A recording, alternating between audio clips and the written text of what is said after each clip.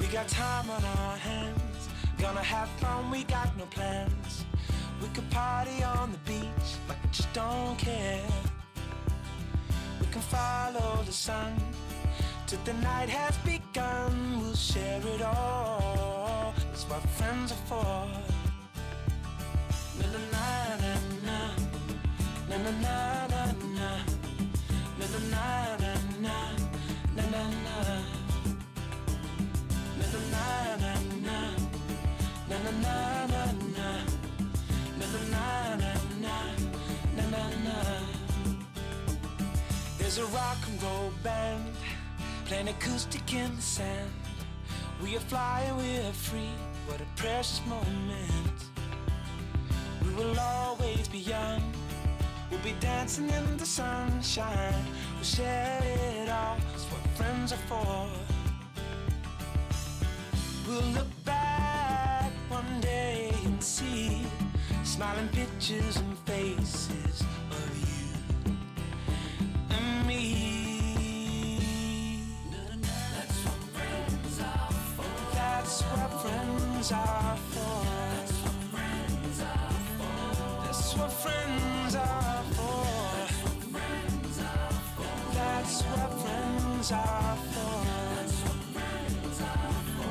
That's what friends are for. That's what friends are for. Yeah, yeah. That's what friends are for.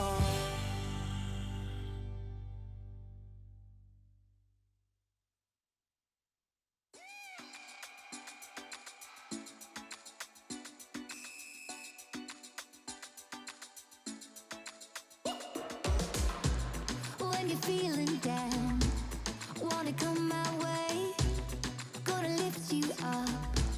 Let me hear you say, yeah, we're living on love. Yeah, we're living on love. Yeah, we're living on love. Yeah, we're living on love. Oh, oh, we're gonna take you higher. Oh, oh, we're gonna lift you up. Oh, oh, we're gonna take you higher. Oh, oh, we're gonna lift you up. When you hit the ground, don't you lose your way. Gotta get back up. Let me hear you say, yeah, we're living on love. Yeah, we're living on love. Oh, oh, yeah, we're living on love. Yeah, we're living on love. Oh, oh, we're gonna take you higher. Oh, oh, we're gonna lift you up. Oh, oh, we're gonna take you higher. Oh, oh, we're gonna lift you up. Oh, yeah, yeah, yeah. Oh,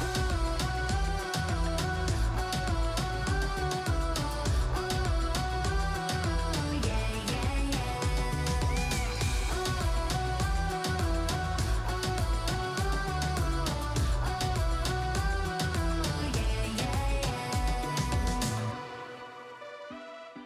we're gonna take you higher. We're gonna lift you up. Oh, oh, we're gonna take you higher.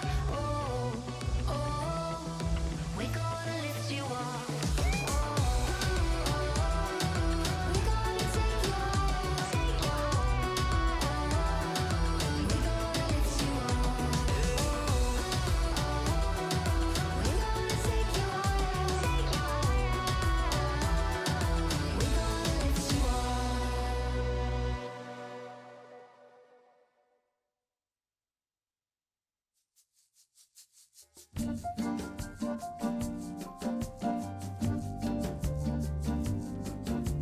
When I feel the darkness descending upon me, then I close my eyes to seek escape.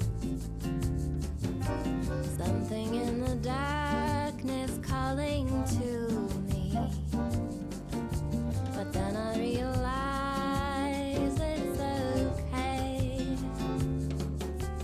La la la la la la la la la la la la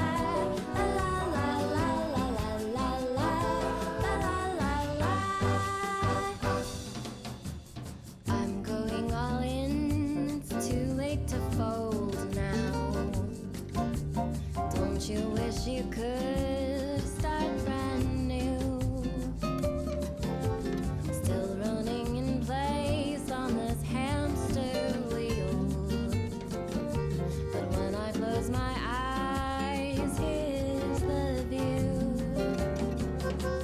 La la la la la la la la la la la la la la la la la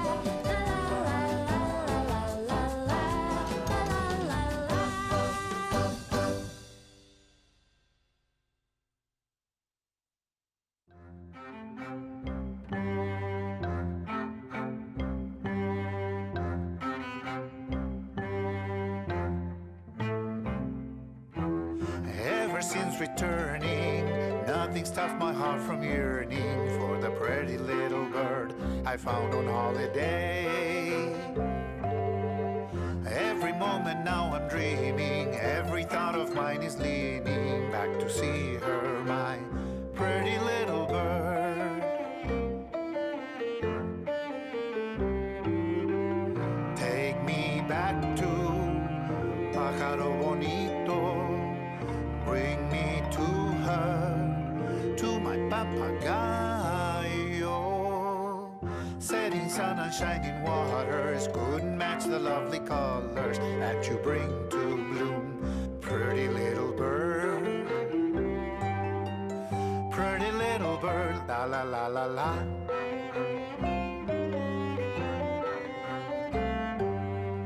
Home among familiar faces, but my thoughts are other places, far across the sea with my little bird.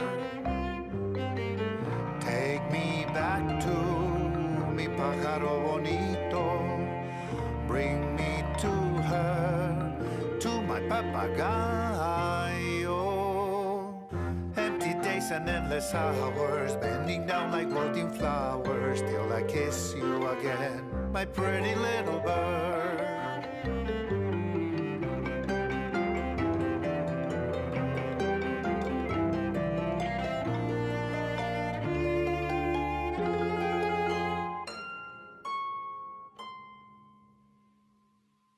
Fly to me, love, to my arms, love. Fly to me, love. Who knew that I'd come home safe, but leave my heart in another place on holiday with my little bird.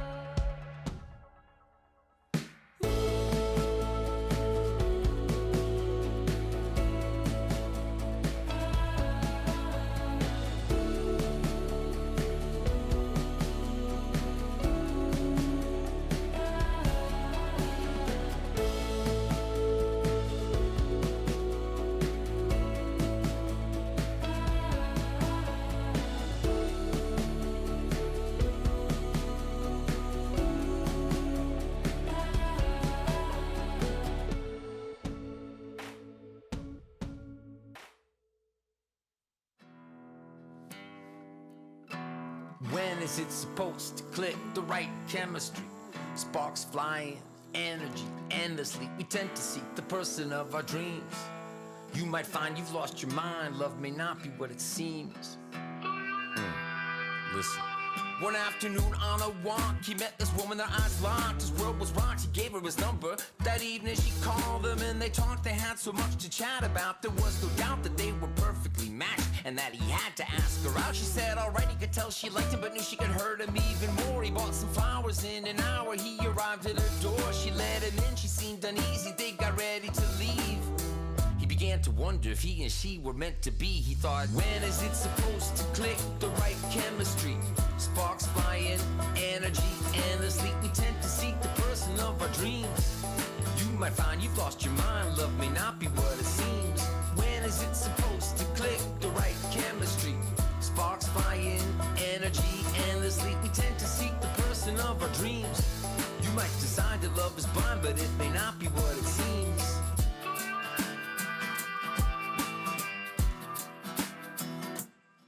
She laid eyes on this guy and was overwhelmed with attraction. She saw he had the exact same reaction. It felt right from the start, but if he played her and broke her heart, she knew she'd never recover. She promised to wait for a man who truly loved her. She said yes to a date. At 8 he came to her place. The club they danced and embraced. It was so fast-paced, her pulse raced. Then he pulled back like he needed some space. Her heart sank, she quickly thanked him and went home. Turned off her phone and spent the night in her comfort zone.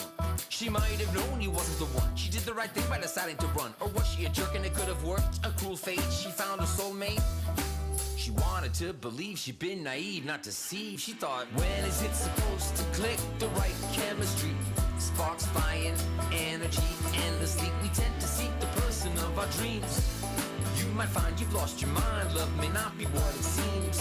When is it supposed to click? The right chemistry, sparks flying, energy endlessly. We tend to seek the person of our dreams.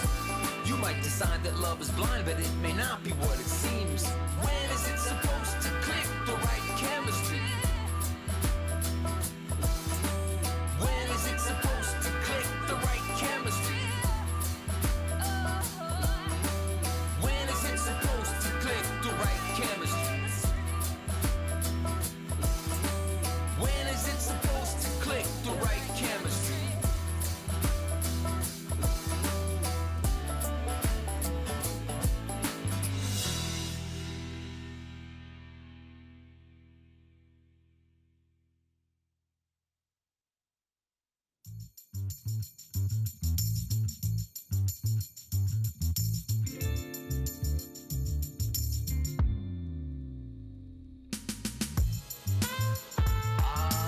Good old days.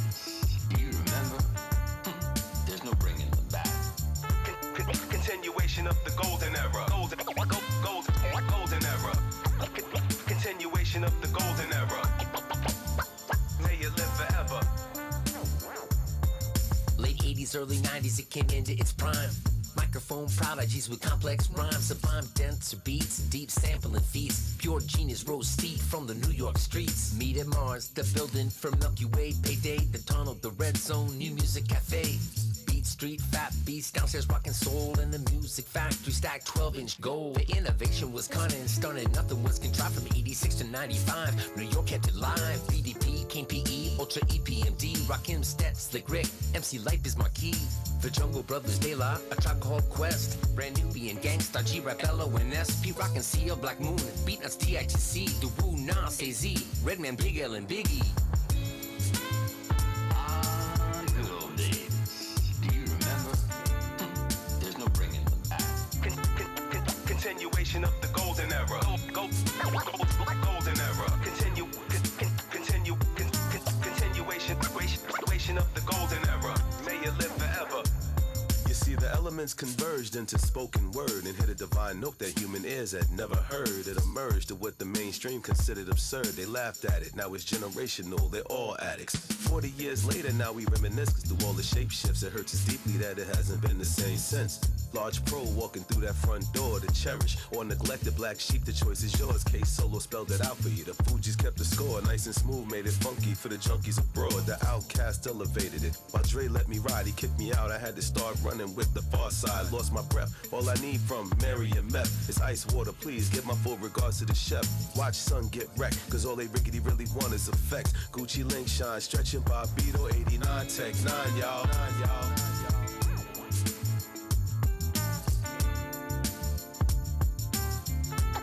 Continuation of the golden era. Golden era. Continuation of the golden era. That ever lasts forever.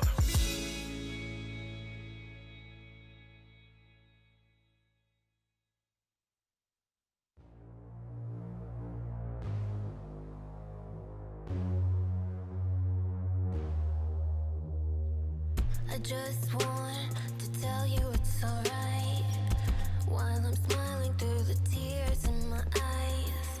Cause when I'm broken, I still want you to be fine. I think we're both just attached to the friction. If you need me, I'll be pacing through my mind, and I can be the one to get you through the night. I lose the battle every time you pick a fight. Too afraid to combat this addiction. You're so bad for me, I can't stand to be without you for another moment. This is agony. It's like gravity, you're pushing down on me when I'm around you, but without you don't know where I'd be. Out of sight, lost in time. One more night, you and I.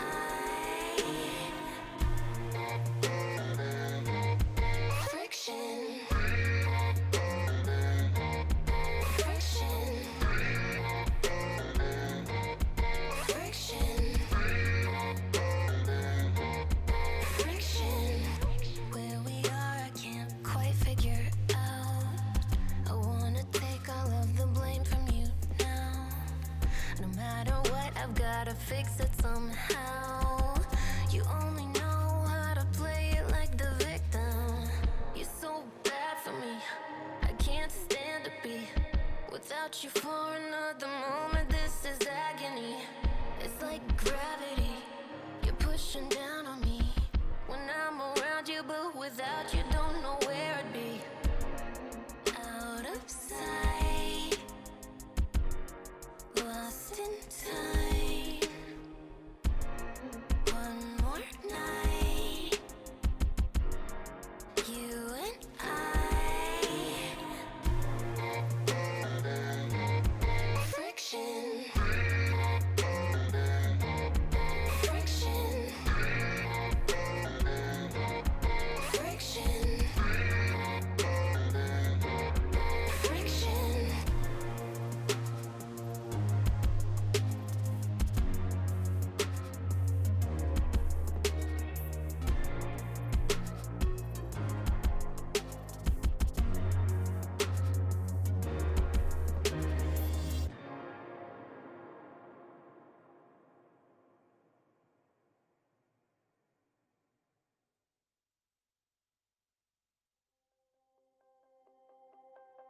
We're free, don't look back.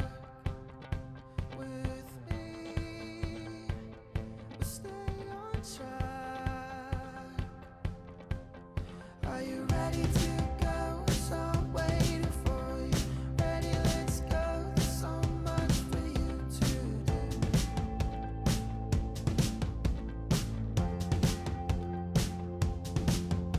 Are you ready to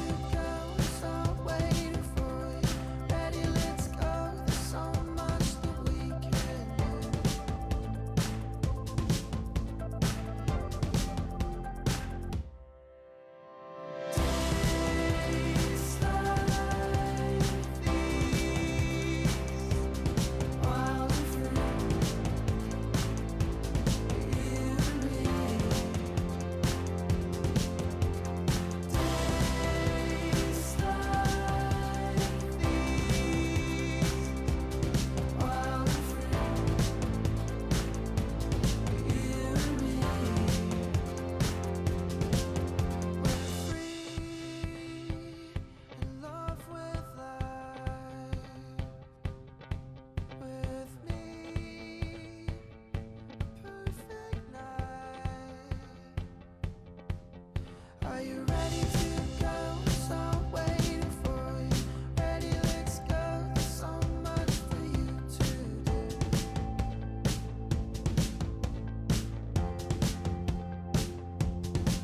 Are you ready to go?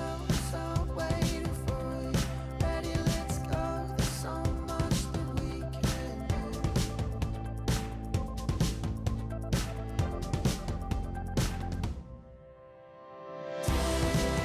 Days like these,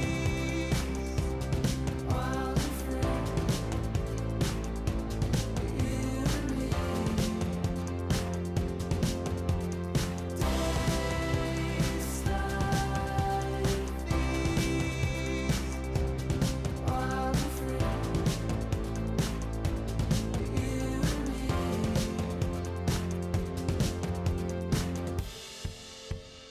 me.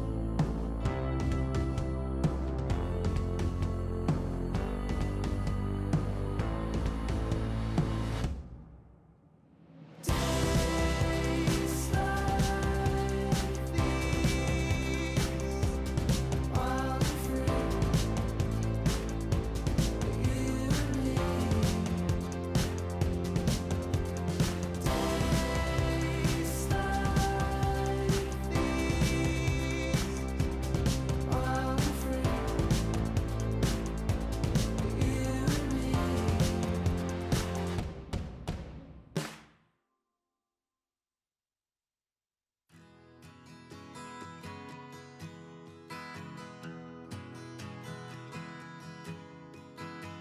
I remember the time you said good things we heard, I said nothing. Heard from a friend that I hadn't spoken to in a couple of years or so. It would be alright as long as the sun keeps poking its way on through my curtain light, where something tells me that if we keep singing our songs, before you know it, they'll be singing along. If we keep humming a tune, it won't be long before they sing it too. It won't be long before they sing it too.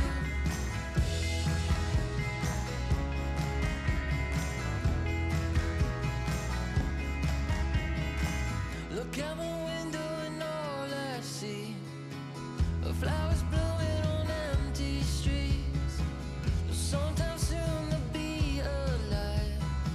Hope when they do, they sing with me. It'll be alright as long as the sun keeps poking its way on through my curtain light, where something tells me that if we keep singing our songs, before you know it, they'll be singing along. If we keep humming a tune, it won't be long before they're singing it too. It won't be long before they're singing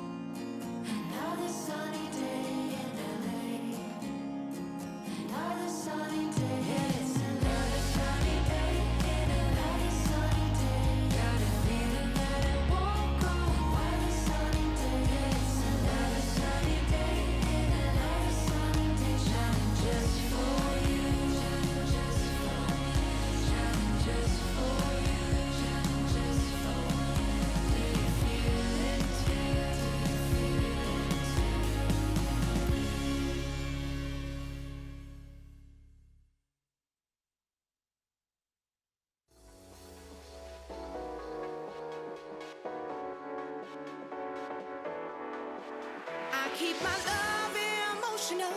I keep on reaching high. I keep my love emotional. I keep on reaching high. I keep my love emotional. Keep on reaching high. I keep my love. I keep my love emotional. I keep on reaching high. I keep my love emotional. I keep on reaching high. I keep my love emotional. I keep on reaching high. I keep my love emotional. I keep on reaching high.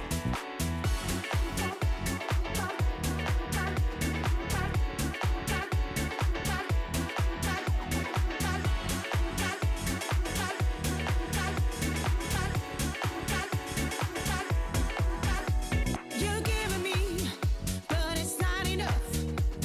I want you to open up your heart some more. You're giving me, but it's not enough. I want you to open up your heart some more. I'm a big-hearted woman with a big appetite. A double dose of love is what will get me right. I'm a big-hearted woman with a big appetite. A double dose of love is what will get me through the night. Look at me in my eyes. I wanna see my own reflection, knowing I'm all you see. When I'm speaking to you, I want your body and your soul and mind to pay attention. I keep my love emotional. I keep on reaching high. I keep my love emotional. I keep on reaching high. I keep my love emotional. I keep on reaching high. I keep my love emotional. I keep on reaching high. I keep my love emotional. Keep on reaching high. I keep my love so emotional that I keep on reaching for the sky.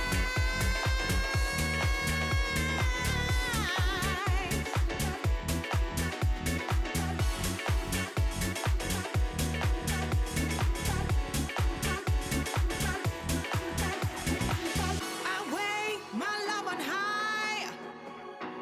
I weigh my love on high. I weigh my love on high. I weigh my love on high. I keep my love emotional. I keep on reaching high. I keep my love emotional. I keep on reaching high. I keep my love emotional. Keep on reaching high. I keep my love so emotional that I keep on reaching for the sky.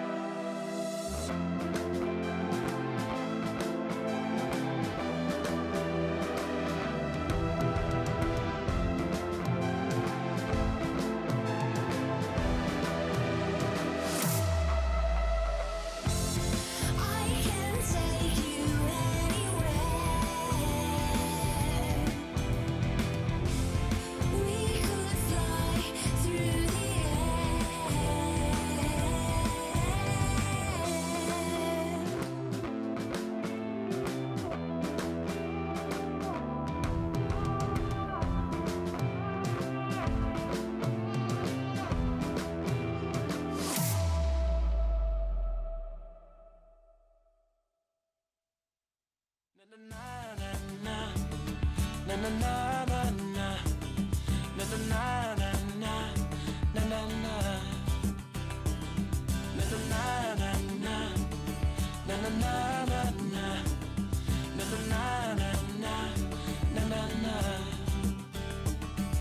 got time on our hands, gonna have fun, we got no plans.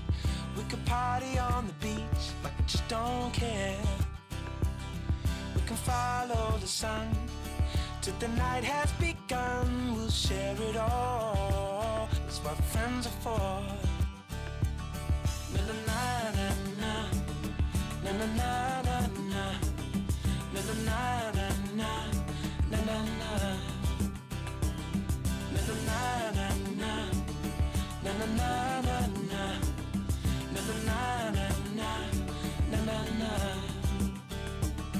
There's a rock and roll band playing acoustic in the sand.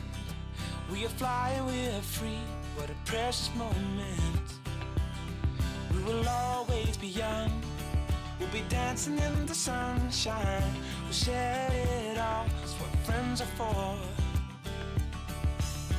We'll look back one day and see smiling pictures and faces of you and me. That's what friends are for. That's what friends are for. That's what friends are for. That's what friends are for. That's what friends are for. That's what friends are for. Yeah, yeah. That's what friends are for.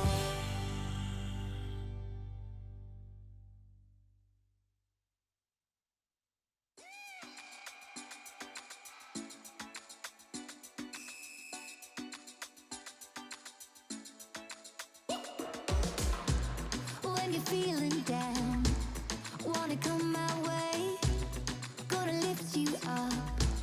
Let me hear you say, yeah, we're living on love. Yeah, we're living on love. Yeah, we're living on love. Yeah, we're living on love. Oh, oh, we're gonna take you higher. Oh, oh, we're gonna lift you up. Oh, oh, we're gonna take you higher. Oh, oh, we're gonna lift you up. When you hit the ground, don't you lose your way. Gotta get back up. Let me hear you say, yeah, we're living on love. Yeah, we're living on love. Oh, oh, yeah, we're living on love. Yeah, we're living on love. Oh, oh, we're gonna take you higher.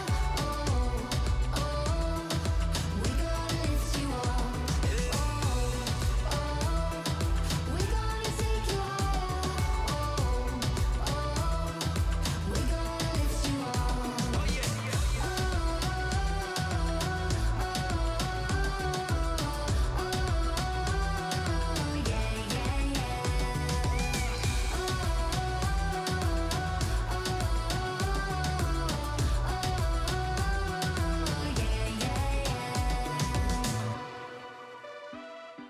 We're gonna take you higher.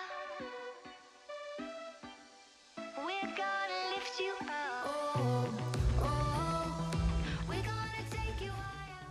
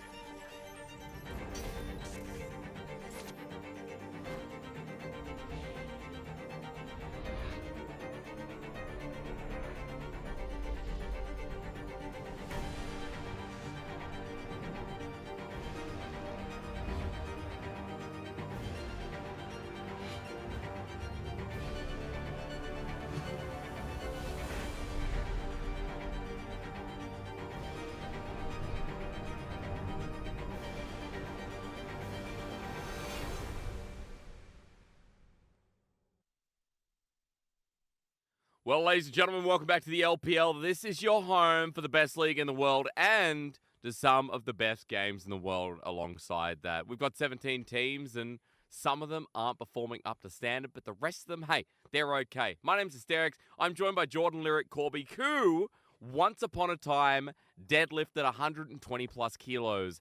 And may I remind you, sir, that was only a year ago, so it is good to have you back and close to your peak form. Yeah, I appreciate it. I feel like you, though, sir, are actually outdoing me. Like 200 kilos right now of sickness that you're taking on, but you're still here 2 days in a row. Dude, I tested. It ain't COVID. We hit a massive W. But that was yesterday when I didn't feel as bad as last night and today. So we never know, but it doesn't matter. We're broadcasting from home, and I can't give the audience COVID through the camera unless there's new technology. However, we have to admit, yesterday. What? Yes, yesterday. You were there. Those games gave you some feelings. Break them down. Hey, all I could say is IG disappointed me more than any father could be disappointed in their son. Now, LNG came back to life. It was great. But, sir, you're warming me up for the last series, aren't you? You're telling me that I need to share the feelings on the Anyone's Legend Weibo Gaming that yesterday, Weibo Gaming in Game 2 and 3, I don't know what to say. It tilted me so bad. I apologize to the audience, but Lyric, I don't know how you get through that one alive when Weibo looks so good in Game 1 and then atrocious in Game 2 and 3. Yeah, it did not look good. I mean, Weibo feels like in some games they have been stepping it up this split over what we saw in spring, but other games, like against Anyone's Legend, well, you know, it is what it is. But hey, Anyone's Legend, super hype team this split. And I think it's really fun kind of watching their journey to what's looking like a playoff team right now, sitting in 7th. Well, I'm kind of excited because for Anyone's Legend not making it to playoffs since their Rogue Warriors days, it's been quite a while, and Anyone's Legend always have that flair, so now rising to the top, they're getting closer and closer. But we get to decide some of those top standings here today, right? As we go towards our schedule, as we look towards our LPL teams, we get to kind of decide who some of our stronger teams are today. You and I get to reinvigorate League of Legends. I think the later series is what people are looking forward to. Yep, later series V5RA, the return of Rookie. We'll talk about him quite a bit later. But even starting off with FPX LGD, FPX definitely on a bit of an upswing. Summit. And LGD, a team who, you know, full of surprises. That's right. I mean, LGD might be a little bit better than perceived, but before we go into the series, let's take a step back and look at our brand new patch, because that's right, folks. We are going into 12.12b. We've been waiting for this one for a while, and Lyric, you know, other regions have been there. We know that, you know, Belveth is on this patch as well. Yep. And we have so much to break down as to what we can expect from the LPL. Yeah, and right, like you said right there, it's starting off with Belveth being enabled. We've already seen her in some of the other leagues, picked up in the LEC twice. You guys haven't seen Belveth yet. Pretty much just this like hyper-scaling attack speed monster. Oh, yeah. You can scale with attack speed pretty much indefinitely, playstyle-wise. Very similar to like Master Yi, just on broadcast-friendly word, on the sauce. Enhances, yeah. On enhancers. Yeah. We know she's going to fire him up early, going to become a monster in later game teamfights. She is on theme because killing void monsters, aka Baron and Herald, give her like special benefits to her ult where she takes her true form. I'm sure we're going to be talking about her a lot throughout the day, pending that we do see her. With how many teams we have and how many different playstyles we have, though, I would be shocked not to see this champion in the LPL. Or at least priority banned. I mean, LPL players fearing new champions, I feel. As was the case when we got towards, wait, why am I blindsided by this? What was our latest champion before this, Lyric? What do we have before this? Why am I so... There's too many, my friend. I don't know. But it's the past couple of new releases, right? We feel like they've been constantly banned, but we have to talk about what else has been changed in 12.12. Starting with the buffs here, Lyric, because some important LPL domestic champions that have constantly been played. Yeah, Mumu being the big one to me. The mana cost reduction on Bandage Toss, I feel like feels really nice. We've been seeing a Mumu pop up even more in the support role in recent days. Base damage on your ult, also pretty nice for a support as well when you aren't getting too many items. You aren't really indexing into that, so just getting just getting a bit more damage, always great. Jarvan, I feel like these buffs aren't as big, but as we have been seeing a lot of jungle bans in quite a few of our LPL games, it just means a champion who is more likely to rear his head when the Wukongs, the Lee Sins, these things of the world are taken out. I'll give a special shout out to Seraphine as well, who for some reason got a buff on this patch. Her ECD got lowered, the CC duration got up. Did get hit a little bit in the B patch, but still, Seraphine in other regions have been terrorizing the leagues. So that's two bottom liners for me, considering that, we know where Amumu is going to be placed in that support role. Kind of curious to see the changes impacted down there today, but let's go to the other side of the coin, because it does feel like when we talk about what's been nerfed, it's some of the key picks that LPL has been seeing day in, day out. Lyric, first pick, first ban. Lucian, Viego stand out as the two, and I think Viego more than anything just has to be looked at. Yeah, Viego just taking a bunch of small buffs, small nerfs, across the board, like the healing from your passive when you take over. Soul's down. Yep. You lost a bit of damage on your ultimate. Your E before, when you would cast E while charging your W, you would instantly stealth. That doesn't happen anymore. I still think we'll see Viego played quite a bit, but just toning him down to a more general level across the board to where maybe, hey, if first pick Wukong comes out, you're seeing a Lee Sin as a response, maybe instead of a Viego. Lucian as well, just taking some general damage buffs, which of course just hurts any AD carry, especially any AD carry that's expected to smash in the laning phase. Yep. Another special shout out would go to Wukong. He took small nerfs to his ult damage as well as his E damage to monsters. We'll still see him picked every game, but just feels like a nice mention for a champion who we do see so much. Yeah, important balances. On the point of Lucian before we move on, it was a champion we were not seeing too much anymore because the Lucian Narming lane met with Kalista Renata quite a while ago, so maybe that means he gets off the agenda completely, while this is our adjusted section. Now, Lyric, you're going to have to walk me through this because there's a mixed bag between Yuumi and Zeri, which are worth pointing out. I was going to say, I feel like for Zeri, we're definitely leaning a lot more on the nerfed side. Yeah. Taking some pretty big hits to the ratios on your W. Like the base damage did increase, you did get some base stats to kind of recompensate for this, but still, it feels like when that was the large thing churning out her damage, you're going to feel it quite a bit. Also taking a bit of a hit on your ultimate as well on the B, on the hot fix of the patch as well. Yuumi feels very similar. You lost some health, you gained some shield and movement speed to compensate for it. I feel like we'll still see her the same amount, just kind of changing her power dynamic to where shielding might be a bit nicer early compared to the heal, which lost a lot at later ranks. But as a Yuumi, if you get through laning phase, it feels like your job is already done. That's true.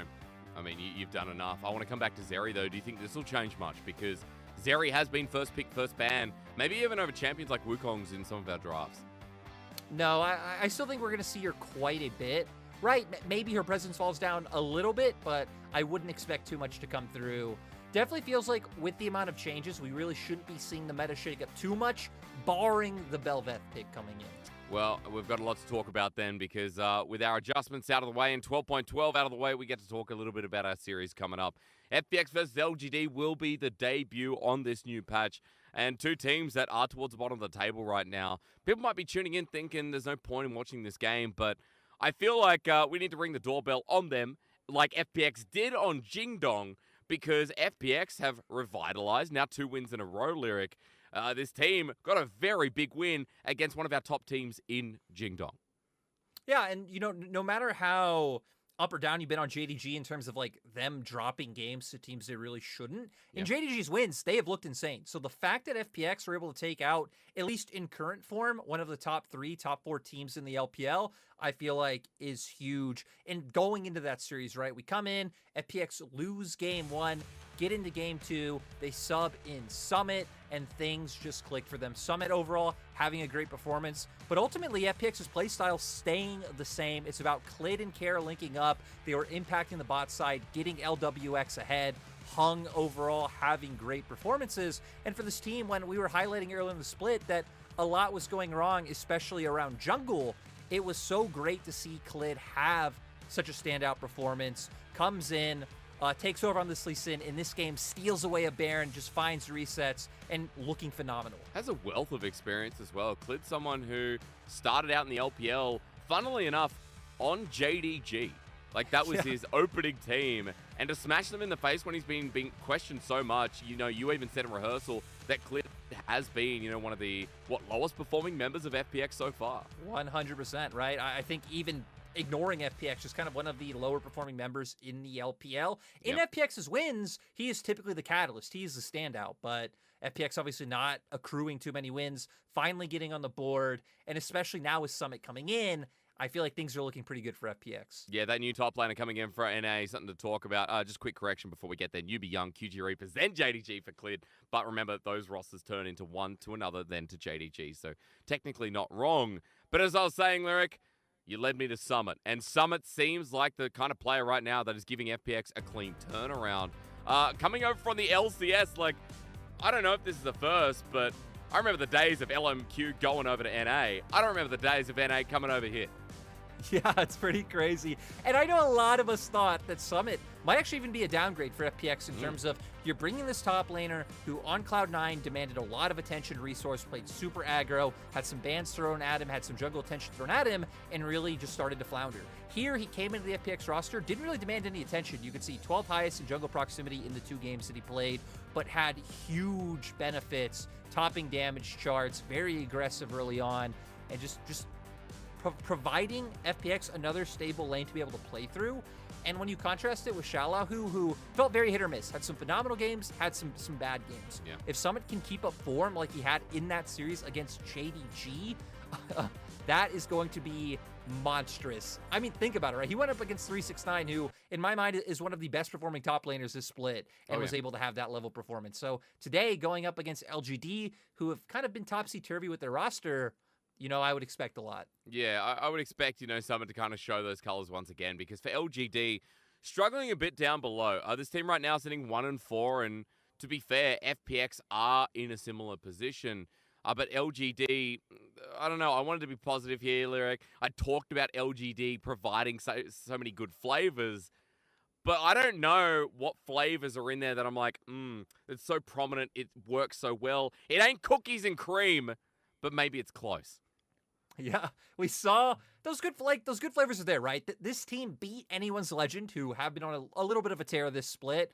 They've had some good games, even in their recent series against LNG. They took a game, and honestly, were very close to being able to win out the series. They have been kind of confusing with their roster. Chalitza did come in their last game. We've seen both Hai Chao and Yeji going back and forth in the mid lane. Even today, Quay's going to come in the jungle role. But it feels like if LGD can just decide on that roster, start moving forward with a bit of a core, they have pieces there that they can work with. Assam especially has been a bit of a surprise coming into the split, and I feel like overall performing well. Which is, a massive surprise, you're right, especially when this bottom lane, I think along with Jin Zhao, you consider whatever AD comes through, but LGD are going to have one of the weakest bottom lanes in the league. So a nice little turnaround. I'll also say, Lyric, with all the roster changes, including today with Quay coming in, I'm just curious as to where LGD finally settle.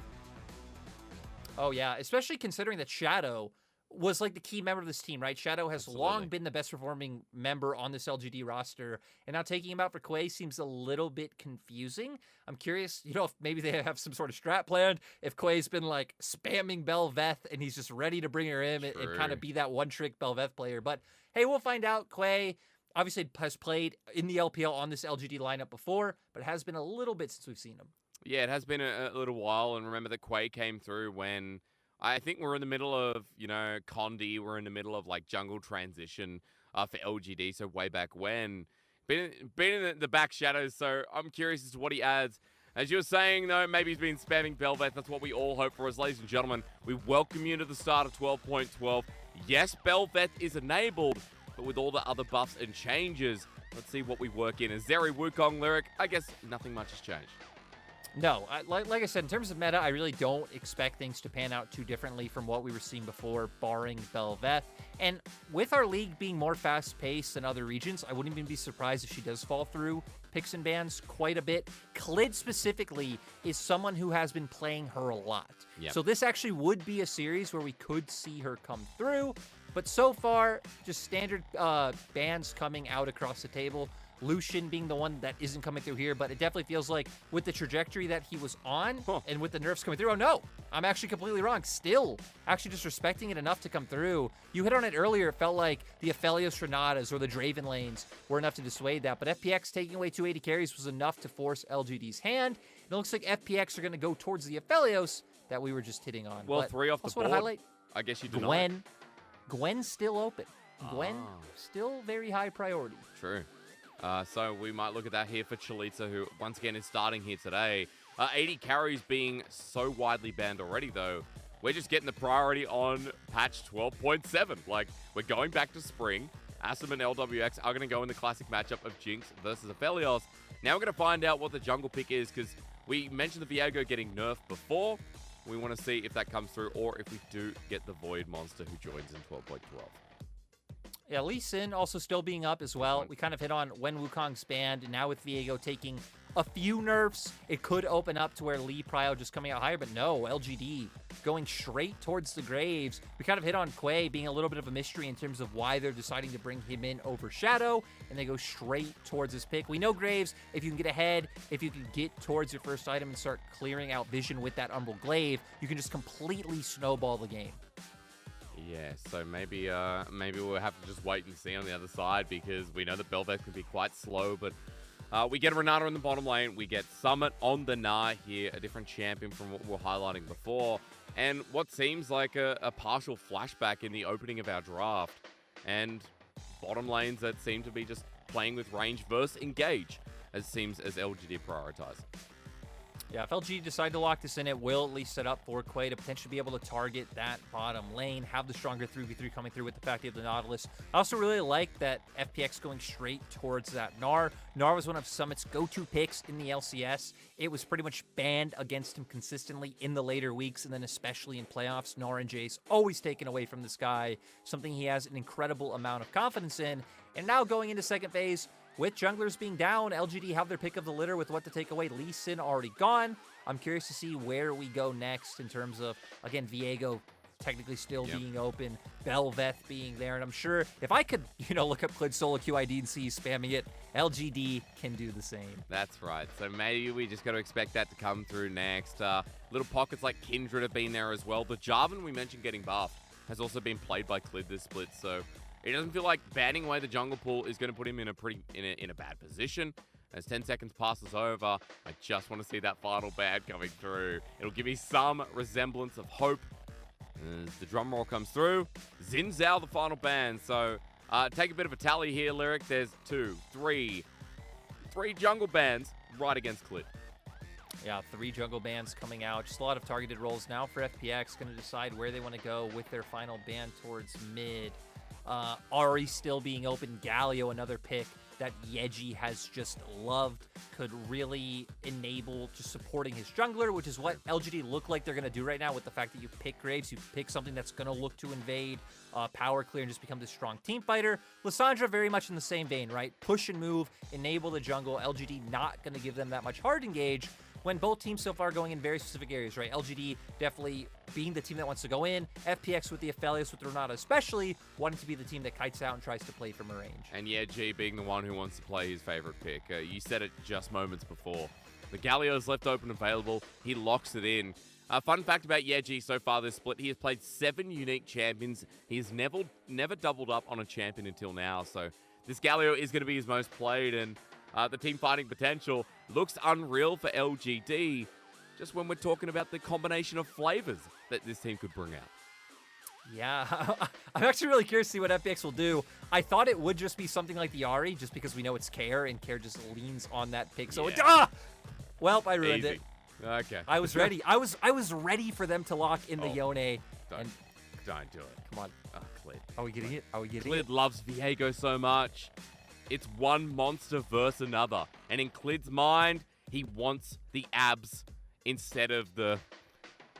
Oh, I don't even know what that is. Also, where are you going to go with this The one? Void, I don't know. I don't know what Bel'Veth is.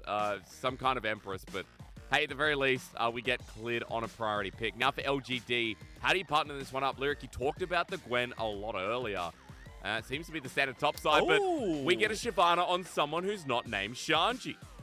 Yeah, so this has been a pick that's just been coming up, like you said, specifically from Shanji, 3 games played on it so far, going towards that tank build, and just feels really solid, right? Solid in the laning phase, you're able to have a high impact in team fights, just chase people down with that Frostfire Gauntlet, and for LGD, really just trying to bring more ways to be able to get on the enemy backline, because for FPX, right, you're leaning heavily onto LWX, making sure he's safe and that he can get through that laning phase.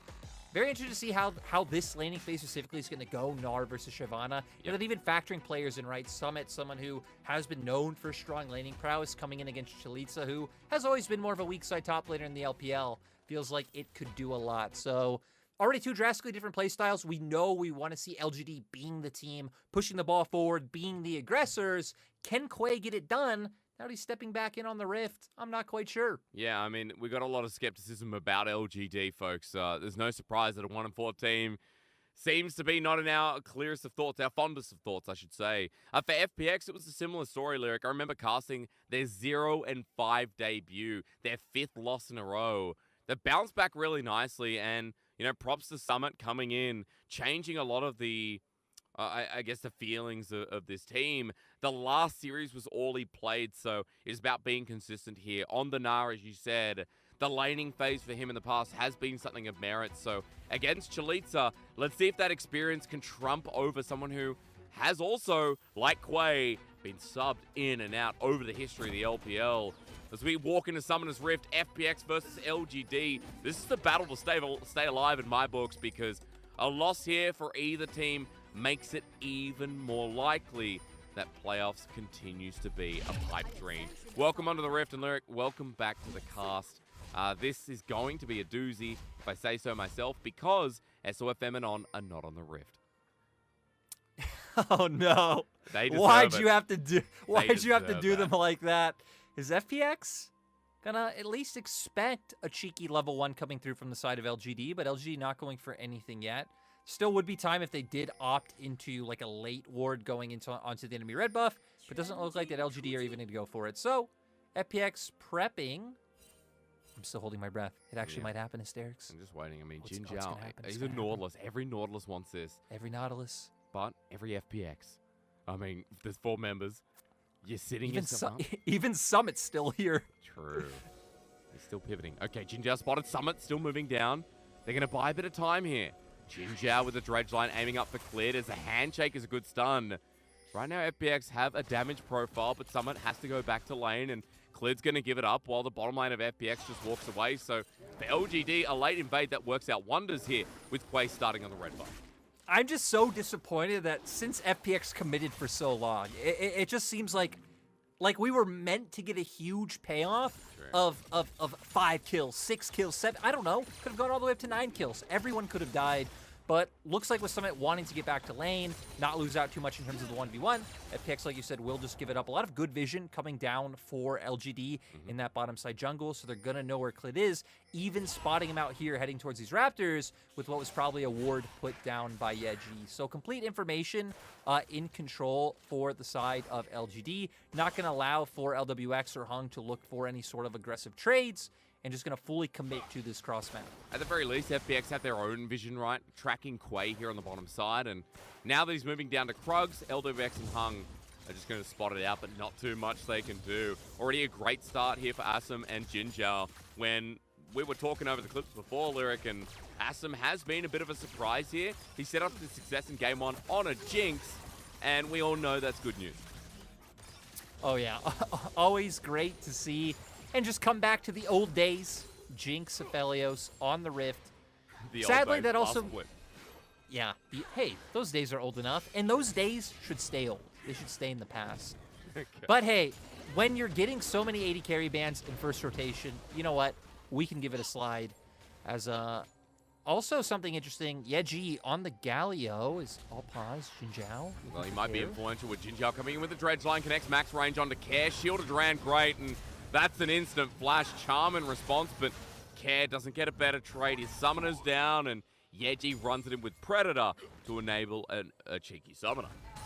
Yeah, beautiful gank coming out from Jinzhao, right? You go for the level 1 invade, you guarantee the prio and bot, you use the window you just got to look for this gank, and ultimately just went out for the side of LGD. So we can see how that chain of events from level 1 impacted them being able to find that summoner spell in mid.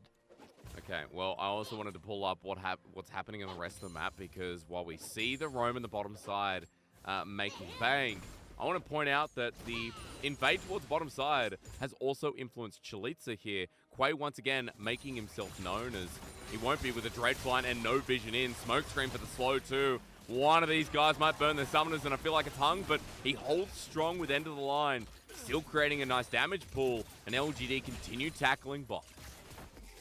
Right, when a pressure gank comes through, doesn't matter that you weren't able to get any summoner spells or find a kill. At least being able to get that pressure and get that health advantage allows for LGD's bottom lane to keep being the aggressors. And when we look at comps going forward, I think LGD are just going to look to attack the same pain point, right?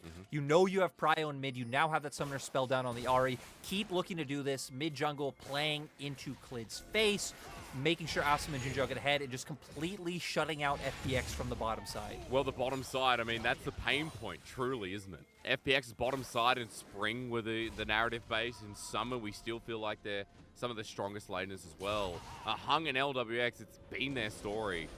And the fact that they don't get to play much of this early game, despite being able to keep up in CS here to give them their dues, it just feels like LGD came in prepared, and it's nice to see, considering that it is Quay's debut. As, yeah, Klid can't get anything done here. Yeah, G's fine. Yeah, Klid not going to be able to find anything. Still going to try and get some vision control back down for bottom lane. And right, we were just talking a lot about bottom lane. For FPX specifically, I feel like as a team, when their bottom lane isn't able to get an advantage, they look very unclear of how to, you know, snowball a game or be able to push the cogs of the game forward. They're very reliant of having push and bot, taking these plates, being able to go into the enemy jungle, steal away blue buffs, stack up dragons. So I think LGD coming in with a really smart read of like, hey, we have the Shyvana on top side. They're going to get super tanky. He can clear just fine with his E and just chill out. And in making sure that LWX and Hung aren't allowed to be able to take over this game. As Jinzhao is setting up for a Dreadflight here. He's walking into the brush. The Dreadflight going to get him out of there with grabbing him down. Klid's joining in on the show as handshake from Hung, great as well. All these slows from the duo in the bottom lane means Jinzhao burns right down, but the ignite on the trade for Hung, and Hung's ignite for the trade for Jinzhao. Here comes Quay once again, and we're going to see if this 3v3 brews out. Quay going in. Luckily, Klid's still here.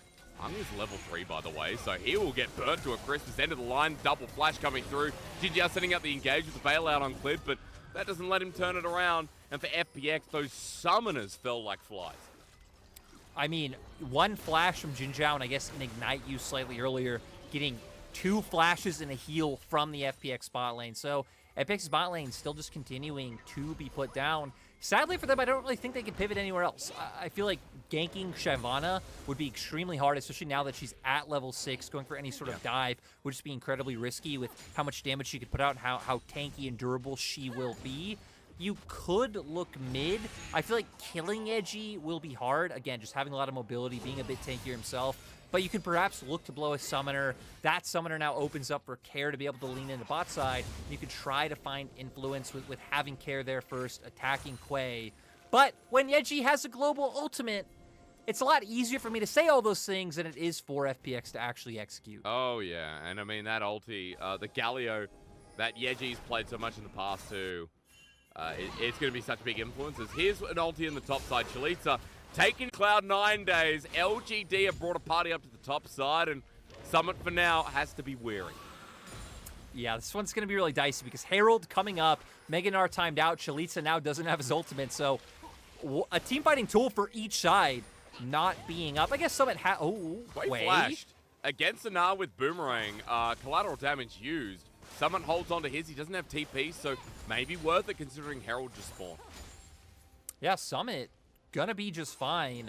And now for FPX, trying to find a pick onto Yeji and maybe try to pivot that into a Rift Herald, aren't gonna be able to do it, so it looks like they should just back off for now.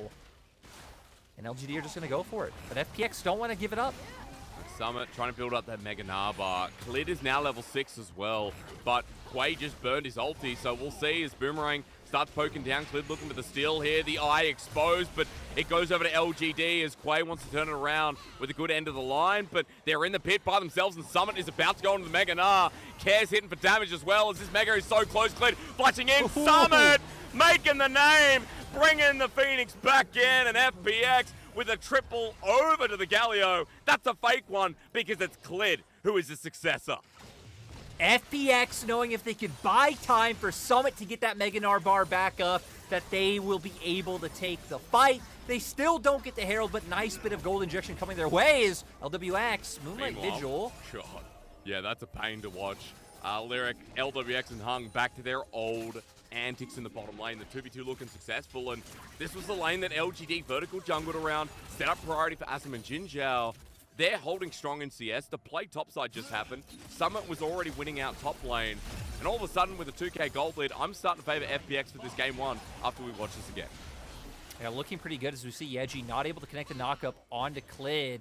And then here just being heralded into the Herald pit. No flash on Quay, no flash on your top laner either. Beautiful Gnar ultimate able to come out from Summit with all of them just choked into that pit. Yeji could have escaped, but it looked like LGD were hoping for an angle to where they'd actually be able to take it, you know, land a 3-man taunt, have the damage there from Quay and Chalitza, but sadly just not able to get it done. A 3-0 start here, and Clid looking good. I think we talked about this opening up, but, you know, Clid was someone we heavily criticized. Last split, at the end of last split, I should say, he looked like he's a really good addition to FPX, but this split has just been pretty woeful. But returning to top form, and now alongside Summit as well, these two putting on the show. And Lyric coming into Dragon now. I mean, FPX have a massive advantage. 3K is the gold lead, and you just look at all the CS differentials. LGD might find this Dragon, but I think the next couple of fights are going to be brutal to watch. Yeah, it's going to be rough. I mean, Divine Sunder going to be able to do so much for Clid in those fights, or even just the duels. The Summit getting run down again. Shyvana thing. Summit running in a straight line. He has no flash as the Dragon comes out once again. The breath is great. Chalitza chasing down under Torres. Oh, no! Oh, that's got to be a tilter here. The body lays limp, and Summit laughing in his chair. Oh, another engage coming out bot, though. Well, he has bail out, and with the hostile takeover flashing in, the handshake hung once again. They want the reset, but LWX can't get the kill in time. At the very least, FPX get the trade, making it 5-1, and LGD suffering across the rift. Yeah, that was brutal, especially in topside for Chalitza. Definitely not looking as acclimated to the Shyvana pick as maybe someone like Shanji is, who is spamming it, overestimating his tankiness a little bit in that Dragon form. Of course, you do get the bonus health coming through, but still, oh no. They might be caught out, Heartbreaker over the wall, so flash wasn't available. Luckily, the ult is just enough as FPX will still turn their attention towards mid lane, but LGD not out of this just yet. But at the very least, Lyric, I think negativity going to strike my casters. They are starting to get pummeled, and the gold lead is starting to really pile up. And let's be real, right? FPX come in as heavy favorites. Like, sure, they might only have 2 wins on the board, but they've only faced top teams. They just crushed JDG, who are one of the best-looking teams in the league. And Hung, playing on a knife's edge, will be fine. Compared to LGD, who, like we said, we're kind of having roster musical chairs coming through. Quay and Shadow, Yeji and Haichao, Chalitza and Fearness. Just kind of numerous roster changes being made all over the board. It seems like LGD not even really knowing exactly what the best iteration that they can field is. So, seems like this is a roster that's going to need some time. Sadly for them, we are in Summer Split. This is the split where you want to do well and go to Worlds. No time. Oh, we have to watch this again, don't we? Yeah, we do. All right, Lyric, you analyze this. Yeah, the worst part is he even connects everything, right? Gets the damage from like the jump of the ultimate, the ease connect, damage able to come down. But still, even though turret damage was nerfed, the ramping damage still being enough to take him down. My guess is because LGD got that one dragon, and you know Shyvana gets more like resistances based off the dragons you take. Yeah. That was it. That one dragon did it for him. That like extra 5 armor and MR made him think he can get the job done. If only they found it a little bit earlier. Well, Chalitza, he's still suffering in this lane. We continue to pan the camera up to the top side. This Shyvana, who's 30 CS down, might not be relevant right now. It's Krug saving the family. LWX must be the father as Super Mega Death Rocket comes through, and LWX gets close to dying, but the hostile takeover from Hung is so good. The handshake as well, but now the bailout used with Yeji joining in. The hero's entrance might be good for LGD, but Cares on the backline with a Spirit Rush, with an angle, with an Everfrost. One more to give a reset. He doesn't want Jinjiao, he wants Asum. He's staying with the team. Spirit Rush, give it another one. The Orb Deception too. I think FPX are just taking apart LGD at this point. And Clid is just too big on this Viego. We saw how little damage they were able to do even when multiple members were focusing him down. Hung having his ultimate, able to give FPX some breathing room, gives him time to bring Karen to the fight as well. And yeah, the snowball just keeps rolling forward as we're at a 5K gold lead. Not even 15 minutes into the game. And Summit about to take top tower. It is brutal. Well, we get to watch again because I was saying, Lyric, that Krug gives a bit of time for LWA. It does. Even nice Gale Force away to make sure he didn't get hit by the Q coming out from Quay. That could have been enough damage to bring him down immediately. And it's like, cool, they're able to buy time to bring in more members. We don't get time for that because Quay is has a death alive. wish. No Spirit Quay's Rush alive. available. Care has flash. Thumbs in the air. That's it, my boy. But he is 2 levels down and 20 CS down too. So Thumbs should be the opposite way with this game and the way it's going. And Lyric, you know, we talked a lot about team fighting, or rather, you said LGD's comp relying a little bit on Asum, on what we can do with the Galio too. I feel like at this point, the skirmishing out of FPX makes it so hard to even realistically have a conversation about how LGD come into the game and get to that point. No, right?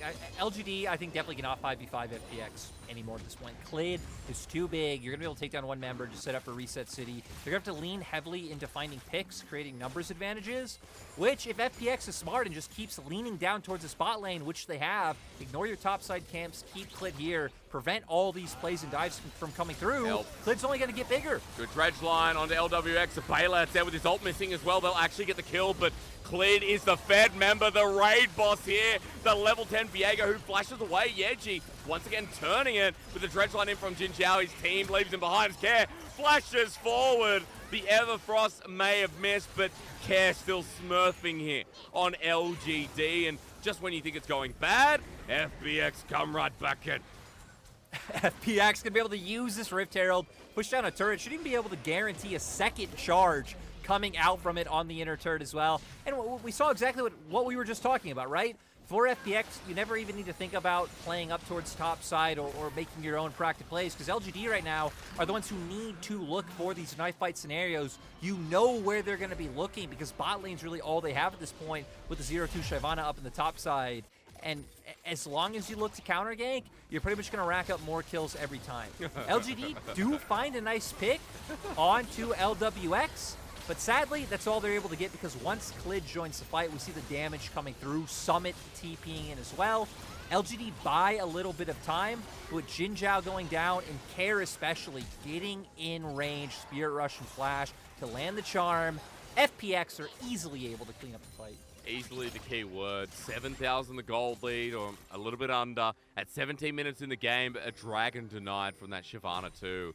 And unlike the OMG games where we saw Shanji getting through a decent lane, Lyric, being able to move out to some of these mid-game plays, this time around we have not seen Chalitza really able to do anything outside of the lane. In fact, I don't think he's left the lane that much, because Summit continues to side lane and push him, now with a 1-level lead and still with 30 CS and 2 items. Do we count walking over to Rift Herald, which is like, you know, 5 steps away, leaving lane? Because if so, he's left lane once. Okay, let's go. He's sort of left lane once, but yeah. Sadly, after that first death in Herald Pit and then trying to run Summit down, he has not been able to have any impact at all. We can already see Summit a whole item up over him, taking the Black Cleaver, which is just going to let him win even harder in that 1v1 matchup. And my God, LGD being choked out of vision. When you're the team with the Graves, you're the team with the Umbral Glaive that wants to be pretty much doing this to the opposing side. But with this gold deficit, not going to happen. And, you know, we came into the day, and you said, what did you say about LGD? You said something about flavor. I did say something about You said such a good flavor. What flavor are LGD? Right now, you come up with it? Right now, they're pineapple ice cream. You're a little bit skeptical, but you wonder how it's going to taste as Jinjiao gets grabbing him down and hostile takeover hitting. Asum hurts his teammate. That's unfortunately a bit of mind control technique from Hung as the inner turret is threatened and the top side will be well defended. But look in the bottom lane, that's the trade coming through as Care's buying the space. LGD looking for the longest G they've ever seen, but as he ults in, Quay's already dead. And G is about to feel the same love. That's an easy one, an easy double, in fact, with the 18 stack Majais. Even under the turret, LWX and Summit are playing with their own type of flavor. He's about to go to Mega R2. Why are you challenging him? No! Big bad Summit, better than NA, you better believe it. This is so brutal coming out from FPX, outplaying LGD everywhere on the map continuously. LGD keep trying to find the fights, but sadly for them, Summit, Care, and Clid are just coming up huge. Heck, we hit on earlier, FPX need their bot lane to be ahead to find a win. That is not spelling out true in this game. As we're going to go straight into the replay bot side. Oh, no. Care able to stop the TP with a charm. Unfortunate timing from Yeji, and then beautiful use of the Spirit Rush here. He's going to dodge out on the knockup to come through from Yeji, doesn't get taunted. And then at this point, it just looks like FPX are playing with their food. It's at this point, we're putting this one in the too hard basket, I feel, for LGD. Game started off nicely, but has since gone downhill. As we watch mid 2, and I just love that LWX never changes. No, LWX, like, think about it, right? Walks up right at a turret in their face, doesn't care what's happening, doesn't see Shimon on top side. He knows his team's going to find the kills regardless. Summit waiting in the wings, able to hit Meganar. Clid. Okay, dredge line out, not going to catch Clid. But from that last replay, one thing's obviously evident. NA needs to bring all talent to the LPL. And then, Worlds may be in the bag. As LGD getting pursued down the mid lane again. Hung's ulti stretching out and will hit 3 people. That gives Care the 2-man Everfrost. FPX are going to make sure LGD bite the bullet again. As they run through mid lane with 4 strong members and Summit off to the wing. LGD do not stand a chance, even if they were given an extra 10k gold. Yeah, LGD not big fans of, like, hey, let's stick to our lanes. Let's not walk into our jungle. Maybe get some shot, like, try and work our way in as a 5-man unit, get some shallow vision. No. 1-2 members constantly walking into enemy jungle, constantly walking into the faces of FPX, and FPX just keep benefiting off the mistakes. They're going to be able to guarantee themselves a Baron off this. LGD in no place to contest with Quay being down. And at this point, it feels like the only appropriate thing is to put an exact guess on how long this game will go. I'd say another 5 minutes at this point because we watched an LGD. 26:30. Yeah. I'll go with 25. I'll say it ends quicker than that. As But how does it end quicker than that?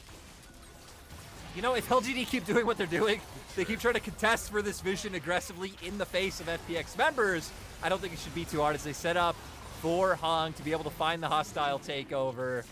And we can see now, they're going to get a dragon, but they're going to lose their whole base doing it. Maybe 25 minutes was even too generous. Well, to be fair, that's stats for Chalitza. So, you know, hashtag worth at this point. He's gone for the Warmog second, and he's hoping that'll change something. But FPX, in the cost of that dragon, have broken down 1 inhibitor turret. Now the second, Yeji golden under turret, but he will not be saved because it's disappeared. And right as he comes back out, it's a Care reset given over with Hung. Flashing for the handshake.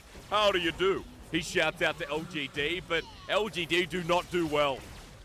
No, FPX definitely not a fan of pineapple Care ice again. cream is Care. Okay, hostile takeover means that Care gets reset. That's actually the bailout to do it, but second turret shot bites the dust as Assam wants his reset city. It's not given. Quay, Chalitza back over to the fountain. And Lyric, you were spot on. Closest to the money here. 23 minutes fast approaching. FPX getting low, might be backing away. Gonna say you had the 25-minute game in the palm of your hands. We're close. We're close. We still have 2 minutes. Sure, a reset needs to come out, but look, base broken down. FPX reset, set up that bot wave, push down those last 2 turrets, and I mean, they're going to have supers, you know, funneling in on all sides, right? They break down that final inhibitor, double super waves coming in all corners, and I mean, LGD are already in the ground. The coffin's been done. The ceremony's over with. Care here cementing it by landing another charm. Sure, goes down. But at this point, it feels like if any member of FPX just flashes forward, it baits LGD into the fight. And FPX are all like, hey, we all have 1 item at least up over our counterparts. We see Moonlight Vigil there from LWX, able to cement some more kills there for FPX, and Care 17 stacks of the Magi's. Yeah, and he only lost it. He only lost 25 because he died in the last play. So, Care was full stacks. Care has been playing an exceptional Ari game, which is, you know, something we've said on many broadcasts before. And this just looks like FPX remodeled once again. Talking about Summit coming into this team, and Lyric, I know that they picked up their first win before Summit started, but it looks like a brand new FPX that have reliability in maybe more than just 1 or 2 lanes. I mean, we saw this game, right? Being able to skirmish in topside with your 3 members. Care and Clid as well, having an exceptional game.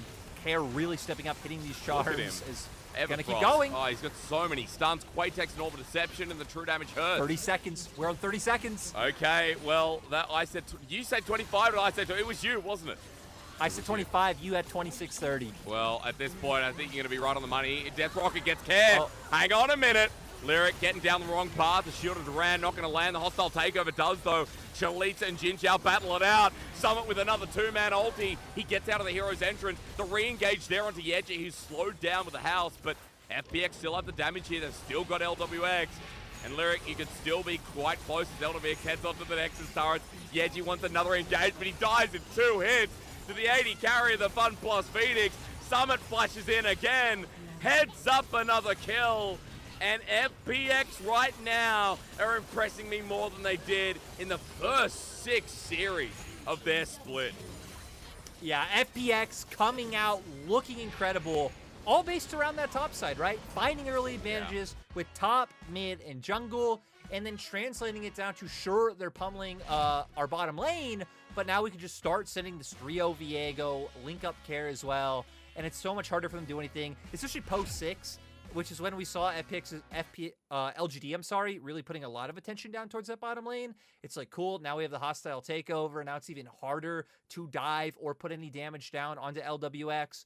And from there, it just became a mess. I do gotta say, if they weren't farming KDAs at the end, we would have been incredibly close 25 minutes. That's true. Well, hey, look, you got closer than my mark, so it doesn't matter. I'm massively impressed with this FPX roster. Again, I feel like I cast a couple of their first 2 series. They did well against EDG to kick off the split, but then IGR and shit's like FPX looked defeated. Against LGD, making it not even look close. With the vertical jungle we saw at the start with the trade-offs that LGD were making, all it took was the one Rift Herald play where Clid got a triple kill at 8.5 minutes in the game, where there suddenly it definitely fell over.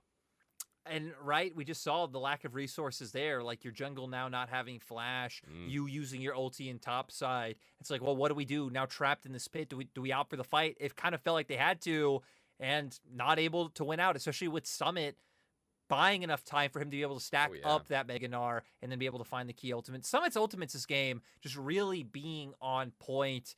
And there's a reason why Care always goes back to this Ari. He just looks so phenomenal on this champion. Please don't give me your flu from across the world, because that'd be pretty rude of you. But yeah, Care, you gotta stop giving Care Ari. It's his best pick by far. We've hit on it many times how it's also his main in solo queue and has been his main for quite a long time. And it just feels like every Everfrost, every charm was just always able to hit. Yeah, I mean it's Care's Ari, as you said. It's his pick that continues to be a menace. And I need to pull open the stats here, because Care right now, 5 games now played on the Ari, his most played. And it's obvious comfort for him. Against Yeji, we saw the lane be decent enough, bit of a CS lead. But I also feel like, Lyric, we didn't get to see Yeji use his ultimate in primetime setting. We never got to see LGD in that matter. With primetime setting, a full 5-on-5, that never came to fruition because of how far the game was already before it kicked off the ground. Right, it felt like by the time we got to where he can start influencing the bottom half of the map like he would want to, I mean, that was already after Clid was 3-0 on the Viego. He wasn't able to find a good old opportunity towards the top side pre-Rift Herald when they were trying to find that setup onto Summit. It felt like Chalitza pulled the trigger too early, which meant that Yeji not able to get in there. So, sad to see not coming out from Yeji, not even not even involved in one singular kill this game. How often do you see that? What is that? Never. Like, it's perfect games where naturally that's the scoreline. But that's just insane. That's rough. Especially on the Galio, right? On the Galio, all you have to do, get in range, click R, hope someone else finds a kill. But, I mean, they just got completely shut out. So, for LGD, not too much to harp on for this game, sadly. Hopefully next game we see them turn up. I don't know, even like roster-wise what we'll see, right? What LGD are going to do in Game 2? A mystery to everyone. I know people want to see Shadow, but does he come back in for Game 2? The mystery will continue until we come back from the break. Folks, we'll see you in a short while. The LPL are kings again. Viper's just something else. It is such a pleasure watching him on a high-skill champion, and it just feels like he can't miss. You know, W feels like a point-and-click skill, and Viper is just completely on form. They say to be the best, you've got to beat the best. And for Victory 5, that means taking down the defending world champions, Edward Gaming. But some things are easier said than done. He's feeling confident as he's got Scout and the rest of EDG on the back of him saying, look, keep going, buddy. You know you can take him out. It's Viper picking up another kill. When EDG's on the Rift, it's Viper and Mako's world. And we're just living in it. You can gank them, you can dive them, you can throw the whole book at them. No matter what, these two Titans always seem to come out on top. Backed up to the Megas. He's going to try and jump on the south wind. That's the Tamken. She's very tanky, but he will just start to get shredded down as the rest of TT just have to walk away as EDG just 5-man him. Hoya is going to go golden, but only for a moment as Viper picks up 2, and Viper is just tearing everyone on TT. An absolute new one. Triple kill for Viper on the Zeri, and this game is done. But if there's anyone that can stand up to the competition, it's Photic. And, well, you know his name. You can see I'm joined by a very special guest here today. We've got PP God joining us too. You've become a little notorious within the overseas crowd because of your name. In a region full of super carry bot laners, PP God and Photic have shown time and time again that they can stand up to the competition. And when the best in the world are challenging you to a fight, you stand firm, and you make it an all-out brawl. Sonic Wave are going to go in. They're going to try and secure it. It is given over to the side of B5, and now the fight can begin. There's going to be the ultimate coming out there from CDZ to try and keep himself alive and ticking. The hostile takeover doesn't really hit a lot, but it doesn't need to. That being said, though, this Callista is just burning through these health bars. Nice little lick from Jojo to make sure he gets the kill, but that's a triple kill for Photic. He gets on top of 4, but can they make anything work? This on AL. We will see Rich going into Zhonya's to try and delay this fight. CDT can't get the stun down. Look at Photic on the backside of this fight. Just free hitting with those Qs. No one's gone down just yet because of all the GAs and the Zhonya's, but look at Photic. He's just tearing through these health bars, and Photic was able to survive. Photic with the quadra kill, and B5 get everything.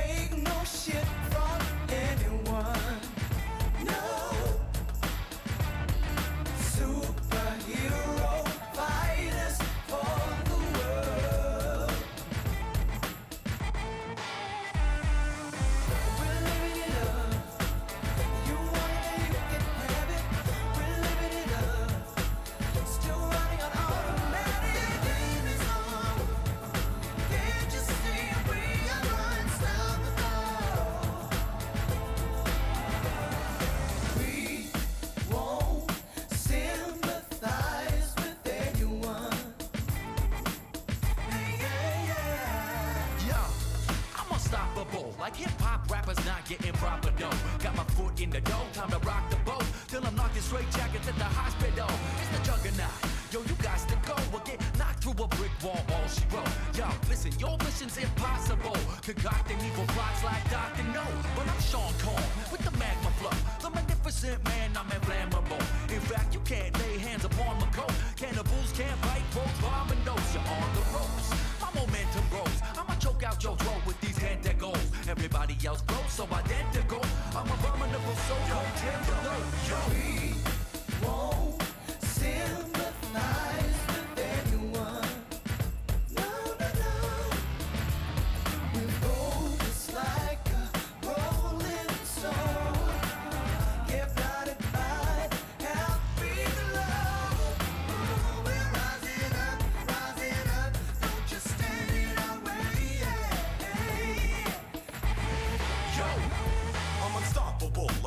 on the 6 infinity gems. George Perez with nasal congest, just get sick with the pen. And even impressed at the way we getting it in.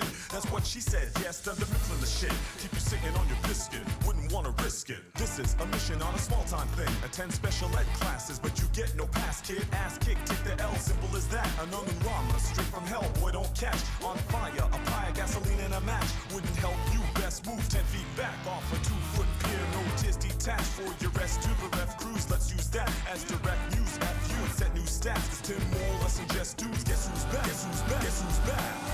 We're living it up. You want it and you can have it. We're living it up. Still running on automatic. The game is on. Can't you see we are unstoppable? The game is on. Can't you see we are unstoppable?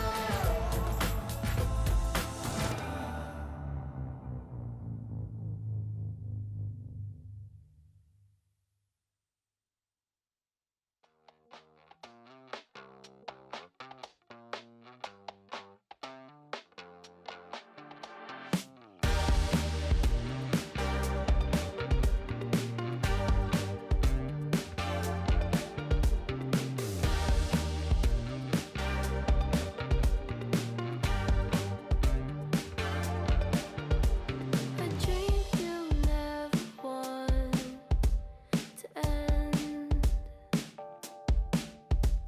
a memory that you won't forget. We'll stay up all night, awake till morning light. We'll stay up all night again.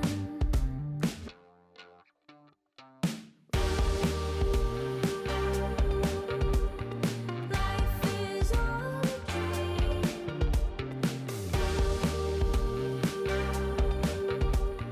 Can't take this from me. I can feel it all my life.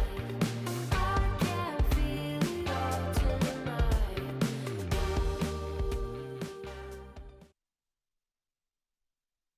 我觉得我在那个里面表现的挺好的吧，就应该挺完美的。下一场比赛对阵老坑爹战队嘛，觉得他们下路双人组就是比较新的选手嘛，然后对上他们的话，我觉得我们的下路双人组应该经验会比较丰富一点，应该能有机会打出一些优势。Well, it's obvious, isn't it? It feels pretty obvious that the experience shines through for LWX and Hung.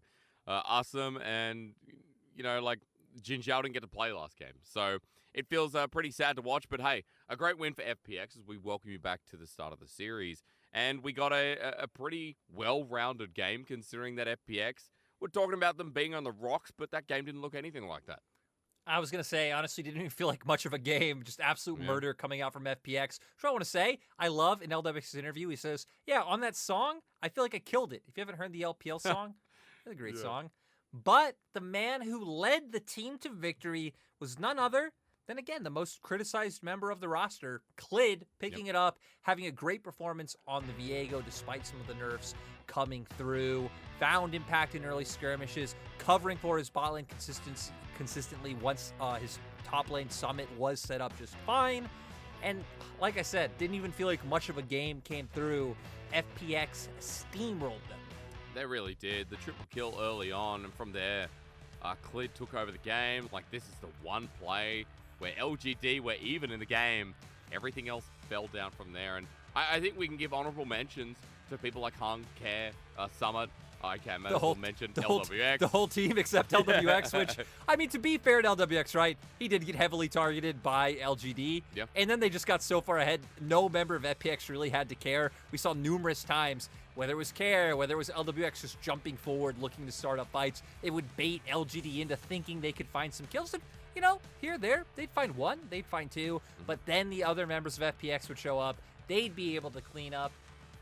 And before, I guess after the game, we were speculating like, hey, well, what could LGD really change? What are they going to change? We don't know.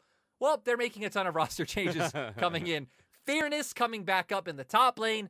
Shadow, who was subbed out for some reason that I don't Yep. think any of us can understand, going to come back in for jungle. So 2 roster changes. It means Yechi is still sticking around the mid lane, but hey, 2 big roster changes for LGD. Maybe it changes what happens in game 2 because what we saw was, a change in priority, right? We had a lot of AD bans, and we saw that, the jungle pool wasn't as much talked about as we thought. The Viego was one of the later rotations there, Lyric, that Clid was able to pick up. So I'm kind of curious running into this 12-point draft once again between FPX and LGD, what we get out of the jungle pool this time, considering that Shadow is someone who has been a bit of a trendsetter in the past, right? Like his Rumble jungle was great on Mad Lions, on LGD at the start. I feel like he was someone who was constantly talked about.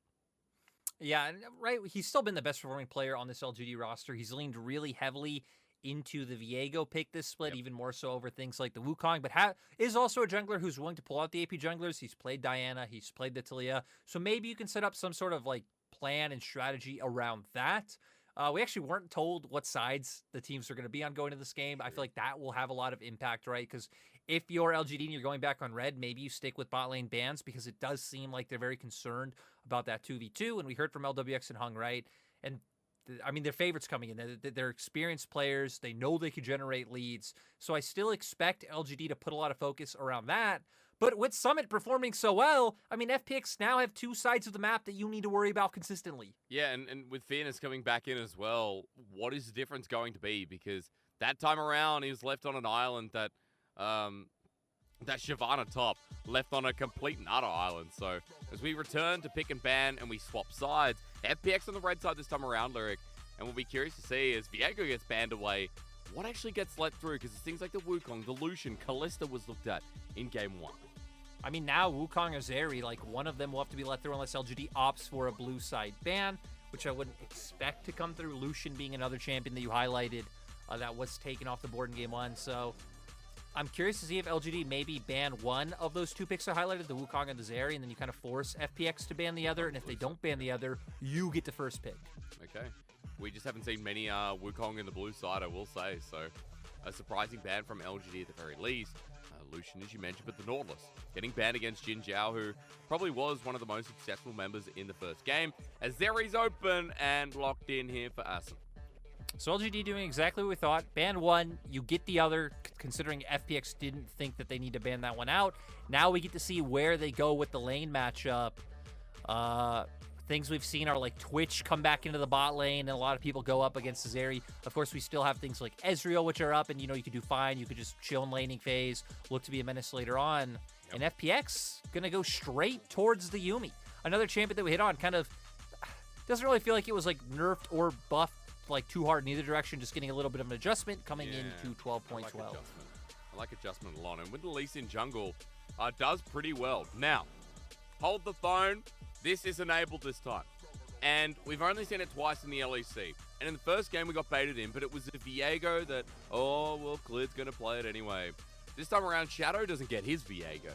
So surely, Shadow, you don't do this to us. So, out of all the junglers playing today, I checked all their solo queue accounts. Clid is the only one playing it like an extraordinary amount. Lo Yen's playing it a little bit, so maybe we get it in our second series, but neither Shadow nor Quay have really been picking up the champion too much. Shadow will just go towards the Xin Zhao.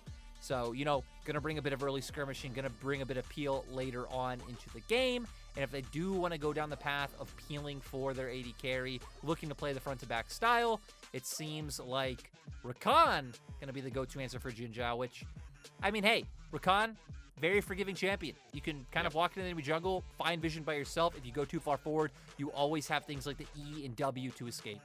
Where we know that Xin Zhao doesn't. So he's all in, all committed. Engage piled up now nicely, though, for LGD. But on the other side, FPX, AD carry is going to be Twitch. So LWX and Hung are going to pilot this bottom lane that, Lyric, we all know about. But in the LPL, it's only been played, I think, 6 times. Yeah, 6 times. Yep. And has lost 5 of those times. Yeah. Right. This has been one of our go-to answers to the Zeri. Pretty much picked all the time against her. Has not really worked out. I mean, laning phase, right? You're going to get through as Twitch Yumi. Then it's all about coming into the mid game, right? Finding those assassination potentials, coming in with your Q, finding a huge spray and pray later on, and just running people down. We'll see if FPX are going to be able to do it. Doesn't set Hung up as the huge playmaker that we always expect him to be. Has played the Yumi twice so far this split, so nothing new for him coming out, but not really a champion that feels like it enables his strengths to the fullest. Yeah, I will say, every time Hung is on an Enchanter, I get a little bit sad inside. The Lulu games, Yumi games. His last Nami game against JDG, though, absolutely cracked. That's true. That's true. And even the Renata game in the first game that we saw of this series was also that flashing forward Hung that we know and love. And I guess we're in a meta that, definitely supports Enchanters being picked a lot more. So we'll have to deal with it. And we'll also have to deal with the fact that FPX are double ban topside. There's actually a triple ban there. A Silas on top of that. We're getting a lot of solo laners targeted here, and not many options left available. Maybe someone's on something a little bit more passive this time, Lyric. Yeah, I was kind of expecting FPX to just go for the blind pick mid once again. Just every time the Ahri's up, I kind of expect Care to go for it. They're just going to go back towards Summit Gragas. He did play this in their series against JDG, giving a little bit more appeal.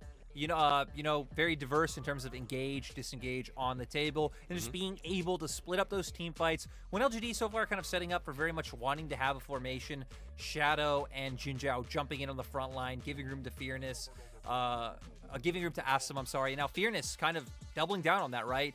Bringing out the Ornn, really looking for these controlled front-to-back team fights.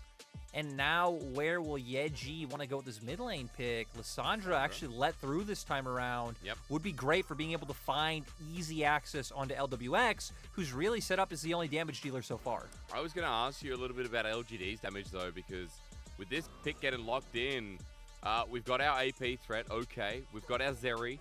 We have a lot of frontline. We have a lot of engage. And as we get a response here from Care that goes towards his playstyle, Ahri, Galio, Corki, they all seem fine. I feel like, Lyric, you got to tell me a little bit more about LGD, because they're a one-track mind putting their eggs in the Asim basket. Yeah, I don't feel like it's too bad for them, though, because when you look at, if it's like, okay, neither team's going to really have a significant carry outside of their AD carry, well, LGD have a much bigger front line, right? Coming in with a champion like the Ornn, you have Zinzhao, you have Rakan, you have so many people who are going to be able to tank damage for you. Even Lissandra, right, buying space with her Frozen Tomb going into the enemy side. So I feel like LGD set up decently. FPX definitely going to be the ones with a bit more proactivity, able to come out, especially once they get that Galio ultimate online, linking up with Klid, and probably setting up for that bottom lane, because Ornn versus Gragas, not too much action I would expect to come out in the top side. So I think both leaning very heavily into the 5v5s, both leaning heavily into the front to backs. I think FPX want to lean more on their global ult usage coming through to set them up for success and go into mid game with the lead, to where for LGD, if this game gets a bit longer, a bit more drawn out, they have a heftier front line, they have the Ornn items they can rely on, and despite the nerfs, Zeri still incredibly strong this patch. Oh yeah, Zeri's still going to be doing what we saw in the last one. We didn't get a swap over. That's everyone out of lobby. I thought so, Lyric. When the Yumi goes to Summit in the top lane and doesn't get traded, we know there's a problem with the pick ban. So seems like there's a bit of an error, and we're going to have to remake that one at the very least. You know the worst part is, whenever this would happen, you used to always default back to the arcane quiz. But now you've actually done it. Uinox did it, was which means rubbish. it could no longer be leaned on. So what do you do now?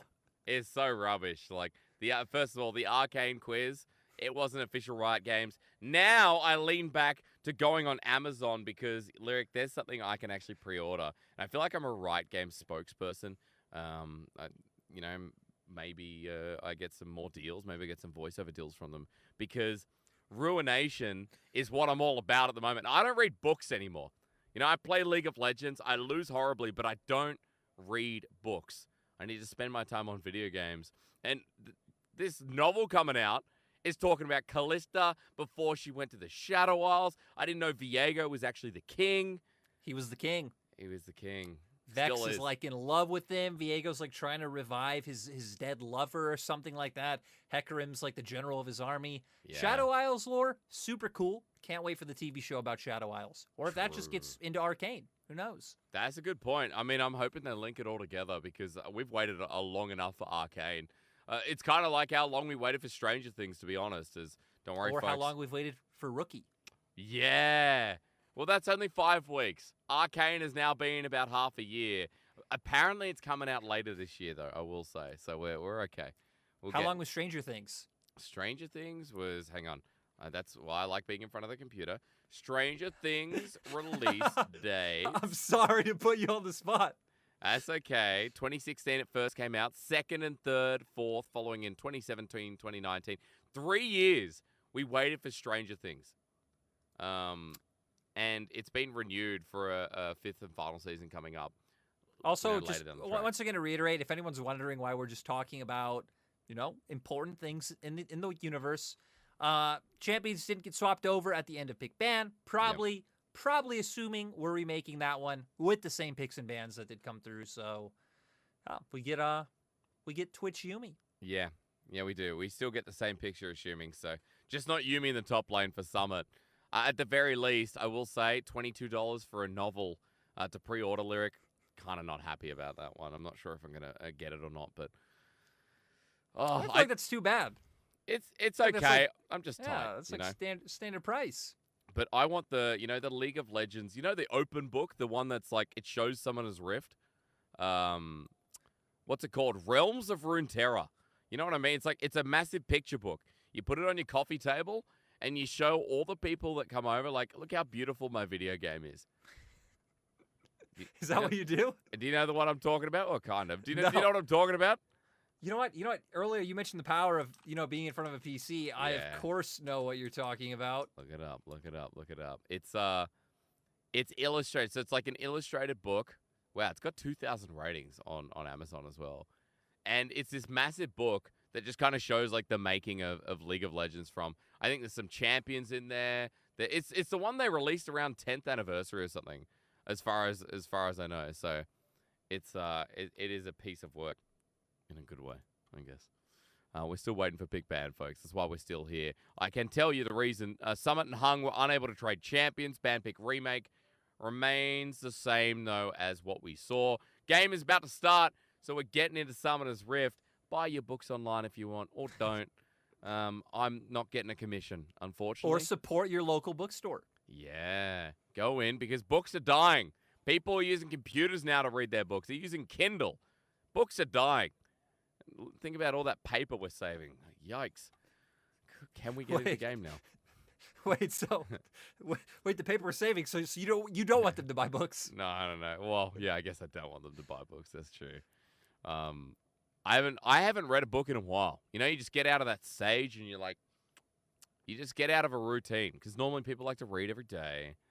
And I feel like you traded in the books for cooking and cooking your delicacies. True. Your ham jam wrap, which is something I wish the people watching this can experience. Man, that wrap in Ireland, yeah, they missed out. I feel like when we were cooking together though, I just had to be weird. I just had to be different. Brought the Vegemite to Ireland.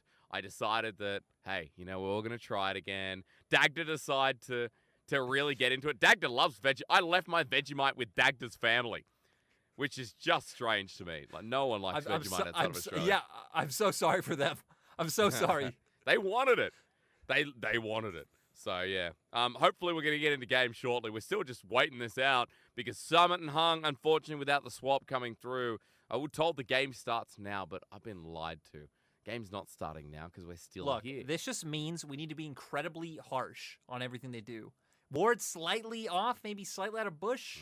Hung, get good, get better. Summit, any CS missed. He is now gone. Hysterics is subbed in. Oh, yeah. That is how the series progresses forward. You know what? All I have to do is play Karma or Senna, and maybe I'll get 1/5 of the level there. And that's my progress. That's the potential I can guarantee you. Is FPX guaranteed us a ripper of a game one. It was over so quick. Maybe that's why we had to have the pause in the end. As we return to the Rift, side swapped, and LGD want to do the same thing they did in the first game with a potential late invade and maybe set up vertical jungling once again for Asim and Jinjiao, where we talked a lot about that damage source being a priority. Yeah, definitely going to be all about the 80 carries in this game, especially the later that we go. No crazy shenanigans level 1 like we potentially almost had last game, but ended up not coming to fruition. And yeah, kind of excited to see where both junglers look early on. I think it's very obvious that both have potential in terms of the mid jungles, right? CC mid laners able to set up the damage that could come out from their junglers. And LGD, not actually going to opt into the late invade into enemy jungle.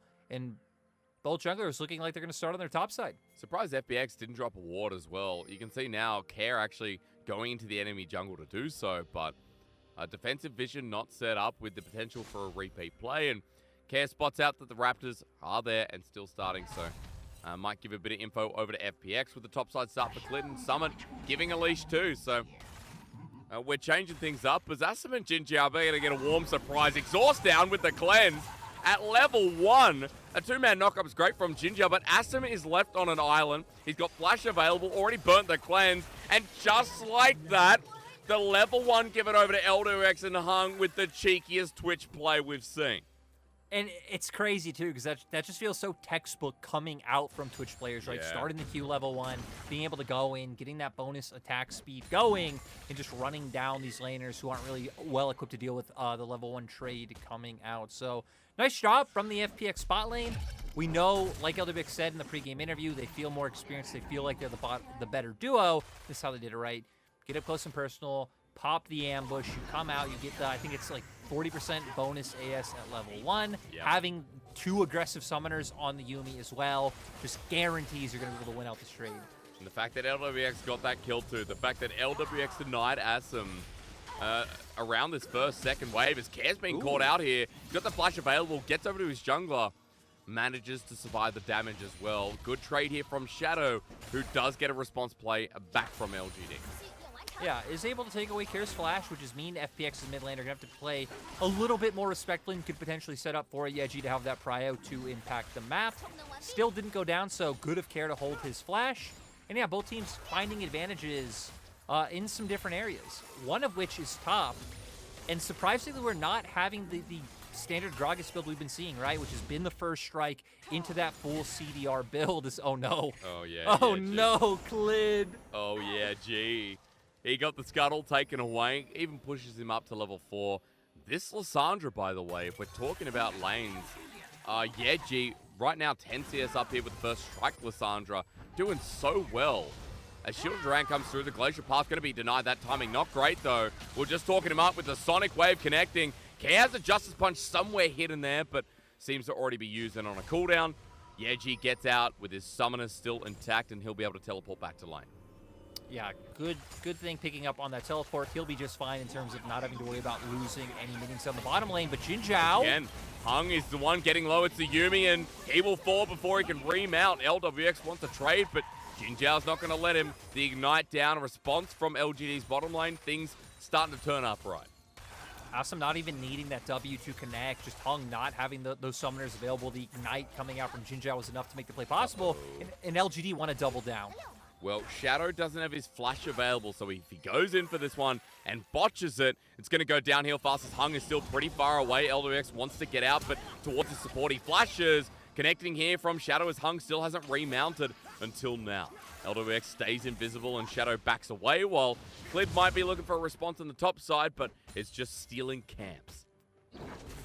Yeah, I think opting into anything more would be a little bit difficult.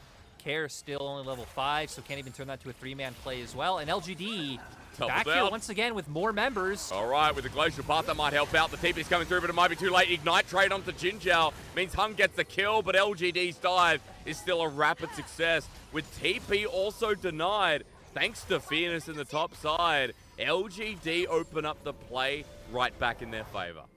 Good coordination coming out from LGD with Fearness stopping that TP from coming through, but now FPX won a response so they didn't just lose out egregiously in the bottom lane.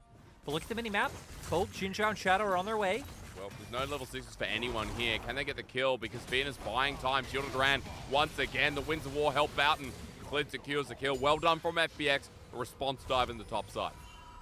Yeah, Fearness going for the knockup before anyone's even taking aggro as well, so not able to hopefully lock anyone down and look for a one-for-one trade. LGD's members not going to be able to get there in time, but still, with the advantage that they have found in the bottom lane, I feel like they can be happy with how the game has gone so far. We see the engage coming in here. Nice CC chain from Jin Zhao into the lockdown from Yeji, and then Shadow and Asum bringing all the damage. 2 clean tower dives at that one as well. Lyric, I'm coming back in with a little bit of a hoarse voice. I just choked on water.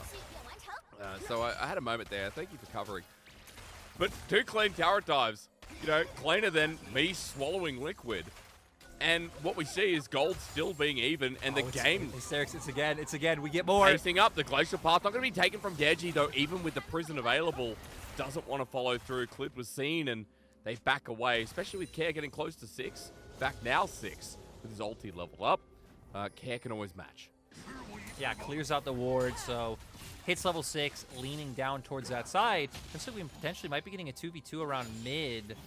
Yeji could be able to move first, but Care has the ult.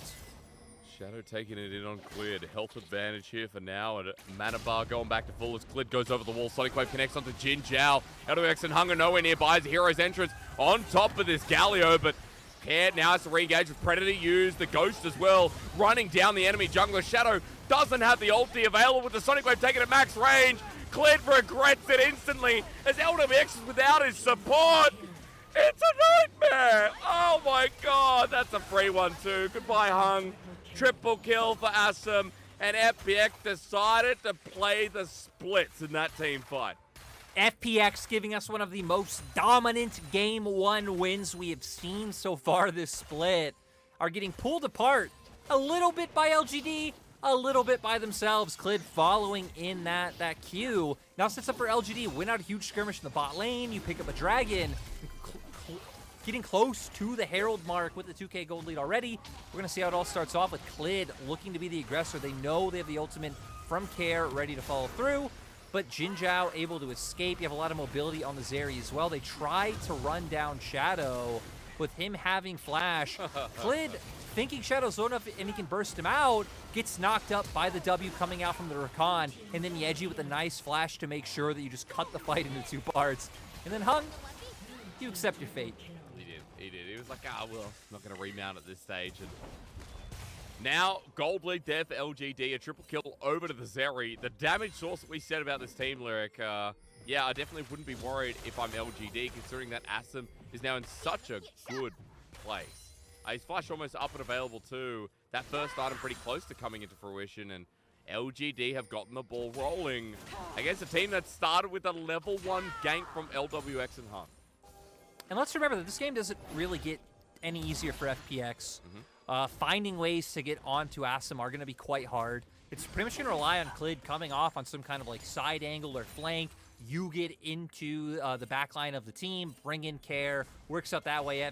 LWX pops his ultimate, but you have so many knockups like we just saw. You have, you know, Shadow able to knock someone back, Fearness with a knockup, Jin Zhao able to do the same, Yeji able to single anyone out with his ultimate or his W. So I feel like for LGD, barring any egregious mistakes, should be on a pretty good track to keep this momentum going. As Fearness, okay, well, explosive cast at the perfect time from Summit.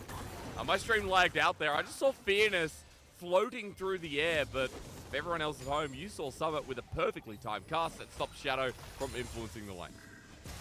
Yeah, Fearness trying to find it. Shadow was still working, finishing off the Rift Herald when that was going down, so not going to be able to do anything, but we're going to have a contest over red buff. Even Shadow making his way over. Yeah, doesn't have that ulti backup available again, and Yeji's found out Clid, who's now behind the inner turret mid. Locked down. Clid, they're trying to give the kill over to Asum, and with a couple more Qs, they do. So, not having that Game 1 performance, Clid is returning to the criticism that we talked about before. Yeah, Clid trying to find something. Feels like FPX are just having fires in so many places. They're just trying to find any source of an advantage somewhere on the map, but not able to do so. And honestly, just digging their grave even deeper. So we get a replay of exactly how that happened. And I mean, yeah, Summit pressed start. Well done, Summit. He's still up in the matchup. He's 30 CS, so a good news story there for FPX, but they're down by about 1,500 gold at the 10-minute mark, where they've got dragons stacking up against them. A mountain dragon to kick things off. Unfortunately, it's not assault, but you still take those boosts of stats. and a team that is so powerful that they're getting towards their mythics here. Especially Assam, he's picked up the Immortal Shield Bow. Blade of the Ruined King for LWX, but we do know it is a slightly cheaper item. So at this point, Lyric, things are looking good for this game number 2. And as she said, you know, it doesn't get any better here from FPX, so I kind of wonder how they pull the trigger with this Galio, with this Lee Sin, and especially with this Twitch on LWX. Yeah, it feels quite rough. Again, for FPX, I really don't feel like you can target topside, especially now with Fearness being level 9, having the Bomby Cinder, having some resistances in his inventory. It's always going to lead bot, but for LGD, you know that because it's kind of the same for you, right? You don't really expect them to put all too much into Summit, and for me, in my mind, LGD right now should just be looking to counterattack and counter where you know FPX are going to be putting their resources. Right now, you know, it's going to be towards the Dragon right in minute 15. Vision set up for now. FPX doing their due diligence, but Shadow, as he walks right past, is just going into the enemy jungle. Drops control ward of his own. Jin Zhao is also unleashed here on this Rakan with 100% kill participation and owning the map for the time being, trying to get the maximum out of place. It feels like this is a good time to bring up that for LGD, you know, this team that's sitting at 1-4, they haven't had very many games like this split, Lyric, where, you know, everything's fallen into place. And I don't think we've seen as many games where Shadow has looked so convincing and in charge, especially against the caliber of opponents they've gone up against. Yeah, LGD have been a weird one this split because they've had some standout games, right? Again, they took down anyone's legends. They found singular game wins against some either top teams or teams with very strong players on paper like LNG, but not able to piece everything together to be able to put those into full-on wins. I do feel like LGD are a better team than what they were in spring. Yep. But that's not particularly saying too much. But still, right, any sort of growth is good coming out in the LPL. And now LGD finding a good angle to play down to the bottom side again, like we were getting on, not allowing for FPX to potentially try and find picks. Also, right in time for Dragon coming up. Oh, and that 610 gold going over to Assam. He's close to finishing the call by a minion as well. Dragon, for now, is going to be a late contest as LGD are sitting on Vision, but it'll be spotted out and cleared. Speaking of cleared, though, as he returns into the pit, wants the Sonic Wave to steal it away. Does it! Thank you so much. LGD, they lost that one. Shadow flashes out, and Clid walks in, opens the fridge that isn't even in his own house, takes the food, closes it, shuts the door, and Shadow's just been robbed and there's nothing he can do. Hey, whoa. Shadow wasn't robbed. Shadow was just a great neighbor.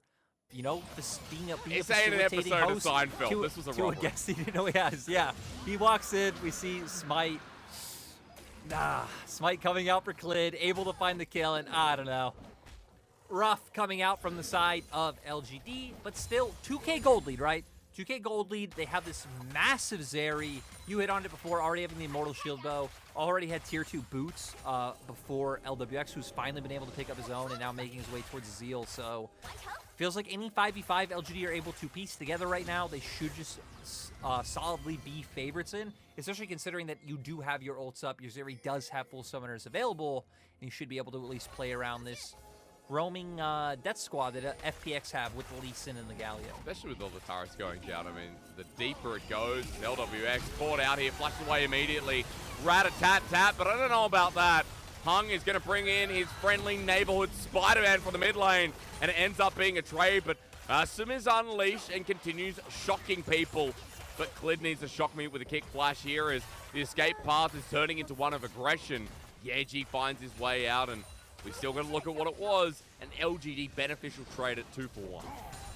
Even going beyond kills, right? You're denying CS, more XP, more gold from the Twitch we highlighted is really going to be the only damage dealer coming out from the side of FPX. Galio, not, you know, a little bit, not all too much. Summit going the full tank Gragas build instead of the full ability haste one, which we've seen be the more common build as of yet. Again, not going to be too much damage, so I feel like LGD are still just all-inning on the right win con of really sitting behind the only member of FPX you need to worry about, especially now that we have Mythics pretty much built across the board. Yeah, and a 4K gold lead that it continues to spiral. Riptail's going to be started here, though. So the one thing to say is that LGD, as they reset, won't be on the objective first, but the Shadow and Jin Zhao move out, and Assam quickly behind them. Summon sets up the engage. Jin Zhao caught out. The Ultra Shock Laser helps with the slow, but cares by himself. That call, the Forge God, was great because now cares to get back to his team, but the AoE damage again, Summit doing work as Lyric. Yumi on top, trying to help out this Gragas. Glacial Path taken by Yeji. Doesn't get the stun. The Everfrost slows down. It's on to Cleared. Care running for his life. No one dies. Herald out for FPX. And once again, another thief in the night.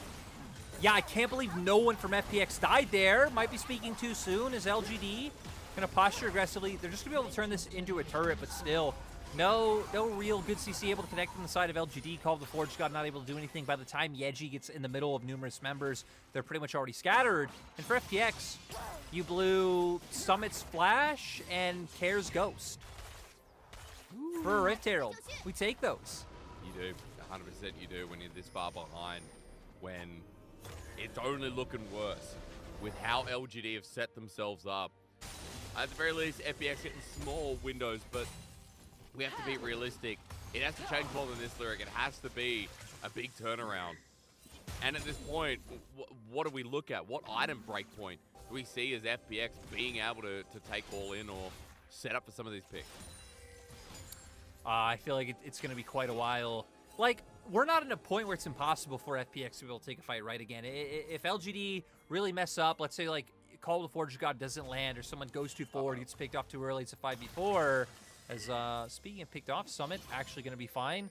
But, right, the fact that we don't even have a Mythic under our belt yet for our Twitch, I feel like on FPX's side, really spells that it would be hard to look into any of these fights, considering that Awesome now already even having Phantom Dancer, already making his way towards his third item as well. Yeah, Awesome has just been a monster. Is Shadow going to show us monstrous play? That flank is going to hurt. Call the Forge God through the choke as well. Layers up, and just like that, FPX are a breaking point again. An explosive task to buy time. It's great from Summit, but Care still lost his jungler, lost his AD. Summit is now the one exposed as well. And LGD have a free dragon to take in 20 seconds because once again, FPX walked into certain danger. It is just crazy how, again, FPX can have like these close series with the RNGs, the EDGs of the world, and then lose to IG and come against LGD. And LGD, I mean, props to them. Good, like having a great performance after they made those roster swaps coming into game 2. But FPX is really getting dismantled. Well, with Dragon going down, all I can say is that it feels like we're going to a game 3 quite handily. You Feels know, like LGD control themselves. FPX not only made us wait to get the game, they're also making us wait to watch Rookie. How dare they? As we see here, I mean, Jinzhao running forward and then Asum coming in on the opposite side. They guarantee that first kill going down. Summit spreading them out a little bit with the cask that he's able to find, but still not doing all too much. Lyric, my stream seems to have paused. My stream is also paused. Oh my god. Okay, well, we can only imagine that right now, LGD are piloting down a side lane. We don't know what side lane, but things are still looking good enough for them. Now, Lyric, I have the blessing of being able to look at another video while I wait for my stream to come back. FPX are going to put a Herald down at the bottom side. That may have been about 20 seconds ago, but we're just missing this one out. If you get the feed, Lyric, take it. It's all yours. I was going to say, we still don't exactly have the feed, but like you said, we have other ways of seeing what is going down. Yeah. Might be in the past, but yeah, right now it looks like LGD setting up, or at least resetting after they made that play on the bot side, is Asum and Yeji at least being incredibly aggressive. Oh yeah, I'm still trying to, take us away with your wisdom. You've got stuff to talk about. You know the game well. I just spam center and solo queue in the hope that I get, past gold. Let's be real. Oh, it's back. Oh, I did. We have get streams. It. Hell yeah. Okay, we're gaming now, boys, and the gold lead got a little bit smaller actually. I think it was a Herald play on the bottom side that we saw on the end of the stream. It's because FPX were able to pick up that last objective, at least find something in this game. Now moving into River. Just look at what they're up against. I mean, Shadow and Yeji, both with bounties, 10 stacks on this Lysandra. We didn't even talk about the damage out of Lysandra, but still feels like something you need to consider. Oh yeah, especially right, getting into these team fights, finding that first kill, and then getting all the frozen ice zombies, just causing chaos against a team composition that does group up quite heavily together, right? Again, Clid jumping in with Care on top of him, Summit ideally looking for those body slams, getting into the thick of things. Feels like Yeji can definitely deal a ton of AoE damage coming through. And with the fact that it looks like we're at least posturing for a play towards topside, FPX trying to bait a play with the vision control that they have. Be a nice time to keep track of summoners. With LWX having both of his up feels massive. Care might not have flash. Doesn't feel all too impactful, but you know, that could have been a tool used to guarantee you get onto Assam. But Assam, another player, all of his summoner spells up. Feels like that at least both teams, right, shouldn't lose their 80 carries to any shenaniganry. Oh yeah, I mean, the level 11 Zeri especially, that Infinity Edge picked up. Who locks him down before they die? At this point, Assam is going to probably be showing us the answer, but more importantly, he's going to be popping that out as Jin Zhao with the engage blocks up Care. This Galio does not want to face off against the bottom lane, and so he has to forego the top side turret, while the rest of FPX right now still playing defensive with their vision and leaving Summit to try and add some pressure of his own. Yeah, you can see FPX realizing, right, we can't contest, so we need to go look to trade side and play towards the opposite of the map. At least get some vision down, at least clear some camps away. We will lose tower, but this could even give you a bit of vision setting up for when LGD reset and they look to come take control for Dragon. Sadly for them, they won't be able to get all too much because you are playing Gragas into Orin, so you can't really threaten any sort of plays onto that tier 2 bot lane turret. And even if you would have gotten any vision established, right, LGD, now that they're making their way towards the bot side, would be able to clear that. Jin Zhao who's going to set up the engage, so I think Clid might be a bit too far forward. Hung as well, as quickness is denied. A good Dragon's Rage here from Clid, but Hung as well with the final chapter, doing his own piece of merit. But with those two ultis down, with FPX on the bottom side, Lyric, you said it, purple thing is going to get attacked. Yeah, looks like LGD potentially aiming for the pick, but they did have pings come down onto the bear. They're just going to outright start it. All right, Care's at least here.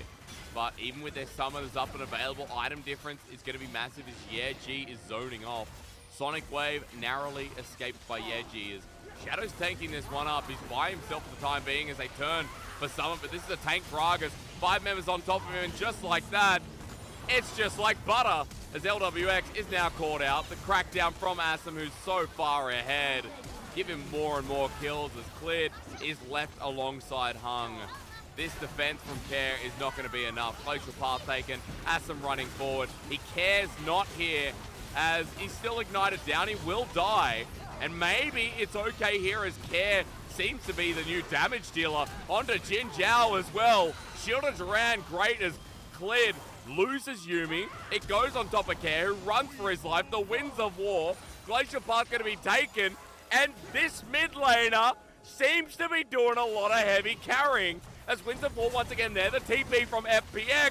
How long has this fight gone for? And how the hell did FPX win it? We can just see Care specifically zooming around with the ghost. I mean, heck, Yumi's E giving more bonus movement speed, just kiting them. Oh my god, is Fearness going to win this? There's no way, right? No, he doesn't win these. He's okay. He's close though, but... Your amount of disbelief was making me a believer in the impossible, but FPX looking like they should be able to guarantee themselves a dragon, but being maybe too hesitant, it's going to buy time for the bot lane of LGD to come in. Huge TP flank for Yeji. That's got to hurt. Yeji with the ultimate up as well. Summit trying to zone out as Dragon will go down to FPX, but it's only naturally secured by Care as Everfrost on top of the top laner. Hung dies as well on his transition. They get the Dragon, but losing 2 more means LGD will have the map for a while.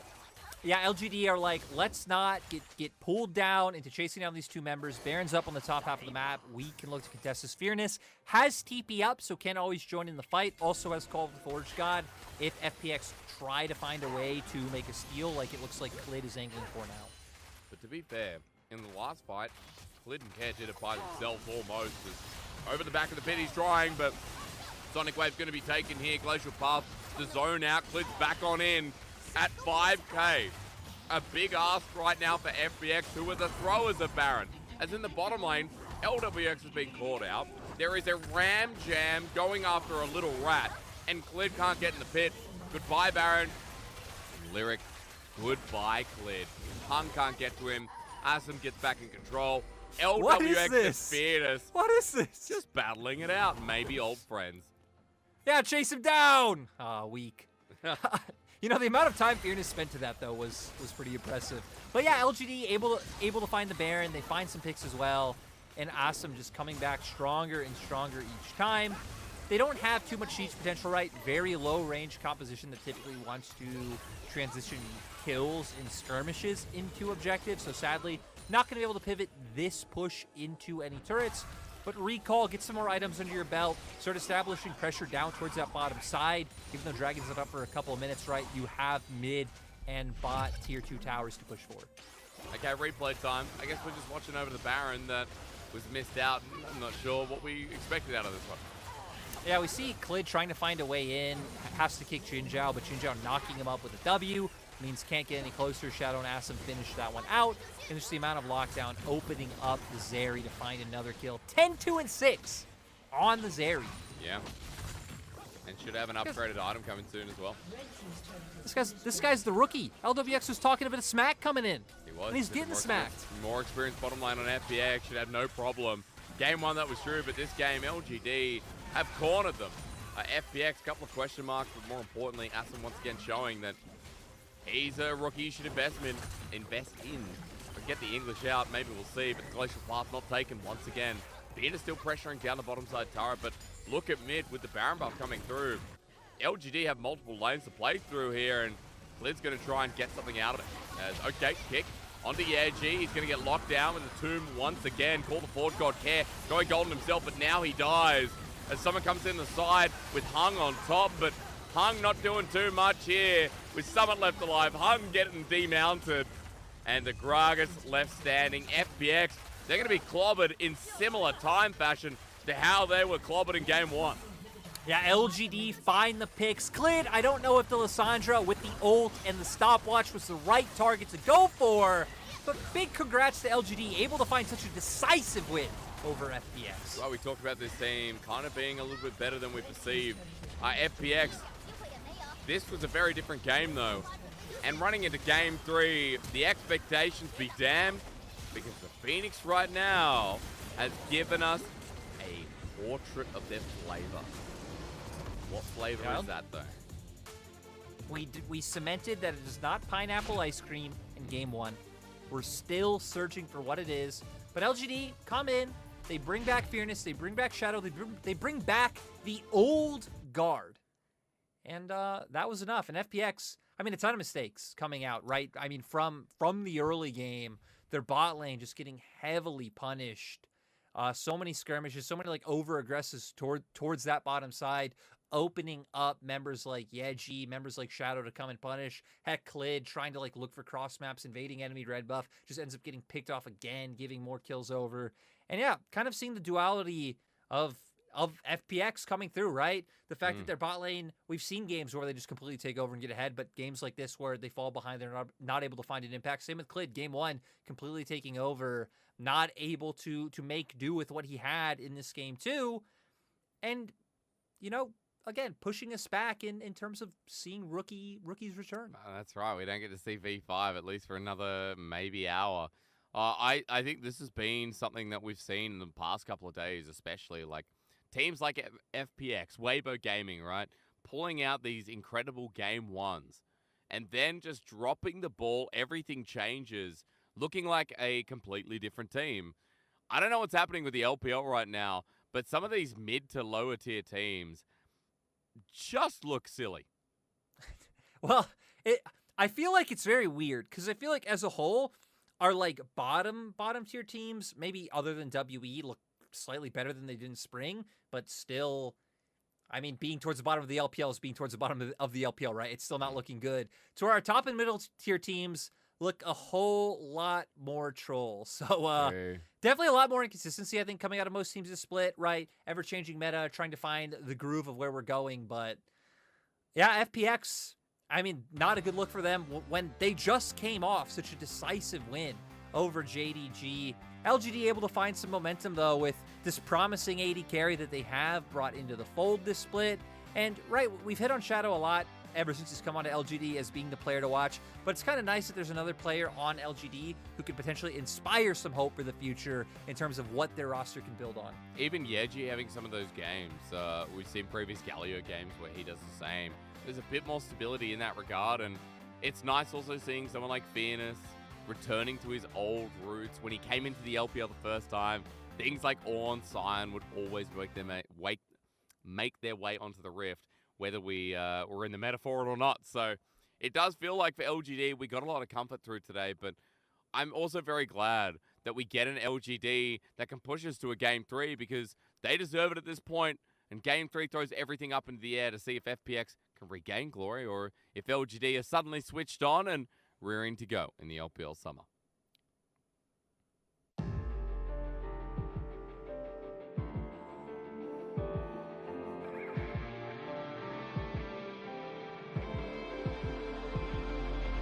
白色迷雾中找光线，谁甘愿在沉默中妥协？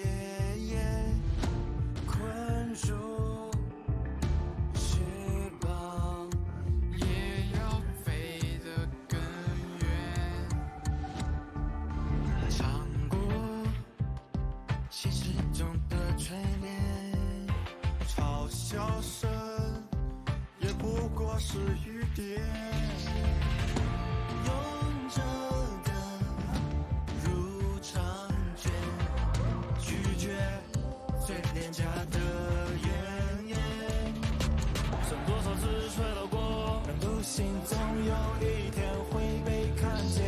想升高全世界，拥有生而无畏的信念，粉碎极限，阳光之间穿透这片黑夜才耀眼。沸腾血液，何来胆怯？心中永远燃着炽烈的火，不熄灭。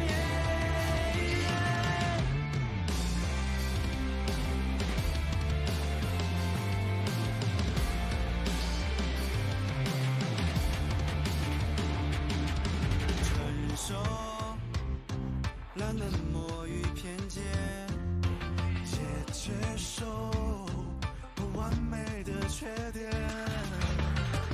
聪明有多危险？不怕，只怕不够轰烈。剩多少次摔倒过，人独行，总有一天会被看见。想宣告全世界，拥有生而无畏的信念，粉碎极限，阳光之间穿透这片黑夜太耀眼。沸腾血液，何来胆怯？心中永远燃着炽烈的火，不熄灭。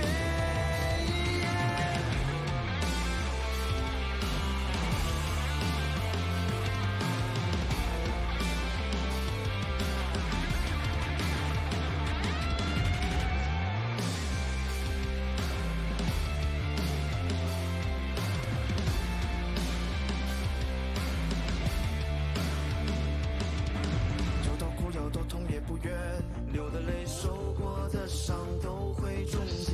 被否定被拒绝多少遍，挡不住勇气疯狂蔓延。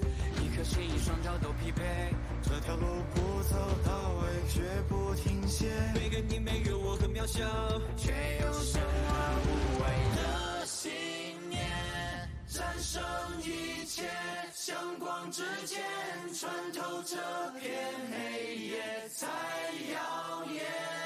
展翅闪电，点亮世界，心中永远燃着炽烈的火，不熄灭。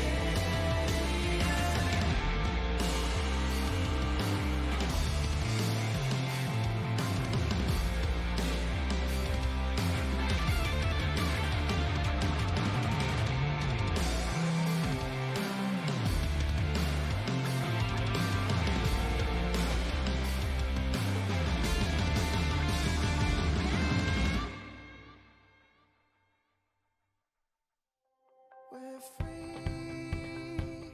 I don't look back. With me, we'll stay on track. Are you ready to go? So I'm waiting for you. Ready, let's go. There's so much for you to do.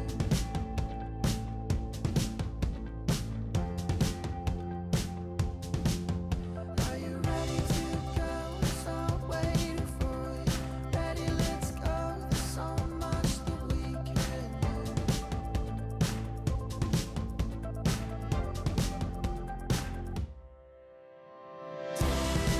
Days like these, wild and free, you and me. Days like these, wild and free, you and me. We're free in love with life. With me, perfect night. Are you ready to go? So I'm waiting for you. Ready, let's go. There's so much for you to do.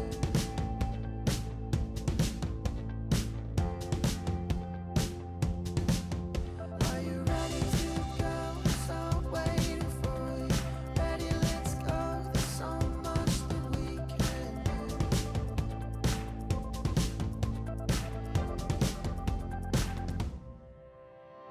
Days like these, wild and free, you and me. Days like these, wild and free, you and me.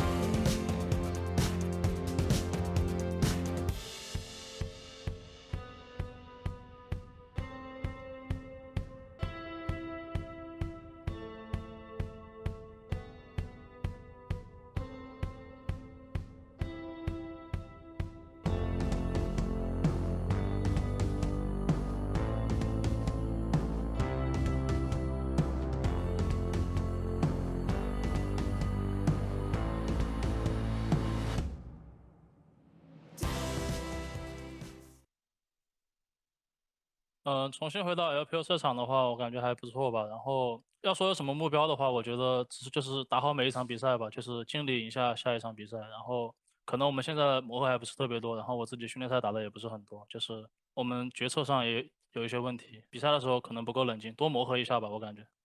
我感觉我们中期运营的不太好吧，我感觉我们中期方面有点问题，然后我们也会在接下来的比赛里去调整一下这些问题。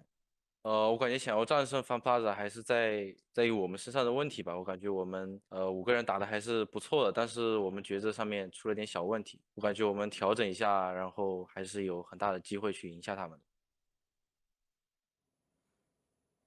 Well, you can say that LGD are humble as anything. I feel like Shadow and Chalitza are having pretty realistic output that, we are just trying to put our best foot forward. We're not synergizing here and there. And Shadow seems very critical there, Lyric. But at least in game number 2, we did see that synergy come together. We saw a pretty swift LGD victory at the hands of Jinjiao, who gets MVP, and many others alongside.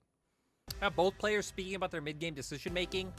Mid-game decision-making not being too much of a factor when you're able to start surmounting this early game lead like they did. Jinjiao on the Rakan, he had so many impactful knockups to set up 4 kills to come through to stop engages from happening, right? I mean, very early on, I remember Klid taking in the Sonic Wave, instantly gets knocked up by the Rakan, popped by the other members of LGD.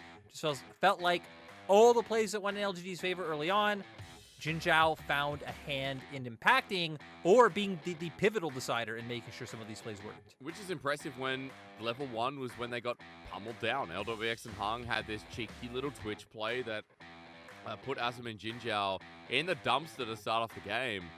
But LGD came back really nicely, and further talking about Jin Zhao, his engages was smooth as anything. For the X80 carry, that is now a true support mode.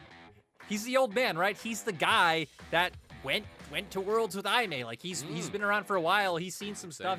He's competed at the highest level of competition, right? Sure. So nice to see Jin Zhao coming out with a strong performance when, right, it feels like Jin Zhao's whole tenure as a support has really just been irremarkable, unmemorable. Like there's been some ups, there's been a lot of downs. So LGD come back stronger in game 2. They're gonna go into game 3 luckily with things unchanged. You're coming off a win. Also, another takeaway from that game is LEC reigning supreme over LCS once again. Because, Shadow versus Summit. I'm with you. Yeah. And now, I mean, those are the takeaways. There we go. The more things change, the more they stay the same. Summit looked still decent enough on the Gragas. I feel like he was a bit of a saving grace in some of these fights with the Gragas barrels too. Not much you can do when you're the front line of this team, Lyric, and not much you can do when your Twitch is 2.5 items behind the opposing AD carry. And let's remember, LWX got first blood that game. The level 1 goes in with the Q, they find the kill, and then after that, able to find no impact whatsoever. I mean, yeah, kind of abysmal game coming out from LWX. So, yeah, I can't say LEC outperforming LCS. LEC outperforming the LPL in that one if we're going to go by those regional distinctions. But game 3, FPX are back on blue side. We're back to where they won and were able to find a stable performance. So, hopefully this time around, when you take out shenanigans like Zeri, which FPX chose to leave open, right? They were happy going into this matchup and clearly didn't work out for them. Hopefully we're going to get some more normalcy going into game 3. Sure. And, FPX can pick it up and we get a more competitive game because we've had 2 stomps in a row. And I will say, now that it's been hovered twice, I am just hoping that we finally get the Belveth. As you said, Clid has been playing it in solo queue. FPX are back on the blue side. And with Viego banned, Wukong banned, Clid, we know your Lee Sin has been good in the past, but please give us what we want. Yeah, like we said, with FPX now on blue side, they don't have to do anything like any gambles in terms of like the Zeri Wukong trade. LGD being incredibly respectful, just taking those both off the board. Now for FPX, where they can go with this first pick in game 1, they ignored the Lucian, went straight towards the Aphelios. Champion has been nerfed, has lost some damage on its Q and lost some base AD as well. But FPX saying, we don't care, we can still find the advantages in the early game that we need to. And it's kind of crazy because across the LPL, not just LWX and Hung, this pick hasn't been doing too red hot, right? Like, LWX and Hung are 1 and 3 on it as far as I could see with my quick stats. Gala's really the only one. Gala Light, maybe Betty, the only ones have done that well on it. So it's always a risk here, Lyric, as I see, and we know it's going to get paired up with it, but LGD are like, we're not going to look for the initiative. We don't have the Kalista open. They just return to one of the spring versions, which happens to be the Aphelios. Yeah, typically, right, the Aphelios Renata being what we see come out in response to Lucianami. They could look to pick jungler now, which is what they do, bringing out the Xin Zhao, since, right, you can wait, let FPX show support in jungle first, you get your priority jungle, and you still get that favorable matchup down in the bottom lane for your support role. So you'd expect the Nami to come out. I feel like Hung has looked really solid on the Nami. Again, they had a phenomenal performance up against JDG, where his bubbles were just so on point in leading FPX to a win. And now we see for Clid what he wants to bring out. You've already highlighted what they could go towards, but I don't know how much I'd expect to see it come through. Yeah. And yeah, I mean, not too many meta picks still left open. Lee Sin still being on the board, but FPX gonna go straight towards that gangplank. I mean, that's interesting to see. No jungler in the first rotation is always a bit of a surprise, but having said that, FPX in game 1, it was that last pick for Viego, it was that last pick for Clid, so we'll have to see where FPX go after this, because with the GP locked in, now Phoenix has an option, or they get a strong mid laner for G Lyric. We get the Renata instead, so yeah, just one of the power picks. Yeah, I mean, and they were definitely going to do it. I think it'd be so risky for them to leave that second rotation and look for some other type of pick to come through. But now, going to default back to what we've had, right? Which is the banning out of some of these soul laners able to come through. For LGD, you'd probably expect the jungle pool to get pinched, right? Lee Sin still being up on the board, really being the last premier jungler left open, considering that FPX have banned the Viego this time themselves. And no, actually going to opt into mid lane bans. For FPX, you could take away top laners you're afraid of going up against that game plan. Or maybe we go back to, you know, if we're getting the silence against Care, take away Lissandra. Care has just been so good on Ari. Ooh. And, you know, I don't get things right much. But seeing how Care played on that moving mid laner, kind of keen to see, you know, what gets let through. With the silence already banned away, Lyric, is it an Ari ban now? Do we just keep targeting mid? It feels like for LGD, you either have to do it or, I mean, you could always pick it on 4, right? So it's not like an inescapable situation for LGD. If they don't ban the Ari, you just take it yourself. And they aren't even going to look into doing it. Yeji hasn't played it yet this split, but you would assume with how long it's been in the meta that it should be a champion he knows how to pilot.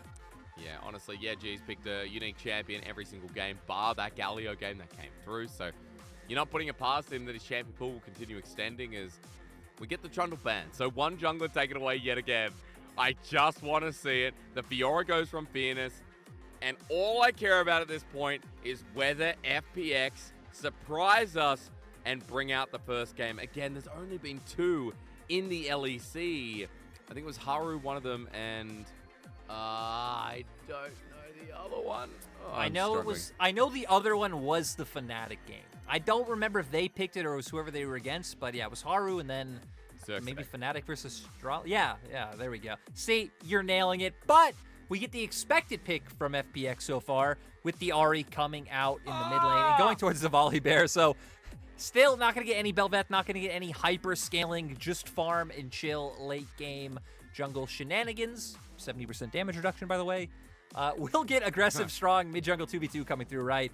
Ari able to look for those roams. You have the Volley Bear coming in. We know his whole situation with dives, right? Being able to shut down that turret early on. You know it's all going down towards that bottom lane, but the Cannon Barrage being able to follow through as well. Fearness going to look for a bit of scaling himself, though, with Kale in the top side. So LGD, I mean, if this game goes later, I mean, a ton of damage across the board. Huge range advantages that they'll be able to play with as well. The hostile takeover from Junjiao will be able to dissuade so much. So I feel like a lot of games, right, it comes down to like, well, this comp wants to team fight and this comp wants to find picks. To me, this one just feels like a very clear timer that, I mean, FPX should be able to win out early. Okay. But as the game goes later, it feels harder and harder. And to be fair, like LGD haven't really shown us much of, you know, the early game being swayed by comps, right? I feel like it was a mistake in front of Herald in game 1. A mistake down the bottom side, or my memory's not great about LGD capitalizing on FPX in game 2. Decision-making's been the biggest thing in this series. And I feel like now that we're at game number 3, the drafts have changed up yet again. But the fact that FPX are on a timer may be a good thing here, is they fought like they were on 1 for sure in game 2, which Lyric, you did assure me that they also were. So I don't know. What does it change? Yeah, for FPX, I'm really curious to see what happens, right? Because I don't feel like their bot lane matchup, right? You're going to need a few levels before it comes online. Mid lane, you will have push like we saw in the previous game, and you will be able to win out on trades. But again, waiting for that 6 mark, and then the edge you can follow up very strong. I feel like the point of power disparity that'll be the strongest is the 1 item mark. When you have the Gale Force and when you have the Mandate for your bot lane combo, and then in that mid game you could look to just start one-shotting opponents and really snowballing the game off those kills into things like Rift Herald, into things like Dragon, and taking the game quickly. So for FPX, we're going to see if they could do it, or if LGD can outlast that storm. Well, as Predator goes over Hung's head, the storm already begins with LGD setting up a bot side invade. Asim with the pickup of the ward, 10 gold, and a slight experience difference. Okay, that's a nice way to start it out as Jinjiao. 2 wards for the price of 1. Yeah, I would flash the sad mummy as well. That feels nice.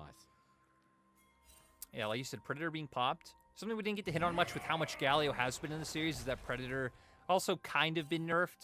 The cooldown early, pushed way up, lost a bit of damage early, but gained damage later. The way the movement speed scales now is also different. So a lot of changes made to Predator. I don't feel like it impacts it too much from talking to players because they're like, hey, like sure, maybe the cooldown's up, but this isn't the kind of thing you're typically always just pushing off of cooldown. Does hurt a little bit for sure. And again, some of the base damage nerfs also are there later on, doing a bit more, but so far, Gallios have been able to find an impact when they have looked for it, so we'll see if Yeji will be able to do it this time around, because at least in this matchup, Game 1, he wasn't. I mean, in Game 2, though, we did see that the Predator felt as effective as always. I want to quickly throw a good shout-out to Summit. Sorry, folks, can't talk today. Hopefully it will be different in the second series. As Clid ganks bottom side, respect to Summit for pulling out Gimgoon's skin on the GP. May he forever be in our minds as the 2019 World Champion top laner. Hasn't been around for the whole of this year, Lyric. It makes me sad considering that, you know, when Nuguri came into the roster last year, everyone's like, oh yeah, now it should be so much better. They were best with Gimgoon, and it's given me a bit of sadness remembering how well he also did on GP on weak side for FPX back then. Wasn't it just tragic considering that, like, there Gimgoon was wanting to ride off into the sunset with his, like, world's title, and then FPX just could not find a top laner that gelled with their style and needed to keep coming back. But we'll stop praising Gimgoon and his legacy because Clid should be able to find this. Time. Ignite goes down. LWX and Hung have taken the worst trade, but Asum's going to get leaped on. Instead, it's Jin Zhao. The flash from Clid. The bringer brings down the thunder again, and Clid getting first blood is perfect timing for FPX. And when FPX are down in the dumps, they go back to what is familiar. Get your bot lane on something aggressive. And then, I mean, Clid, right, was looking for, like, the one camp and then gank. Wasn't able to do it, clears out his Krugs, then able to find it after doing two. Shadow going to try and punish this because he does have Prio in mid lane and knows he has a level advantage over Clid, is looking for the aggressive counter jungling. Well, he's going to have a level advantage for now, and Shadow bringing Yeji makes this a party of 2 for 1. As most of the small raptors stolen away, Smite comes down and Clid returns to level 3. Shouldn't say returns at least for this game, as Shadow will take still a couple of camps away. So you can see that Clid is down CS for the time being. Scuttle on the bottom side of the map will be given over, and Clid wants to double down. Yeah, Clid's coming back. Maybe even reading and expecting the play of Shadow. Help them out, but not going to be able to find anything. Yeji making his way around as well. Predator's been used. So now that it comes in, I mean, Clid hopping out of vision, but for LGD, this dive, as soon as they see Clid, it's like, nope, we're not going to take this with a volley bear at level 3 with stun, with Sky Splitter. Screw that. LGD back away. I mean, right, even theoretically, like, you always could just TP care in and look to answer, considering it would be under their own turrets, and that could have gone really bad for LGD, so I'm happy that LGD opt into backing off. As, yeah, I was going to say, we get a full vision toggle, seeing everything that is up. So far, LGD really being the only team to get any sort of semblance of vision down, having some nice control in the bot lane, and Fearness also having a control ward for his own protection and topside. Needs it at this point. Summit doing pretty well in the lane. A small CS advantage, but we know that Kale will be ranged soon, so we can talk about it then. At least for now, Shadow, who's still level 3.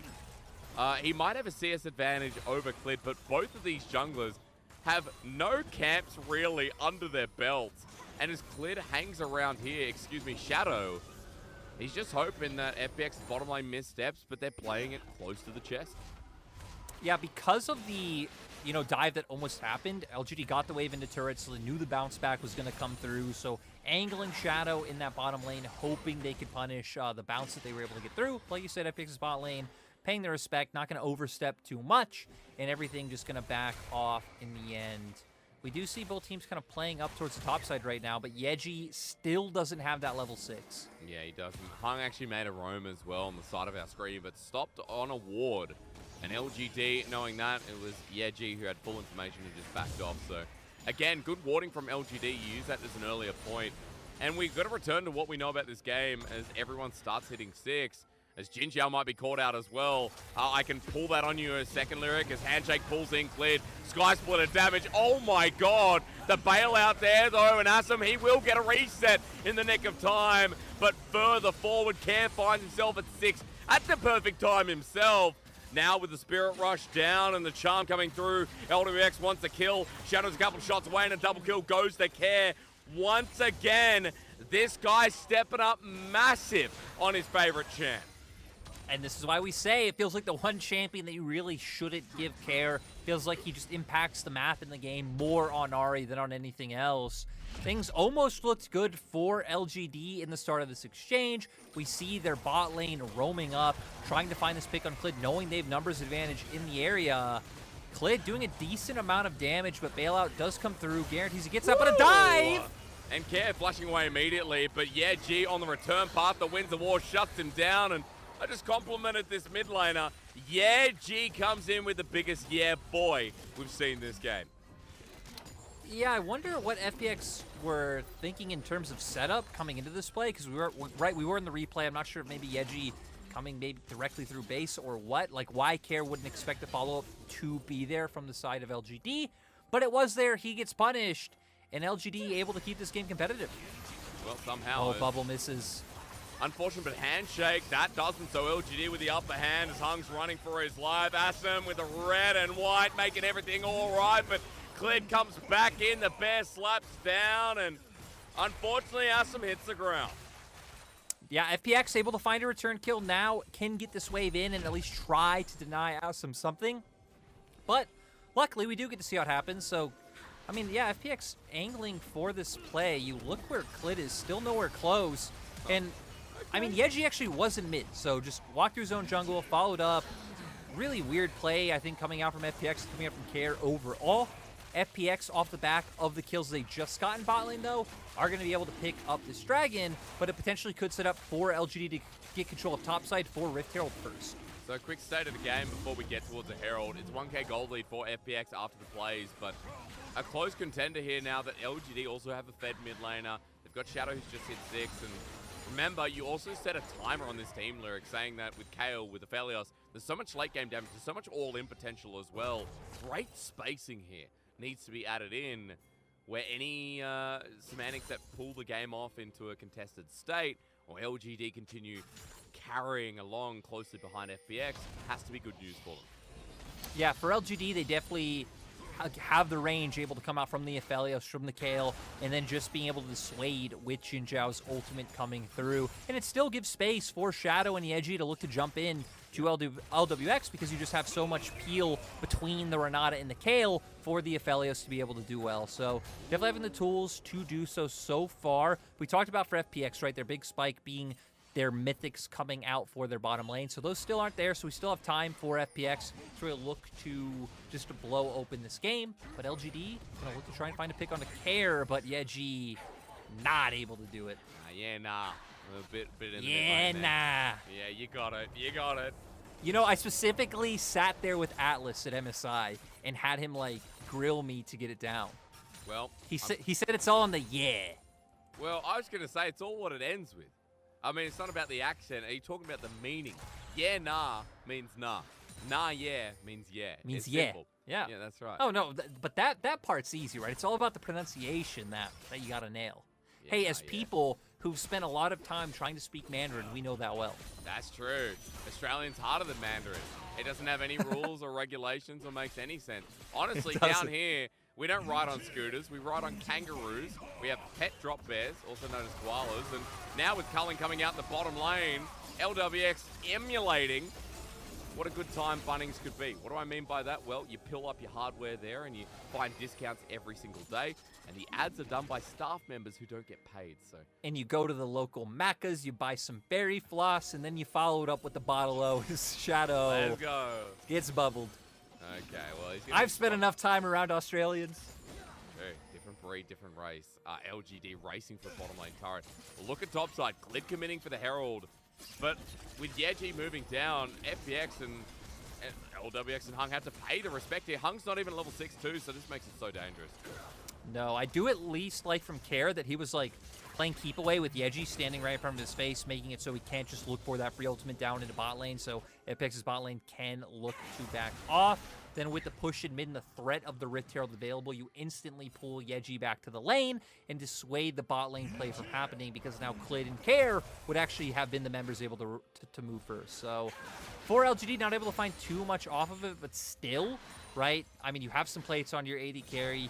You're, we'll say, even in CS. Like, maybe they'll end up like 3 minions ahead once this wave gets pushed in and LGD's bot lane makes it back. But ultimately, still even coming across the board. In terms of like mid bot lane matchup, even the tiny bit of gold coming through, right, I think could even be chalked up to things like having the GP up in top side for FPX. I mean, the CS being even up there, also a good news story.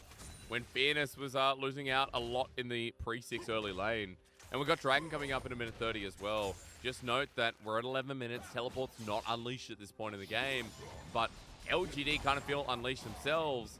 With their ability to get close to matching these first mythics, the only one out on Summoner's Rift right now, actually, is going to be LWX's. Fairness is slapping away. Summit, that's got to hurt.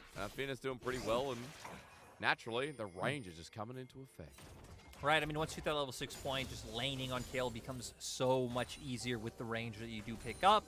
And like you highlighted, I mean, LGD very close to their mythics. The only one for FPX being the Gale Force. Feels like it could be an opportunity for them to find a kill. Just, you know, the added distance you're able to travel, the burst able to come through. The thing that's preventing that from happening is that LGD, Jin Zhao now being on level 6, you can't just dash into that hostile takeover. LG would be able to win out very easily, but potential skirmish in mid? Potential, but Spirit Rush used here. 30 seconds before the Dragon. That's kind of big. Care not having the ultimate available. He clears out mid-wave. The last of Spirit Rush will be used to disengage setup with the charm forward, but Clid not showing himself. At the very least, LGD's play there gives the net advantage here with an ulti down. And net advantage going on their side. And, I mean, for them, when we've kind of hit on, right, the affiliates to Kale, but they're fine with some inaction coming through. Not too bad of a trade, but FPX going to try and force something here with the fact that Clid's coming bot with the Rift Herald. Dragon going to be up in 2 seconds as well, so trying to cement themselves some priority for this objective. Okay, it gets popped down. LWX and Hung desperately need the gold here. Remember that he's got a Gale Force, one of the few mythics in the game. As gold spared evenly between Clid and LWX. Herald going to look for one more piece of the plate as well as Clid in the river by himself. Shadow jumps on with the Sky Splitter buying some time, but LGD unable to find that pick while he was separated, and Dragon just going to sit there and look at them in the face for now. Everyone feeling a bit skittish. Yeah, both teams. I mean, LGD making the adaptation, just sending Jin Zhao and Shadow to river first to get vision down, knowing that FPX are going to try and contest them through the bottom lane. So I like that LGD were able to establish some semblance of control in river to make sure they can test this objective. And Yeji coming on the Clid, flank. again, just walks up. Clid literally just walked up and did it again. Shadow, close your fridge as Yeji flashes over the wall.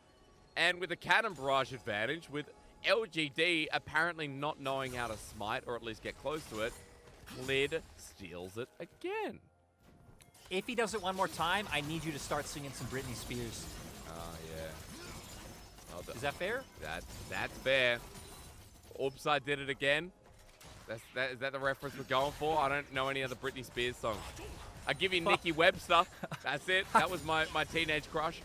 I feel like that was the only one you needed to know, but hey, point is FPX, 2 dragons in their pocket for now.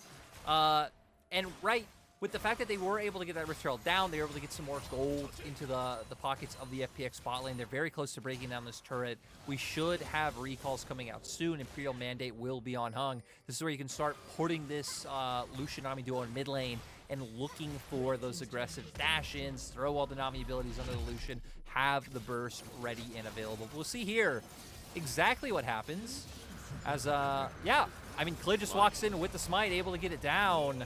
Shadow, not smiting in time, actually saves it for it. Looks like he smited Clid once the fight did begin. And it'll just be easy as that for Clid. Clid nailing these smites today.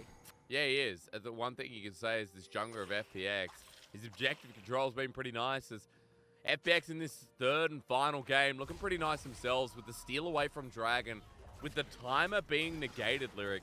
LGD, they don't have the Dragons under their wing. Too early objectives, excuse me, for FPX. And with that gold lead in tow as well, it feels like this mid game is going to be a bit more hellish for LGD than we first thought. Oh, 100%. Especially coming up to this Rift Herald. I feel like this is where FPX should be feeling really strong about a fight breaking through. They still don't have Klid's ultimate just yet, so, you know, if they could buy time, barring like getting picked off right here in enemy jungle, that'd be nice. So where for LGD, like, sure, you have everything up, but all Mythics coming on the board for the side of FPX now. And it's the Rated Dirk on top for someone who has the ulti once again. A Herald in 15 seconds. Shadow will be the one to get the Scuttle Crab here.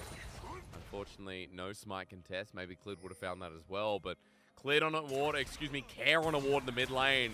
Asum doesn't have the Graviton with that range in the Calibrum, but Care will be able to get out. Summit just pushing down in the bottom lane. He's going to pull someone here. He has Cannon Barrage available, so he doesn't mind if someone like Yeji comes to answer him. And his TP is going to be up in 14 seconds as well. So nice lane allocation coming out from the side of FPX. They have Clid and Care here to clear out the minions on this turret. Going to be a bit of damage for LGD, but still, both side lanes. Pressure, Sky Splitter again. Shadow not going to bend the flash or the Crescent Guard. Luckily enough, Summit could have contributed there too, so LGD getting pulled around the map a little bit. Summit continues to stay in the side lane. And look at LWX right now, getting free time with the wave. Herald's going to start too. This is a very in-control FPX that we're seeing, and kind of calibrating their vision alongside it too. Yeah, and hopefully they do have that timer for Yeji's TP. It is just about to come up off cooldown, so potentially LGD can look for a skirmish here, and it looks like that's what they're angling to do. But Shadow not finding the angle yet. TP going to be burned down. Cannon Barrage hitting 3 people, but the rest of FPX are disengaging as Herald is close to getting smited away. Everfrost as well, cleared in front of the objective. Smites it, takes it down. A good tidal wave, but Yeji going golden to come out for the culling is big as a hostile takeover. Even bigger here. Asum and Jin Zhao are taking over this fight with the hero's entrance. Zoning off, but he dies before he can enact it. Summit comes in and peaks the mountain again. Even taking the Rift Herald. Here we go. Summit and Care have no care for LGD. Cleave him down, pierce him through. Everybody say it with me. It's parlay for LGD. Huge fight coming out from FPX. Clid guarantees the smite. Looks like Summit was able to pick up the Herald. Care and Summit also coming in on the flank. Opens up for them to just win out the fight. Gonna push in these waves, deny some golden EXP. And we hit on this, right? This was going to be the big power spike for FPX. This mid-game, this one-item power spike, and they come up huge. We see their Clid guaranteeing the Herald able to come out, make sure LWX doesn't get knocked up, which was quite nice. And then off to the side, Summit being such a nuisance with these barrels coming on through. Flash into the, damage from the passive, then with his Q able to come through. And sure, Clid goes down, you lose a couple of members, but nice by Care, able to find this window onto Asum. But screw that replay, we're going straight into some more action. And Summit now with the Collector bullies down Jin Zhao. I mean, at this point with the Herald getting charged through mid, we come back to a map that's even more reinstated by FPX, a third dragon that is not going to be contested. And things are just looking from bad to worse for LGD. They're not going to get the time in this game as Summit gets launched on, but with the barrel chain once again, the movement speed, the oranges, he's not taking enough damage. Aqua Prison comes in reverse, and Shadow can't follow up. Jin Zhao as well. Summit is still safe, and man, this Kale is going to have to do a lot of work, Lyric, because I don't know what options you have right now as LGD. No, as LGD, it feels like this is definitely the time where, right, we're going to have to try and get a defensive vision line down in our own jungle. We're just going to have to prioritize getting our camps, just farming up waves and waiting out this next 4 minutes. That's the thing that sucks for them, right, is the fact that, especially because of that one steal that came from Clid where he just walked up and said, this is mine, it puts them on sole point to where now LGD don't really have an option but to fight for the next dragon. We'll see what level Fearness ends up being by that point. They still do have tools, right? If we end up with all members of FPX right in front of them, you have a huge hostile takeover and do a huge Moonlight Vigil, like, there's a world where LGD do win that fight. But it's definitely looking rough, and FPX should be able to choke them out in terms of vision control with the prio that they do have, so that doesn't happen. And these smartly placed wards that are tracking the movement of Yeji and the likes. FPX getting the full vision advantage and then moving up towards the top side. LGD are that far behind that even at only 4K, I guess with the 3 dragons, objective bounties are up as Culling comes through. Jin Zhao going to take some of that as Yeji does too. Aqua Prison onto Shadow from Hung. lands perfectly. Hung once again having another good Nami game, and LGD still trying to spot out FPX as they move across the map. Yeah, FPX trying to get some vision in the stop. So I do have some wards up here to spot out where the members of LGD are, so they can just keep making sure that Care can get this wave in quite safe. And you would expect soon enough that we'll start pivoting down towards bot lane when Dragon does get a bit closer. This could be a bit of breathing room for FPX. Send Clid back to his jungle, have him clear out some camps. You already have your vision control down. LGD, I don't think really have too much of a threat in terms of like baiting or making you think they could do Baron on top side. So should be a nice 2 minutes of reprieve for FPX to not really care what LGD are doing. Yeah, I feel like they haven't really cared what LGD are doing the whole game though, so. You know? Like game one. Yeah, exactly like game one. The Dragon condition, though, a lot earlier than game one. We are going to have Soul up and available for this team at the 24.5-minute mark. A very early Soul as Summit splits on the side, but Care's next to him. The barrel chain, great, but Venus wants to take the fight, unknowing that Care is here. Yeji's going to be the first to spot him out as a flash Everfrost, but an Everfrost in return from Care, trying to save his top laner as Summit gets shielded around. He's still down and out. A shutdown over to Venus is great, considering that this Kayle is getting close to 16. FPX thinking they had the cheeky play, committing both soul laners down towards the bottom lane. They both have DP up as well, so if any shenanigans did happen on the top side, they would have been fine, but sadly not able to pull it through with Fearness just running down Summit. Our observer is just so cheeky. You know, highlighting the vis of control. I feel like LPL observers, we focus on the negative plays a lot more. Maybe a bit more real with the league. Maybe I'd just say cheeky is the way to go. So that control ward missing is another highlight moment here for both fans and observers alike. With that pickup, Lyric, I'll take you back in because LGD are still 4K goal behind, but coming up towards Dragon in a minute 30, maybe things are a bit more approachable than it seems. Despite the item difference, I don't know. I'm trying to give LGD a window. I mean, we saw, right? They were able to find that pick down in the bottom lane. Fearness right now sitting on level 15. Shadow. Clid still going in. Yeah, G for the response on top of Clid, who gets knocked up. The Aqua Prison's a two-man. Hung with a tidal wave as well.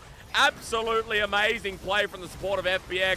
Ustam's going to be up next to the hostile takeover. It's flashed by Hung. No one else goes forward, but Hung on this Nami is saying surfs up.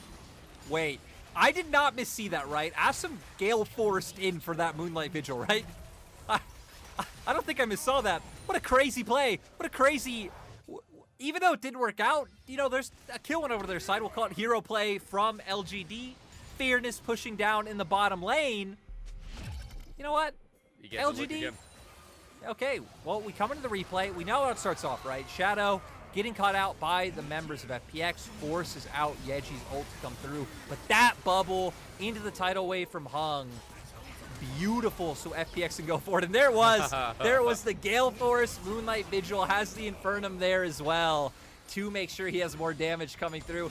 Again, plays like that, whether they end up huge or not, they look sexy, and we like those. We do like sexy here. It's the appeal, and LGD still not going down without a fight in front of this Dragon. That's what they have to do. Lyric, in this fight coming up, I'm looking towards someone like Summit, believe it or not. Fearness as well. But we don't have ults on the side of LGD. That feels like the most important part, right? The Renata ult, the Moonlight Vigil able to come through to make sure that FPX can't just run into them. Well, maybe it doesn't matter because Yeji's going to use this opportunity to get a flank. In the meantime, on the Dragon, the tidal wave comes through. Shadow flashing away. They need this Dragon as Yeji's spotted out. FPX are crushing as Jin Zhao's the first to go. Summit jumps into the backline, cleaves them. LGD deny the soul, but the game might just end off one single play. Jack Sparrow and his friendly neighborhood Fox take care of business again. And now FPX can be able to take down more turrets in the bot lane. It looks like they're moving up towards the Baron right now. So like you said, the map is FPX's.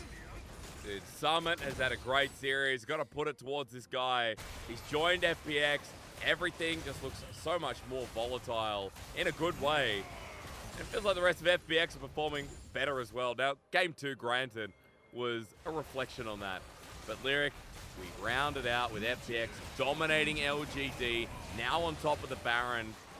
Things are looking slick, and I wouldn't even be talking about the level 16 Kayle at this point. FPX had this game in the palm of their hands once again.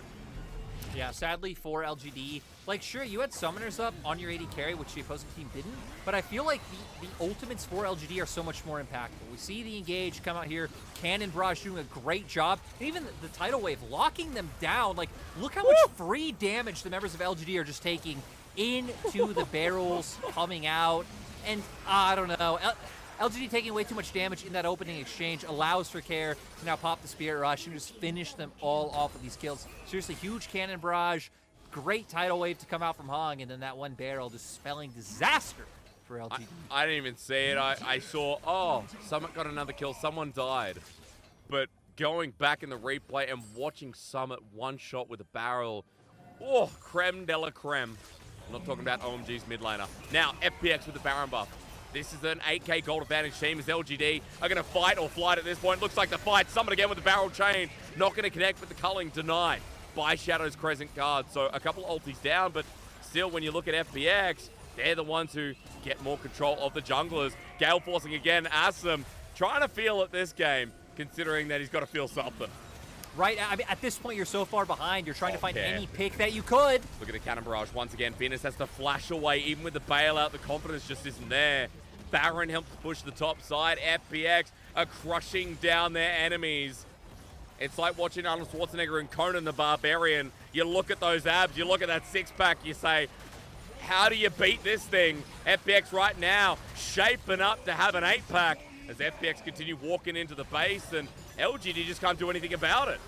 No, LGD are trying to get to the chopper, but the chopper is already gone. Nice. You have 2 stopwatches on FPX as well, so even if you get onto Care or LWX, you're not going to be able to take them down. And with this Baron buff, they're just doing such a nice job of just slowly whittling down the base of LGD.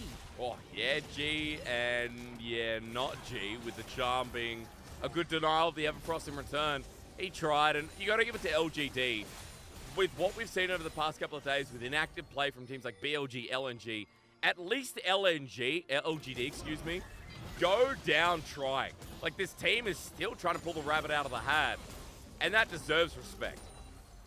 I mean, right, LGD, as of now, look like they're on their way to being towards 1-5. Still towards, like, the bottom end of the LPL. I still feel like they look better than they did in spring. Like, they took a game off LNG. They took a game off of JDG. They beat anyone's legend. They've now taken a game off of FPX. Like, this is a team who can make our mid and top tier teams sweat for a win. So, at least a good trajectory coming out is Yeji. Care's by himself. Care runs into the whole team. Cannon Barrage helping out, and Summon's damage is nothing to scoff at, but Shadow with a follow-up is able to get a massive look shutdown. at that damage. The Cannon Barrage damage so ridiculous. Whoa, Oh my the God. bear's in. I tell you what, the bear hunt doesn't work out as success. Finners can't get the reset. Forward goes LWX as Summit now is going to have the perfect angle. A great ulti here from Jinjiao, but it's way too late. FPX stand as a strong 4-man unit. FPX, when I said to them, Lyric, when I said at the start of their season, when they went 0-5, that this team wasn't making playoffs, the sunglasses went on, the boots the motorcycle acquired. FPX said, I'll be back. And here they are, now on a 3-series win streak. FPX, they are back. FPX right now looking like the Terminator of the LPL, taking names every series. We ignored Game 2. Game 2 didn't happen. We erased that from our memories because coming into Game 3, FPX brought it back to basics in my mind. Get the Lucian Nami, have this aggressive 2v2 in bot, and just babysit the hell out of it. We saw Clid go for the level 2 gank, giving pressure very early on, constantly leaning over with Care and Clid. We saw many times where LGD were kind of like posturing for a dive to come through, but not able to make it happen because it's like, oh wait, Clid's just chilling right behind the turret. Guess we have to back off. And Summit coming out once again with a great performance on the gangplank. And a similar performance at Game 1 on the Gnar. Had a great laning phase. This time around, it was the ultis that did him justice. It was the setup in the fights. I think the biggest takeaway for me from this series is that FPX, with a lot of control coming through in their lanes, Lyric, like these core picks. Care's Ari is a big one for me. Clid on something that can have a bit of priority as well. Like the Volley Bear with his dueling tactics. gave us a lot to look forward to. Hell, I could even say control over the bottom lane seems to be where FPX start, their early game. And if it gets through nicely, then LWX and I was going to say Crisp, LWX and Hung feel like they set up the trajectory for the rest of FPX too. Yeah, even if like we saw in game 1 that FPX can win through their top side and not rely as much on LWX and Hung, Yep. it still seems like that is the kind of smoother course to victory. I mean, we haven't had too many games of Summit so far in the LPL, right? But at least Summit so far hasn't been really heavily attacked by anyone, but has just been doing fine in his 1v1 laning phases. So was able to find solo kills against Chalitza in game 1. So that might be the play, right? Enable your bot lane, who as of now looks like the more volatile lane of the two. They've always been volatile. Yep. And just kind of hone them in from being able to look for those slips, come up on tails, and lose out the game. So for FPX, I like when they stick to this play style, which was just their bread and butter of Spring Split. And like you said, I feel like more teams are going to have to start respecting Care's Ahri.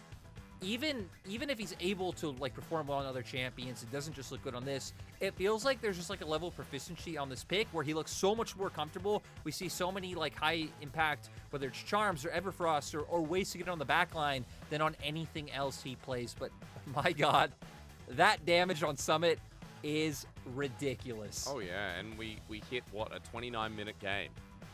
Summit was doing so well. Like fairness on the Kale. Lyric, he got to that point. He got to that later game point, level 16 here. There's 3 items there as we finished off, but still wasn't enough. And 38% of the team's damage on the other top laner. Like, it's impressive to talk about this guy because I remember watching, him in Cloud9. I remember watching Summit in the LCS. There is a very big difference from what we saw over there to what we're seeing now. And with this theory, bring over more LCS players and see what happens. Because it must have revitalized him. It must have given him a lot of hope. Because now all of a sudden, FPX on a win streak since he joined, since he came over. And this is looking like a team that still has a chance in playoffs despite me counting them out at the start of the split. Look, I don't want to make a bold statement, so I'll reiterate your bold statement for you. That you said earlier in the series, just bring a full team over from the LCS to the LPL and they will go to Worlds. You said that. I will put faith in those words. There you go, people of the world, owners out there, whatever you do. Let's do LMQ. Let's do LMQ again, but bring bring some NA orgs over here. Bring TSM over. Bring Team Liquid, CLG. Let's when we start getting into specific teams, this is where we get back on track and we move. Who do you think MVP is going to be? There we go. Summit. No, wait. It can't be Summit. It has to be Hung. Okay, we know it's gonna be Summit, right? Okay. When your cannon barrage is like doing half, like 50% HP of like the whole enemy team, like that is just ridiculous. We saw so many key barrel chins that come out. There was not even like a meme MVP. We could have been like, haha, it's this guy. Just like, no, it was so very clearly Summit. Sure. None of the other members of FPX really had a bad game in that last series, right? Like Care had his moments, Hung had his moments, but it really did just feel like Summit absolutely took over. And we're going to get to see more of him soon. Not tomorrow, because tomorrow there's no LPL, but next time FPX plays, we will. And we can talk a little bit about their schedule while we wait for MVP. LNG's coming up next, who have been a little bit shaky. In their last series versus IG, it was good, but not what we consider the greatness of this team or what it can be. OMG next. Anyone's Legend. TT, BLG. I think it's a manageable schedule. They even finished with WE all the way in towards week 10. They've actually gone through some of the hardest teams in EDG. RNG, V5, top esports. If you look at the top 6 teams right now, FPX has played 5 of them, I believe, off the top of my head. Their first 6 games were the 5 top teams, plus their 1 loss to, I think it was IG. Like, that was their schedule. So from here on out, FPX really should just be looking to nonstop win. They really can't afford too many losses typically, right? Once you start getting into the realm of like 8, 9 losses, that's where it's getting like a little bit dicey. You still could be in playoffs, but maybe your fate is in others' hands territory. So yeah, hopefully FPX, with the schedule you just highlighted, being reasonable, bar, let's say LNG having a surprisingly good performance like they did yesterday. Sure. I feel like FPX even going to that one is maybe not like a heavy favorite, but that is one where if you had asked me on the spot of like who's going to win FPX or LNG, it'd probably favor FPX. I feel like LNG have looked a lot more shaky in their wins, again, barring yesterday, than FPX have in their losses. Hey, Clid just got MVP. That's surprising. Sorry wow. to interject. Yeah, the jungler of FPX picking up MVP. To be fair, had a decent enough game, but on this volley bear, he was a bit of the support stuff. It does feel like the solo laners of FPX were definitely candidates as well in this game. Yeah, it definitely looked like, again, the damage Summit was doing, and even just the pressure that Care was putting up in mid-game and fights was wholly impactful. But there you go. This is why he gets That's it. Why. He did it. He did it 2 whole games in a row. He wasn't able to get MVP in game 2 because his team didn't win. And here in the LPL, we don't give out BM MVPs, no matter, how funny it would be to do maybe once. Yeah, Clid got the smite. There we go. Well done. Well, I mean, Clid was pretty great on this volley bear, a pick that we don't see much anymore. It's also something that disappointed me not seeing the Belveth, but at least, hey, we got Clid in charge, which happens to also be a pivotal position where FPX thrive. That's a well-deserved MVP. Summit gets regards, and FPX getting their win. And Lyric, what we're talking about before is the schedule being a bit easier for FPX, but the fact that they've now won against LGD, they beat JDG, I think their position pivots so much, and, maybe we do have a more competitive top 10 angling towards the end of the season. Yeah, we definitely do. Also, funnily enough, Clid has by far the most MVPs on FPX, which is like wholly surprising. But there we go. Clid did it. Hysteric set us up for Rookie. Ladies and gentlemen, he said it. V5 are coming back with a vengeance against RA. You might think, oh, what's the point of the match? Rookie finally returns after all this time. Alongside that, I've also found out that Mazel used to be a zookeeper on his Leaguepedia. So everything right now feels pretty hype. I'm going to ask him about that. We're going to sit and wait for Rookie, and we're going to come back with 2 answers right after the break.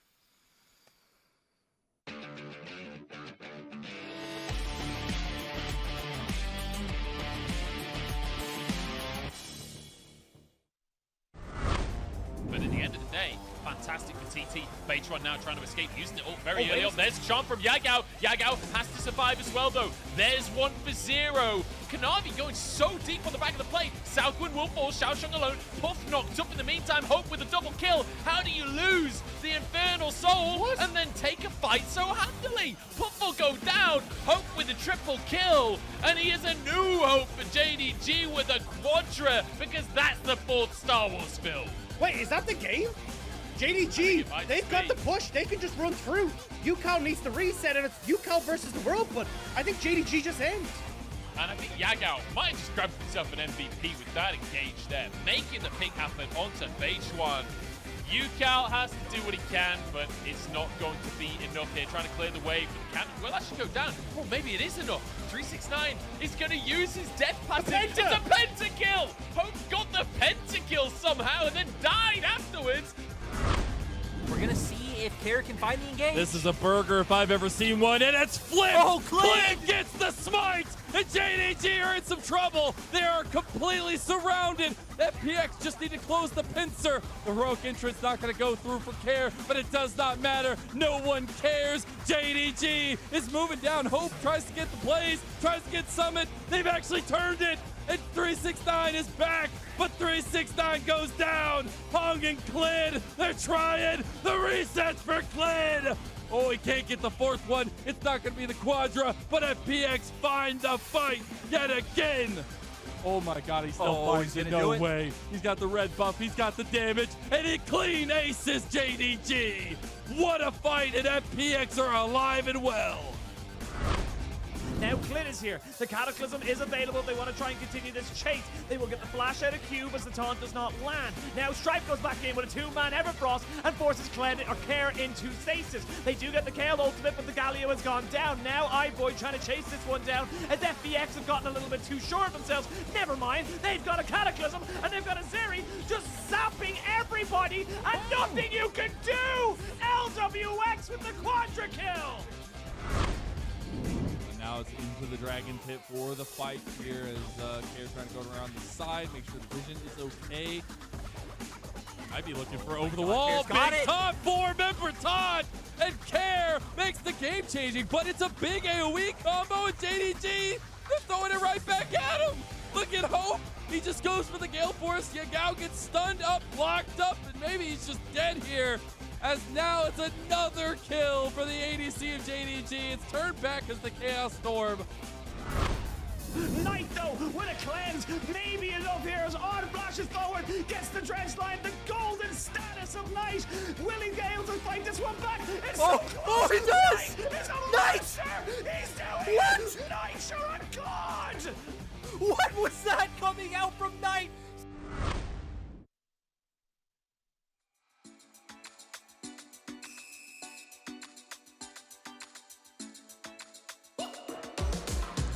When you're feeling down, wanna come my way, gonna lift you up.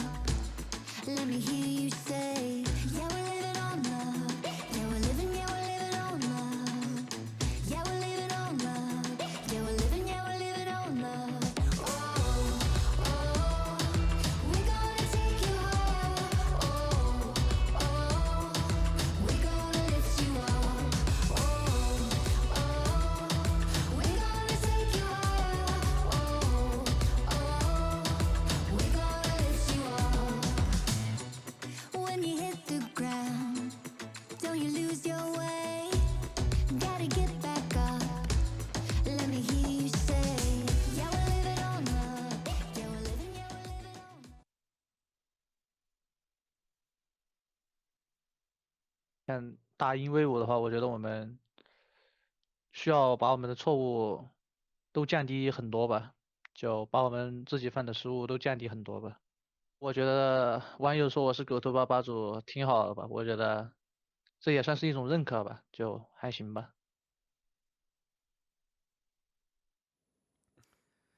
Ladies and gentlemen, we welcome you back here to V5 versus RA. It's the start of the series, yes, but it is also, more importantly, a very special occasion. Lyric, you and I are going to be introducing a man that has gone amiss for the first half of the LPL Summer Split. He has been missed in one way. He has been covered by Dream in a very spectacular way as well.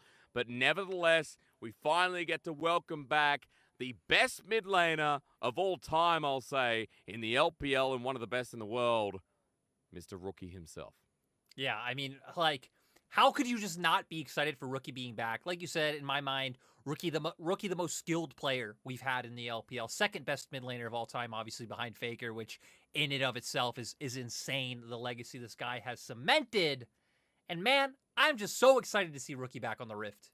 Yeah, me too. It's been such a long time, Lyric, and you set this up for our viewers at home. We're going to throw you to a bit of a revisit of some of the highlights of Rookie throughout his career. Play. Rookie 1v2, a lot of damage, but Ryu won't go down, burns the cleanse, and now Rookie might try to re-engage. EQ is almost enough to kill, as Ryu's getting a bit low, but now Anda walks in for the Fear. Spell Shield will turn off, though, and watch out for the damage. Fear's going to keep Rookie away. Will he go in for this one? You can get this. He might try. Realm Warp to separate. Anda's going to be on top of him. There's the damage output, and a 1v2 solo kill for Rookie. He wants a bomb. Looks for more.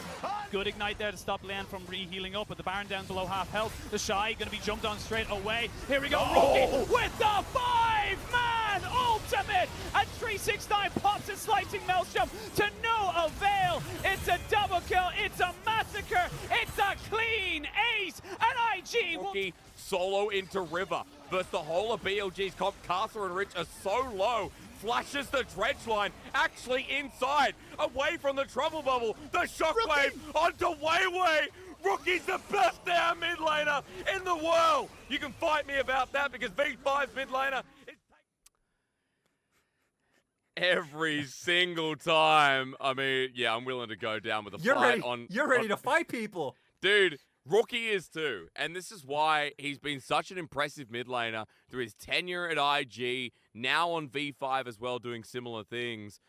We still have that feeling, and I feel like it's only fair that we give him this fitting return, Lyric, considering that he has had some of the best montage plays in LPL history.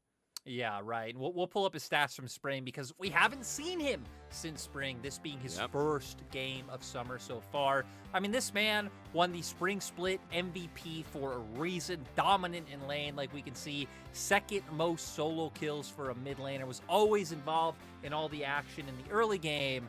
And yeah, I think Rookie is just the most exciting player to watch in the LPL. And even over the past few years, right? Even thinking back to his past few years on IG, he was still a phenomenal monster. Even though the one split where he had an off split wasn't really Rookie playing bad. It was just Rookie not carrying 4 other people on his team to the finish line. So great to see Rookie having a standout spring, now being back, coming back to an undefeated V5 roster, and hopefully being able to continue that momentum. That's right, and while we're highlighting Rookie, I just need to say, Dream has done so well. Dream deserves the starting spot on any other organization, any other top-tier organization coming up for 2023. There's specifically one that starts with a B that, maybe they can look at, but we're not talking about them today. But Rookie... Yeah. Rookie going to be facing off against someone he used to be on a team with because we got Rare Adam. True. I mean, we're looking at someone like Le Yan, right? The jungler that came in, filled the spot for part of 2020 when Ning wasn't doing too well on the roster. We can talk more about the history coming up later because for now, Rare Adam have their own little story. Going up against V5 is going to be a hard task considering this team's currently 2-4. Have been a little bit middling. And I think it's fair to call them rare acrobats because sometimes we see them do this amazing little plie, the tightrope walk. Other times, they juggle 3 balls and drop 2 in the sink and 1 flies into the audience. So I'm not sure where to put them right now, Lyric. Yeah, I feel like RA have been really weird to watch, right? We even had Cube's interview where he's like, I'm like the honorary Nasus lord of the Nasus community. He's had some pop-off games on things like the Nasus, on things like the Jax. iBoy's had some good games, like Lil Yen and Strive have been there, but feels very hit or miss, feels very disjointed for RA, and especially a lot of their early games coming through. They are coming off of a win. They were able to take down WE, albeit it did go all the way to 3 games, but still we got to see some of the good things that RA are always able to bring out, right? Some of the strong laning phases that their players have that bring them into these mid-game team fights where it's like, sure, they might be slightly behind in gold because they do have some scaling elements, but Cube's able to pop off, iBoy able to have a dramatic performance, a great performance on the Zeri, and then, as always, it feels like Strive and Lil Yen being the driving force for this team. I mean, nothing's really new with what we know of Strive, who debuted in spring and has constantly been someone who's had highlight plays himself. It'll be exciting watching him go up against Rookie today, but I'm also glad you mentioned Le Yen, because Le Yen is someone who you were pretty big on in spring as a top 3 jungler. Yeah, I feel like Lil Yen for a majority of spring, maybe until the end, and then, us getting into playoffs, was having an incredibly good split. And we're not seeing the same glimpses here. I feel like for RA coming into this split, Lil Yen and Strive are still kind of the defining aspect. Like Lil Yen gonna look for his advantages, Strive as well. But we haven't really seen it being brought to the other lanes as much as I feel like in spring we had been seeing it really bring up Cube and bring up iBoy to make the whole team function as a 5-man roster. And so as we look closer in, if there's not that same element, we have to still talk about what has made this team successful, what has made Le Yen and Strive successful, break down a little bit what we're kind of expecting here, because you were saying in rehearsal, we're talking so much about Rookie. This balance here of Le Yen and Strive in context, I think is pretty important to the series. Yeah, right. Again, Lil Yen having been on a team with Rookie before, Strive being the mid laner, to go up to him, in his series coming back.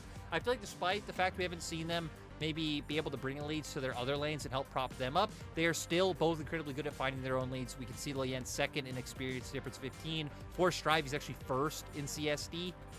Both playing very much for their own advantages, but I also still think they link up well together. Third highest mid-jungle proximity able to come through. And that's why, even though it doesn't feel like RA put a whole lot of emphasis into ganking sides or bring these 4-man plays down to bot or even stacking up Heralds or Dragons, they're almost always able to keep up in game just from the gold leads that these two are generating by themselves. I mean, solo kills is just a huge thing here for Strive. Normally it is Rookie who would hold that stat.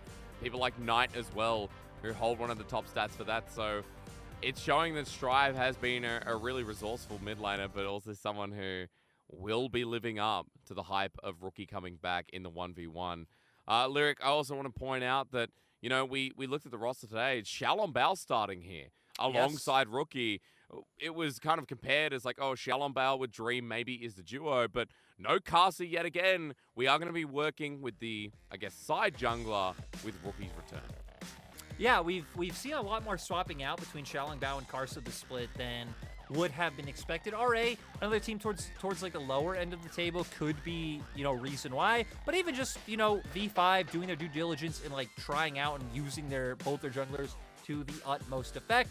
As we come out from pick and ban, Wukong and Zeri still taken off the table, and V5 quickly going towards that Kalista. Okay, well, it's open with the Renata alongside it if it's given over. But for RA, what else can be denied here, Lyric? Aphelios again? I guess we are really just in Aphelios meta once more. Yeah, going straight towards that strong 2v2, able to come out in V5, are so ready with their picks and bans. Rookie going straight towards the Taliyah, so some decent scaling damage later on, able to come through, the ability to impact the map. And now the Amumu, a champion we've already seen a ton of in recent games, but this Amumu is buffed, a bit more base damage on your ulti, lower mana cost on your bandage toss, which just gives PB God even more opportunity to be the aggressor. Oh yeah, as he would love. I also want to point out that with the jungle pick there, with the mid pick there for Rookie, we've also seen a couple of times that Taliyah being flexed. So maybe we'll keep the possibility out there that V5 want to play around that back as we go towards second phase of bans with the Silas getting locked in here as well. Lyric, we need top laners. We need junglers if that truly is going to be a Taliyah in the mid lane too. And there's a lot still open. True, you're right. I guess for V5, right, that Taliyah is a flex pick coming on through. So Xiaolongbao definitely being someone who can pilot that pick. He's already even played it once so far this split. It was a win. I don't even think he died in that game. Yeah. But for RA, would like to see something that compare well with the Silas. Silas being the type of champion, right, who wants to all in and needs to look for these all-ins to be able to find winning trades. So having a strong early jungle who can emphasize that would be quite nice. On the side of V5, the fact that they get to see what RA are going to pick on 4 and then decide where the Taliyah pick goes feels like it will be a really nice plus for them. So far, though, right, their composition signaling all about the all-in. So definitely going to want to see Rich pair on something that goes quite well with that. I just love that maybe they're thinking the same thing about that Taliyah going into the jungle, because a ban against Rookie with the Yone is maybe something we don't know. Well, especially with the fact of RA bringing out their mid lane option first, right? That allows for the potential pivot to be able to come through in terms of bringing out a different mid laner to look for, a more advantageous 1v1. But Gwen, a pick that kind of fell through the cracks in the first series, despite, again, still being incredibly relevant, feels like it would be a decent pickup for the side of RA. It's even been Cube's most played champion so far this split. But I'm not going to be calling it out. Instead, Loyang gets the jungle pick over Xiaolongbao. Again, we kind of get to see the cards of V5 here for their first game back with Rookie. Looking over a jungler for now. We'll just hold on that thought. But for V5 here, Lyric, a lot of all-in already built up. There's a lot of crowd control too. I just want to wait and see. I'm not going to jump into anything yet. We still have Belveth open and available. The Allow is something that hasn't been played. I hate that the players are playing with our hearts, but nevertheless, we get more normal. Yeah, I feel like V5 get a bit of leniency considering that they went through their first series of picks so quickly. So bringing us to this now. Again, still kind of expected Taliyah to go towards mid, now being confirmed, bringing out the Rex side, just kind of one of those old school counters to Lee Sin in regards to being able to cancel, that Q being able to come through with the knockup. And now for RA, we get to see where they are looking to answer with their top lane pick. So far, having pretty decent setup to be able to play out through sides. If they were willing to opt into more scaling like the Kale, which they are going to highlight now, would give you the 1-3-1 with the Silas and the Kale, having ability to pressure. You already have the strong mid-jungle 2v2 with these two all-in skirmishers, and they will round out with that. So, timer again, Lyric. Are we going to start talking about it, or is there more than meets the eye here for RA's comp? No, I mean, right, I feel like RA's comp, like, decently well-rounded in the sense that, like, right, you have the 5v5, you have the ability to play out through the 1-3-1 as well, like we just hit on. If you could blow Rookie's flash early, I mean, Silas just has so much all-in pressure with the Abscond of Duck, it would really limit his movement and then set up for Loyan and Strive to really be able to take over the map, to where I feel like V5 with champions like Amumu, Kalista, Rek'Sai are just so heavily indexed into being able to take over this early game. Yeah. But for V5, that was one of their big strengths, right? Like, sure, maybe they didn't index into it as hard as, say, top esports did in playoffs, Sure. but V5, I think, were one of our, like, strongest and most proactive teams in the spring split. So now, with Rookie back on the roster, we'll see how it pans out, especially, again, with them continuing to run Xiaolongbao, despite the fact that Rookie's back. And I want to quote you on V5 because their playstyle's always been something that's interesting. You talked about them being, you know, not the best macro team in the past, but quoting from the document that we all have that you wrote in yourself, constantly having an idea of what they want to do. Amazing direction. That's what you say. For V5, early game direction, their transition always feels like it's on point. And even with Dream, we could say the same thing. Yeah, I feel like V5 were one of the teams who always knew how to push the state of the game forward, right? Like, they would always get into the enemy jungle, get the deep vision down, and play for those picks. They were never a team who would just wait for Baron or wait for the next dragon to come up. If they have an advantage, they are going to force it forward and try to just keep expanding on that gold lead. So hopefully now, with Rookie coming back, V5 won't have lost the step, and they can continue their undefeated streak going forward. Nice to see him once again. Welcome back, Rookie, and welcome to the series. That welcomes him back. With RA trying to challenge V5, the undefeated team, who's only dropped 2 individual games in the LPL so far. One to RNG, one to Anyone's Legend. Can RA at least do the same or finally take that first loss or push V5 to that first loss? Now, this invade a little bit cheeky. We're like ships in the night. V5 going to be walking into this one, and Rookie spots it out first with PP God on this Amumu not going any closer. 5 members of RA walk in, or excuse me, 4, and 4 will also walk out with nothing but a ward dropped and a standard start with a ward in response from V5. Yeah, nothing too crazy going to come out from this level 1. Just going to get standard starts coming through. We do see Rich going with the Ghost over the Ignite, so already showing us that he's playing more for those 5v5s and that mobility that he can bring out later on, rather than just, you know, indexing even heavier into just trying to win out through these trades in topside. But I expect a lot of attention to be paid down to the bottom lane, right? We have a Kalista and a Amumu, champions who have really aggressive trading patterns. PBG wanting to find those Vantage tosses in, Kalista wanting to commit for those all-ins, and then hopefully Xiaolongbao, once he does make his way back down towards this bottom half of the map, to be able to punish iBoy Yuyanja, being on 2 very squishy champions. Yeah, you know, and coming closer to Photic and PP God as we see a level 2 set up with a bandage toss, nicely done. I think Photic and PP God have impressed us quite a lot this split. We had a huge segment about them last time that I cast V5. Photic and PP God have just been in control of their lane and have been someone that, once again, have done a lot better than expected, considering that this is the first year that they're playing together. Yeah, I definitely think they've had their ups and downs, but their ups have outpaced their downs, which for PP God, who was coming off such a rough year in 2021, I think was wholly surprising. Photic, I think, had improved towards the end of his tenure in top esports. Heard and saw a lot of good things about him when he went back down to the LDL, so happy the transition was able to come forward.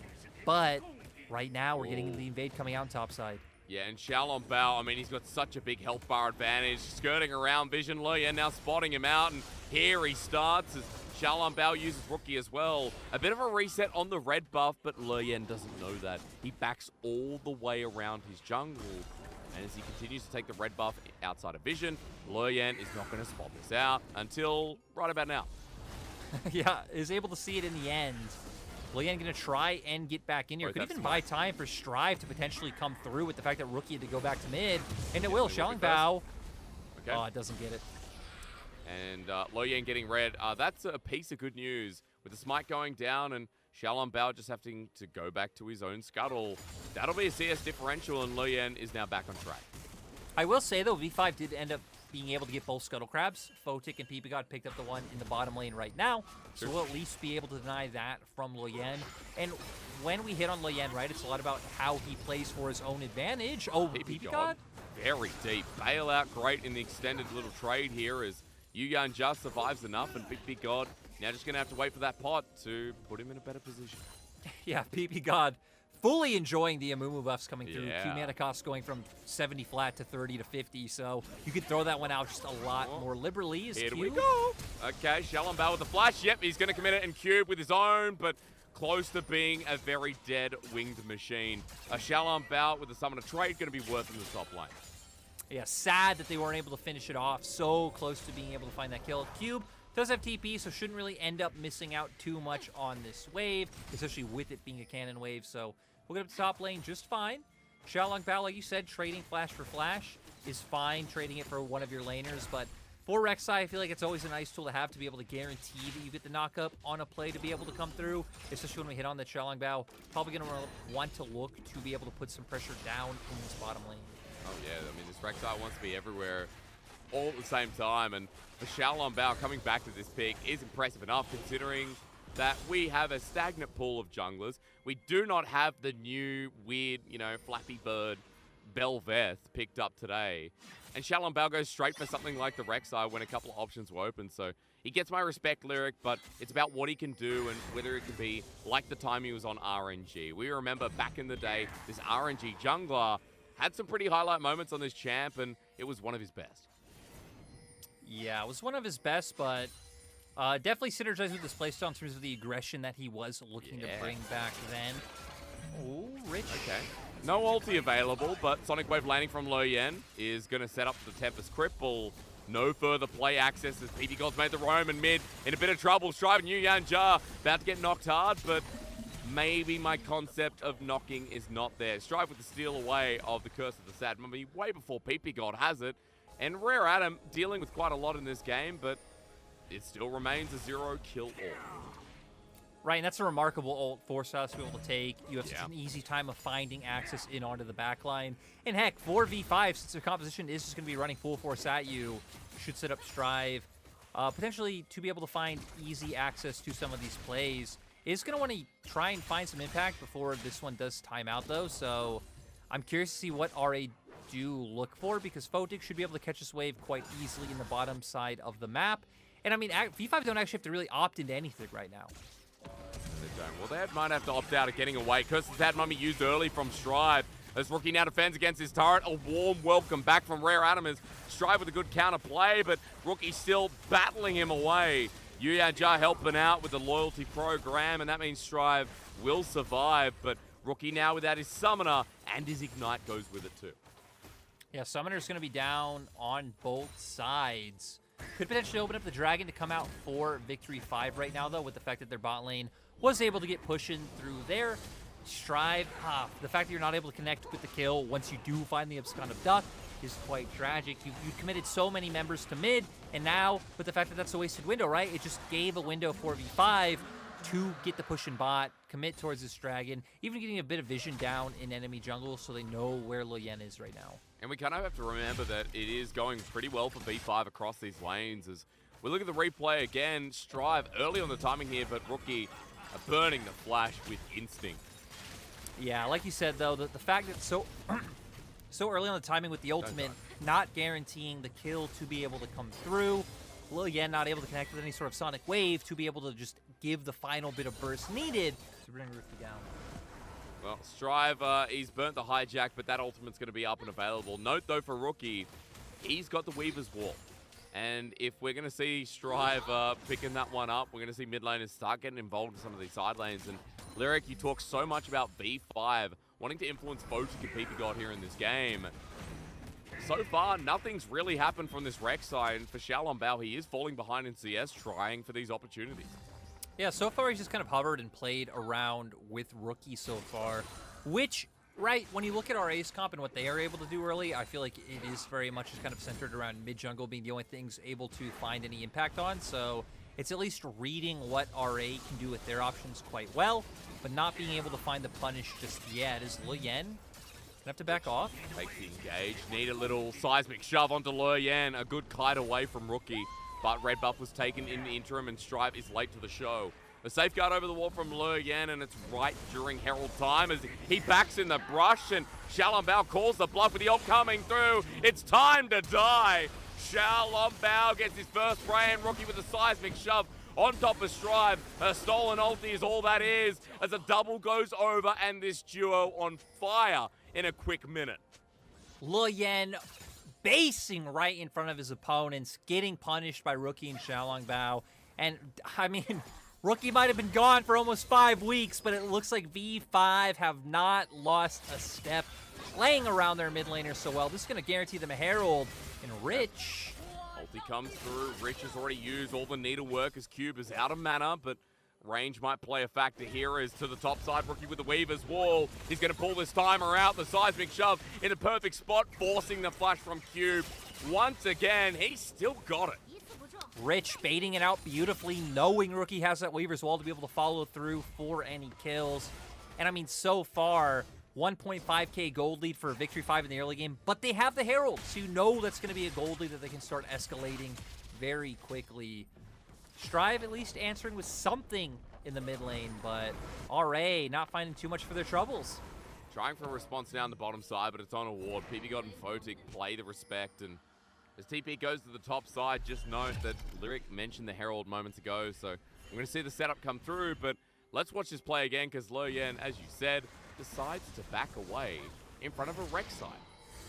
Yeah, he saw them walk through, but just assuming they're making their way back down to lane, or maybe even just getting control of the Herald. Disrespectful. It is punished. Shellingbao coming through with the ultimate.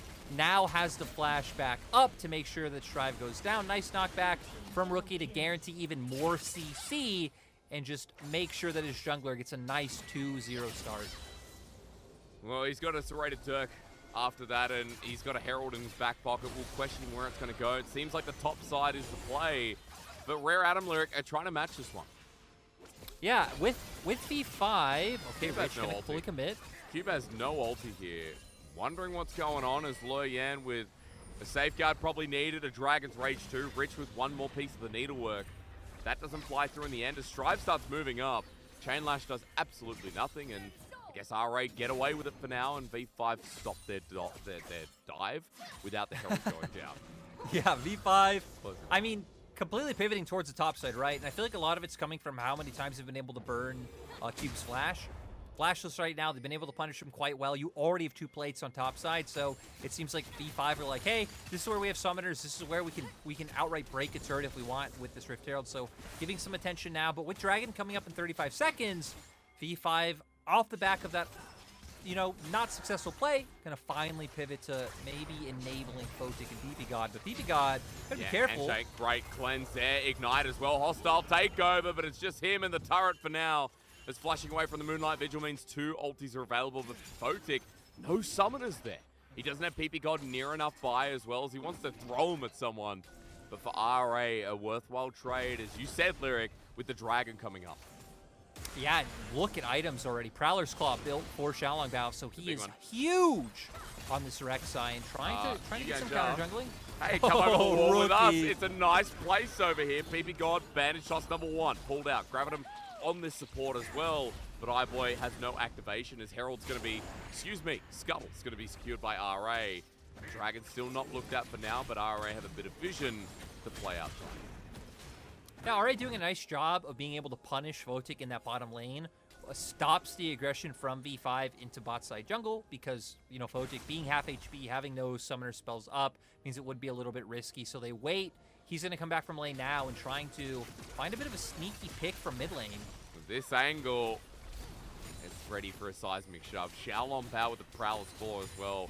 The range is huge as they know Strive that senses Strive. it though, he knows. Yeah, of course he does. Herald's going to be dropped down at the very least. Gold given over to Rookie as even Lo Yan will be here, but Rookie close enough to the turret, and as he continues pushing out Rare Adam, he'll share in the bounty. So a lot of gold given over to this mid laner, who right now has a couple of assists under his name, but even in CS, even in tier here on the Talia mid Lyric is something worth mentioning, is no ult on the top side. Yeah, looks like Rich still kind of posturing up to playing aggressive, but look at the minimap. V5, I mean, going full stride with what we talked about earlier, right? The V5, in my mind, we're one of like the better teams at just aggressively playing for picks in the enemy jungle. Yeah. They're still sticking around that bottom lane. You can look at how much vision they have right now and just opening up for the Dragon to come out from Xiaolongbao. It's going to be free by himself, taken easily. Second Dragon there too.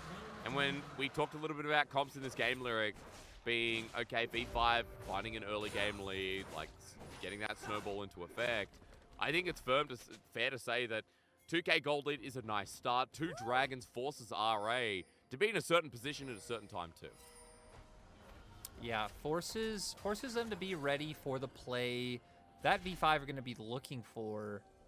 RA, though, not really having too many options in terms of what they can look at on the map right now.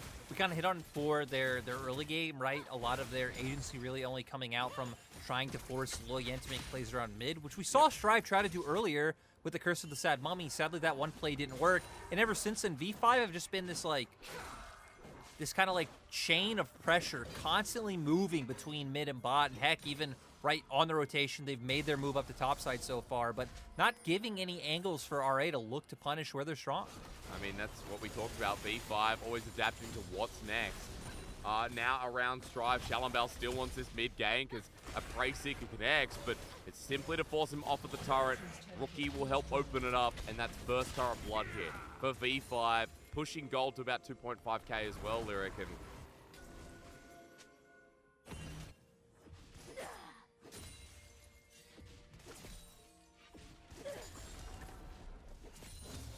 well, Hysterics. Mine too, Nice. don't worry. Oh, you're still? I knew you were going to say it. There, you know. there we go. There we go. I'm back in action at least. V5 poshing for another dive on the top side. Cube in a bit of a sticky situation with PP God, making it so he can't retreat. Has Curse of the Sad Mummy, but Strive does have teleport. Well, I'm not going to give you the solo cast for now. I apologize if TP comes through and you don't get to call the action anyway, because iBoy and Yuyanjar want a piece of it down the bottom side. At least now, the TP in the top side. Looks like Herald will be started here. as Rich is just going for it. And you're right, Rookie coming in, a bit of flavor is now Rookie flashing forward. The confidence out of this man continues as one kill going down. His return, absolutely massive. And a swift play out of the Soul Lanes. A victory 5. What more could you expect? I missed having Rookie play every few days so much. Rich starting it off, knowing he has his mid laner available. Rookie had Weaver's Wall the whole time to close the distance. Didn't even need it, just running down. Does have to use the flash to be able to finish off some of those kills, but still, beautiful 2 picks coming out from the side of V5. They did play it safe on the top side at the same time as well. They started the Herald, but did back off once members of RA came to contest. But it gave them time for Cavalry to show up, and now V5 should be able to take this Rift Herald for free. And you know, the rumor was like Rookie had been playing 107 league games within a week. I don't know how that's physically possible, but this guy's still in form as Rich, as you said, set it up. Yeah, Rich taking so much damage. Sadly, Ultimate not able to hit coming out from Yuyanjar. Opens up the kill for Rookie to come out, and then just beautiful seismic shove to make sure that Yuyanjar goes down as well. And alongside another Korean top laner, the Soul Lane has taken over the map. A bit of deja vu for all the old school fans out there as he'll open up a topside turret as well, and Lyric, the gold lead, moves to about 3k. Right now, RA have only opened up that bottom lane outer turret, so the map feels a little bit closed off for them, but the team that hasn't had too much agency, as we've seen around the last couple of fights. And this game feels very stock and standard RA in terms of like fall behind early. We don't see them link up all too much, but some plays were like tried and assessed. But still, their laner's not falling too far behind, right? We see Strive pretty much even in mid lane, Cube doing fine up towards the top side. Luoyan's actually ahead in farm for how much time Xiaolong Bao has spent. We saw, right, traversing from mid to bot to mid to bot. So this is how RA typically keep the gold close. Still 3k behind, right? But it feels like with how much V5 have controlled the map, I mean, it's looked like a 5 to 10k lead, with just how much they are dictating the action. So nice by RA to keep it somewhat close, but this game is still solidly and firmly in favor of V5, especially with Rookie now picking up the Archangel staff. Yeah, 2 items. I want to point out, I was wrong. 107 games, I believe, in a month. Not a week. I'm a bit of a fool. I don't know how you play 15 solo queue games. Bandage toss! 16 a day is, we get the engage. Had to clarify their Lyric, as, you know, already say enough foolish things on broadcast. 15 seconds till the Dragon, and with that Summoner burnt from a cheeky bandage toss, Yuyanjar now down to Summoner, and it's in front of this Dragon, which makes number 3. Yeah, sorry, I expected the bandage toss play to be way more hype, but nothing did happen. But PP God now does some of a flash, but neither is Yuyanjar's Luoyan. Trying to just brute force his way in here. we need to look at the hostile takeover. I really feel like that's RA's only real way of being able to take a fight. Ooh, or Weaver's wall. if Strive, what ult can even take? Well, he's zoned off across the wall. He needs it gone abducted. Yeah, where's the ult going to be? As PP God curses the sad mummy outright. Hostile takeover's there, Lyric, but it's late as the third dragon secured, and Rich nails down with the needlework again. Cube wants to ult in the middle, but that ulti from Shalambao buys his time and space. iBoy left alone, and Victory 5 with Dream, with Rookie, it's all the same. Right now looking like the best team in the LPL by far. Yeah, V5 just completely dismantling Rare Adam. Strive, I guess, was just waiting out the Curse of the Sad Mummy cooldown, because that's really the only ult that looks like hugely beneficial to the side of RA and being able to find those fights that you want. But I mean, the fact that Silas not able to find any impact or get anything done in the team fight, Rookie, like you said, kind of pincering members in. They have to funnel into this very small choke point, which sets up PP God to find a huge engage. Rich getting straight onto the back line with some of these snips.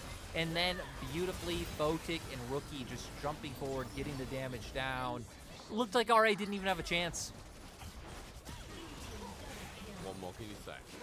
RA haven't had a chance to do much in this game. It's a 5k gold lead. It continues growing out of control. The third dragon means in 3.5 minutes, that time is set. And in this game, B5 continue to run the map, and it's nice to see that Xiaolongbao and Rookie have that similar vibe to Casa Rookie, where as a mid-jungle duo, they're pretty much moving first. They're always in the blind spots of the jungle, and this game's been no exception. And it's just no surprise, right? I feel like one of the strengths of Rookie, like that he's had, is just how well he's able to work with this team. Sure. Whether it was on IG, covering for the Shy up in top lane, making those roams, or even like working with Shun, which looked kind of rough at first when that first started, to getting it down. But I'll stop because Baron looks like it's to be committed to. Rookie and Rich both zoning quite nicely. I don't know if Loyen will be able to find a way into the pit. Weaver's wall comes through. Rookie sends out the whole team. Sonic Wave comes through, but they can't get near. Two-man seismic shove.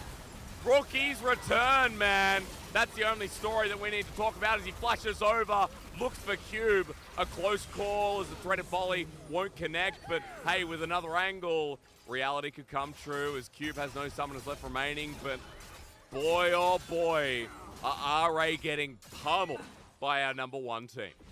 Right, I mean, 7k gold lead, Soul Point at 22 minutes, Baron at 22 minutes, pushing down even more turrets. V5 just taking a commanding lead, and heck, they don't care that RA are still here. They're going to keep going. Yeah, with the Fates call in, Photic now wants a piece of it as Cube has no ulti, and they know it. Ren for stack #1. A turn from Xiaolongbao as he spins first. Handshake good, but the ulti dodged away from. Photic looking for the re-engage. Xiaolongbao turning iBoy into something else. Oh, that was close. And that was close, but it was still so slick. Victory 5. I mean, this team is close to getting into playoffs, Lyric. They're heading down the barrel of a 7-0. And of course, I'm going to get ahead of myself as first kill goes down to RA, but Victory 5 right now. Styling on Rare Adam. It's not even close.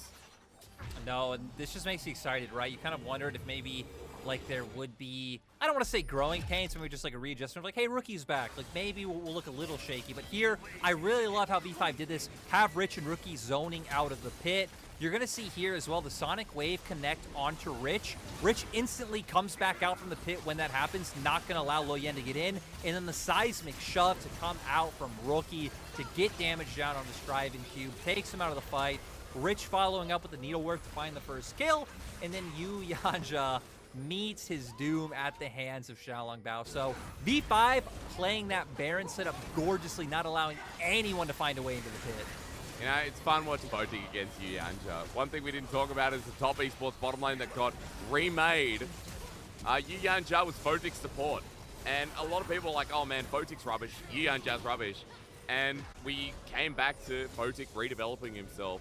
It feels like Yu Yanja's kind of done the same thing over the years. They've both developed quite a lot, but I think finally, Photic's out of Yu Yanja's shadow. It was a bad shadow. Photic has come a long way. It's even crazier to think that that was the bot lane that followed up, who was it? Ben? Loken and Ben? Oh, yeah. Yeah, it was. It was Logan indeed. and Ben to Photic and Yu Yanja to Jackie Love, and now we got Mark. Yeah, we do. A little bit of spice, right? PP God, was that just cause? I mean, he has a Zhonya's. Maybe doesn't care as Lo Yen is getting snipped to death by Rich. Cube does not do enough damage. Seismic Shove again. Photic heads forward. They flash onto Rookie. Yu Yanja wants a hostile takeover, which hits nobody. And V5 all survive once again with the threat of the push now gone because they want Dragon Soul. And it also just goes back to the fact of, like, right, for V5, shorter range composition, wanting to find those fights, those kills to be able to break structures down. We've seen they are willing to dive like they were in the earlier exchanges, but they're going to back off. They're going to guarantee themselves soul, and now they can look to start up that push once again, as we're going to see in the bottom right-hand corner. Yep. Nice. That's just class. That's all you can say about it at this point. So you have a Mountain Soul. It's surprising that this game is actually longer than the first game of the day. This game has felt, I mean, it's felt V5 have been in control since minute 1. Yep. I mean, heck, even the only kill RA have only found in the last few minutes. Was in the base.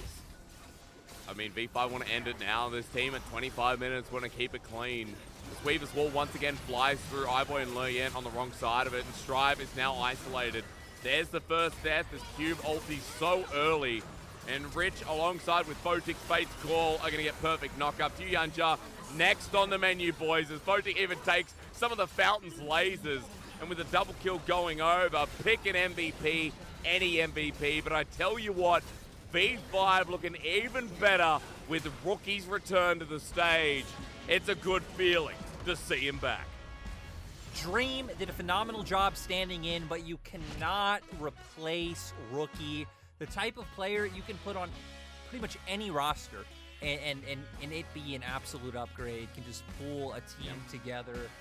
And yeah, RA didn't even look like they got a chance to play. Great mid-jungle synergy coming out from Rookie and Xiaolongbao. They were holding hands since minute 1, invading the enemy jungle, finding those picks. V5's vision control in enemy jungle and like their ability to look for picks, but also choke the enemy team out from vision, just beautifully executed and sets up for this proactivity, because V5, once again, keeping going with being one of our more proactive teams in the league, of not sitting on a lead and being like, well, we're winning, but the next dragon's up in 3 minutes, and we can use that to win a fight. No, V5 were like, we have an advantage right now. We're going to keep pushing this forward, looking to snowball the game, and they did so quite well, right? Their bot lane was fine in the 2v2. They were left to their own devices. We see all this player on top side. Instantly, it's like, hey, now Rich is in a good position. We pivot back down to bot, and we're just like a seamless transition from top to mid to bot back to mid. Everything tied together so well. Agreed, and every moment was V5's like highlight play. From the gank to the bottom side to the Amumu setup to the Dragon plays you're saying. The way they played around Baron. Yes, the direction seems to be what we talk about with V5 every time it comes up. To quote you before, as I said, amazing direction in this team. You know, Victory 5 always have their head about what they're going to do next. And you got to appreciate it when, you know, teams like this in the LPL come along every so often. And I know right now we're questioning like middle of the pack, bottom of the pack, and what's kind of going on apart from 6 teams in the league. V5 were never in those 6 teams with Dream. And this performance against RA once again shows us that they're pretty consistent this split. Yeah, V5, we're always going to be a team that was exciting to look out for. Did not lose a single step. I'm really excited to see them play up against teams like JDG and so on and so forth later on, considering now they have, you know, this roster back together. To where on the opposite side for RA, I mean, disappointing performance, you know, needless to say, but still RA going up against V5 always felt like they were going to be the underdogs coming in. Weren't able to find it. They tried to set up that one player on mid early on, and maybe that could have been where you get some momentum, but sadly Strive pulling the trigger too early on the Curse of the Sad Mummy. And then we saw, right, as the game went on, there's really no phenomenal ultimates for Strive to steal on the opposing side other than that Curse of the Sad Mummy. So a lot of the time it felt like he was just left waiting out for that to come through. Sure. In another game where we have 2 players who were involved in no kills.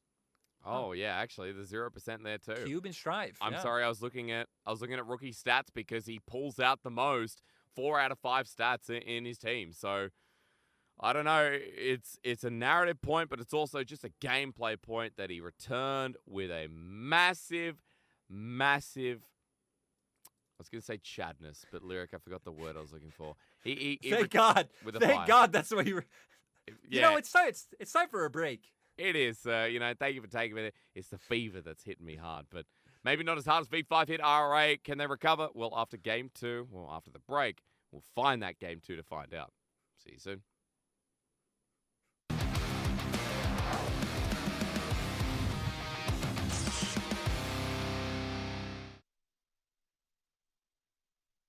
I think the big question for me, though, and I'm going to pop it over to you two lads, is like, how do we actually feel about BLG's success? Because for me, it's kind of like, okay, well, I can see that they're doing the right things, but I still feel like there's so much miscommunication in their team fights and like target selection seems off. I don't know if it's going to be enough to try and put them in towards a good spot. Like they have half, 2/3 of the split left or just under. So do you think it's enough time for them to kind of right the ship and maybe see themselves do well in playoffs? Or do you just think it's, look, this is definitely a roster that we're looking at more for spring 2023? I would say I feel like this roster's not going to... I mean, I'll put it bluntly. This team probably will make playoffs. They're not going to make Worlds. The roster's probably going to get remade going into next year. That is my trajectory, I think, for this roster. I think Icon might make a difference. That might mean, they do better. But even like spring playoffs, they made it through the first round. But I think with like the player names on this roster, the expectation is that they should be going to Worlds, right? Which is, it's hard to say in the LPL because even though we have 4 slots, there's a lot of teams. But like the expectation coming in spring, BLG didn't put this roster together. They didn't sign Uzi, so they could be like, oh, guys, we came 7th. Good job. It's like, no, this team is there to make it a Worlds, and I think they're so far away from that. Like this team will never be better than V5, never be better than Top Esports, never be better than RNG, never be better than JDG, and that's 4 off the bat before I even move down to other teams like EDG, Weibo, anyone's Legend, Yeah, though Dan has the right gauge, and I think like realistically, you look at the rest of the league right now towards the top end. It's just a really tall ask to make it to top 4. I think with the way that they're playing, and if you're asking for development time, I'm just not sure there is quite enough time. But playoffs is like the bare minimum. You look at the names on the roster, you're like, yeah, like any other league, this is almost guaranteed like world slot, but it's just not the case here, especially with the way they're playing. I hope for their sake, at the very least, they can like maybe make it competitive, right? Make it all the way up to like maybe 5th. But again, even Dan, just this is not top 4, and then there's just more below it with like Weibo and EDG. So I'm not sure what we'll actually get to see from them, but I hope for their sake they can at the very least give us something special.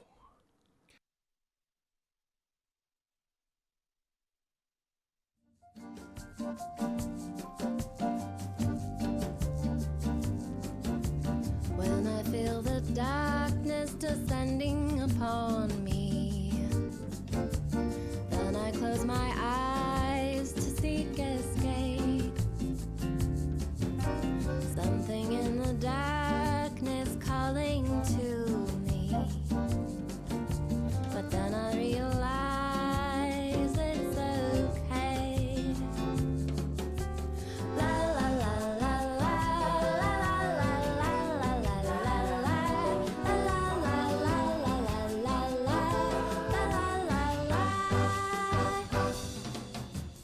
I'm going all in, it's too late to fold now. Don't you wish you could start brand new? Still running in place on this hamster wheel. But when I close my eyes, here's the view. La la la la la la la la la la la la la la la la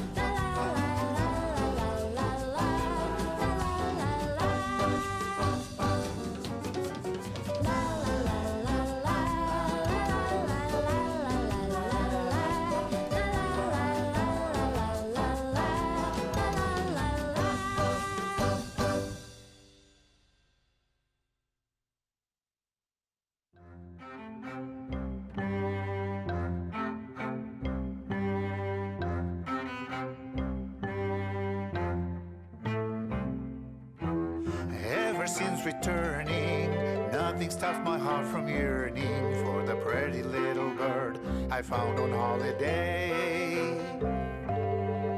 Every moment now I'm dreaming, every thought of mine is leaning back to see her, my pretty little bird. Take me back to Pájaro Bonito, bring me to her, to my papagayo. Setting sun and shining waters couldn't match the lovely colors that you bring to bloom, pretty little bird. Pretty little bird, la la la la la. 下场打 A 的话，感觉我们下路只要打好自己对象，减少失误就可以了。取胜的关键点感觉就打团吧，打团打好点就可以取胜了。感觉小龙宝发挥特别好吧，因为他天天也比较喜欢唱歌，然后每天都在唱歌。Okay. Shalom Bao likes singing very much. Thank you, PP God. Perfect insight here to the team of V5. Funny thing is, I don't even feel like team fights were necessary in that game.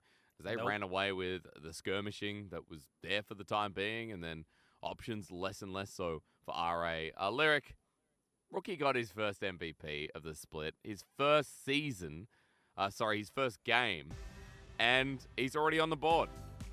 Yeah, Rookie, huge performance. Deathless in LPL Summer. I mean, so many like beautiful seismic shoves coming through into the E, guaranteeing the stun, guaranteeing the damage. And like we saw, right? Him and Xiaolongbao holding hands the whole game. Rookie just always not only being a phenomenal laner, but also enabling his teammates so well. It feels like that's why we just love praising this guy so much, because he's well-rounded, right? Yep. He's not a player where we might look at some other players who are incredibly strong and maybe they index heavier into one area than the others. It feels like Rookie just does it all at a 10. Yeah, laner, skirmisher, team fighter, Rookie, just an all-out guy. There's so many good plays to highlight from this first game. Alongside Xiaolongbao, alongside Rich, those were the core moments. As even his Weaver's Wall were on point. And, you know, Lyric, I said at that point, in the game, 107 hours within a week. I should have just stuck to it, dude. It feels like you should have stuck with it. 107 hours during 1 week, because Rookie has been, pumping out the solo queue, whatever the case. And in this first game back, it looked like Rookie never left. Like, there's no gap from him not playing half of summer. Yeah, right? You would expect some rust, especially with, like, the circumstances around, like, why he didn't go, like, personal tragedy, but comes back, looks great, the team looking strong, and you'd expect the same thing going into game 2, right? V5 don't really need to change anything. They came in with, like, a very clear plan of what they wanted to do. We saw in picks and bans, their first 3 picks were coming out instantly. And, V5 now will be on red side, so you expect, more targeted bans have to come out, right? The Wukong, the Zeri being what we expect to see. So RA will at least have more options in terms of their bans and what they will be looking to pick up. So let's see this time around if we get, RA getting something like the Viego across, right? We know that Le Yan loves this champion too, much like everyone else in the league. There's a lot of targeted bans that teams take against RA, and it's because Le Yan also has an extended champion pool. We saw them in Italy in game 1 from V5 on the blue side, Lyric. Take that too. Yeah, I wonder if V5 will keep up that target ban out of the 3 that they were able to choose going into this side. The GP ban coming through could set up for the Gwen, which we did see in game 1, but we saw it on the side of V5. RA didn't opt into that one, decided to go with the Silas instead, but no, of all the bans they could go for, throwing respect onto the Jax of Cube. And right, Cube has been a standout on Jax. It's been one of his premier picks so far this split. Ooh, okay. So we get Kalista first pick. Now, we saw last time around that the Renata was something that RA took away as a response. Lyric, sorry, hard to think. The music just pumping at the moment for this pick ban. Obviously, they went backstage and said, Rookie, where would you like the music? And he just turned the knob all the way up, and now we're blasting it. Yeah, Rookie's vibing. Rookie's feeling himself. He's feeling it. And now we're going to see if RA can also vibe, can also feel themselves. I wonder if they would like to go towards something like an Amumu themselves and kind of show the same spirit that V5 did in that game 1. But a lot of aggression coming out of their 2v2, even if we didn't see too many kills. And the Nidalee, something that you pointed out, was taken away in game 1 by V5 on blue side. Now left open, Lil Yan gonna get his hands on a signature pick. Okay, so him and Shun actually picked this up this split as well.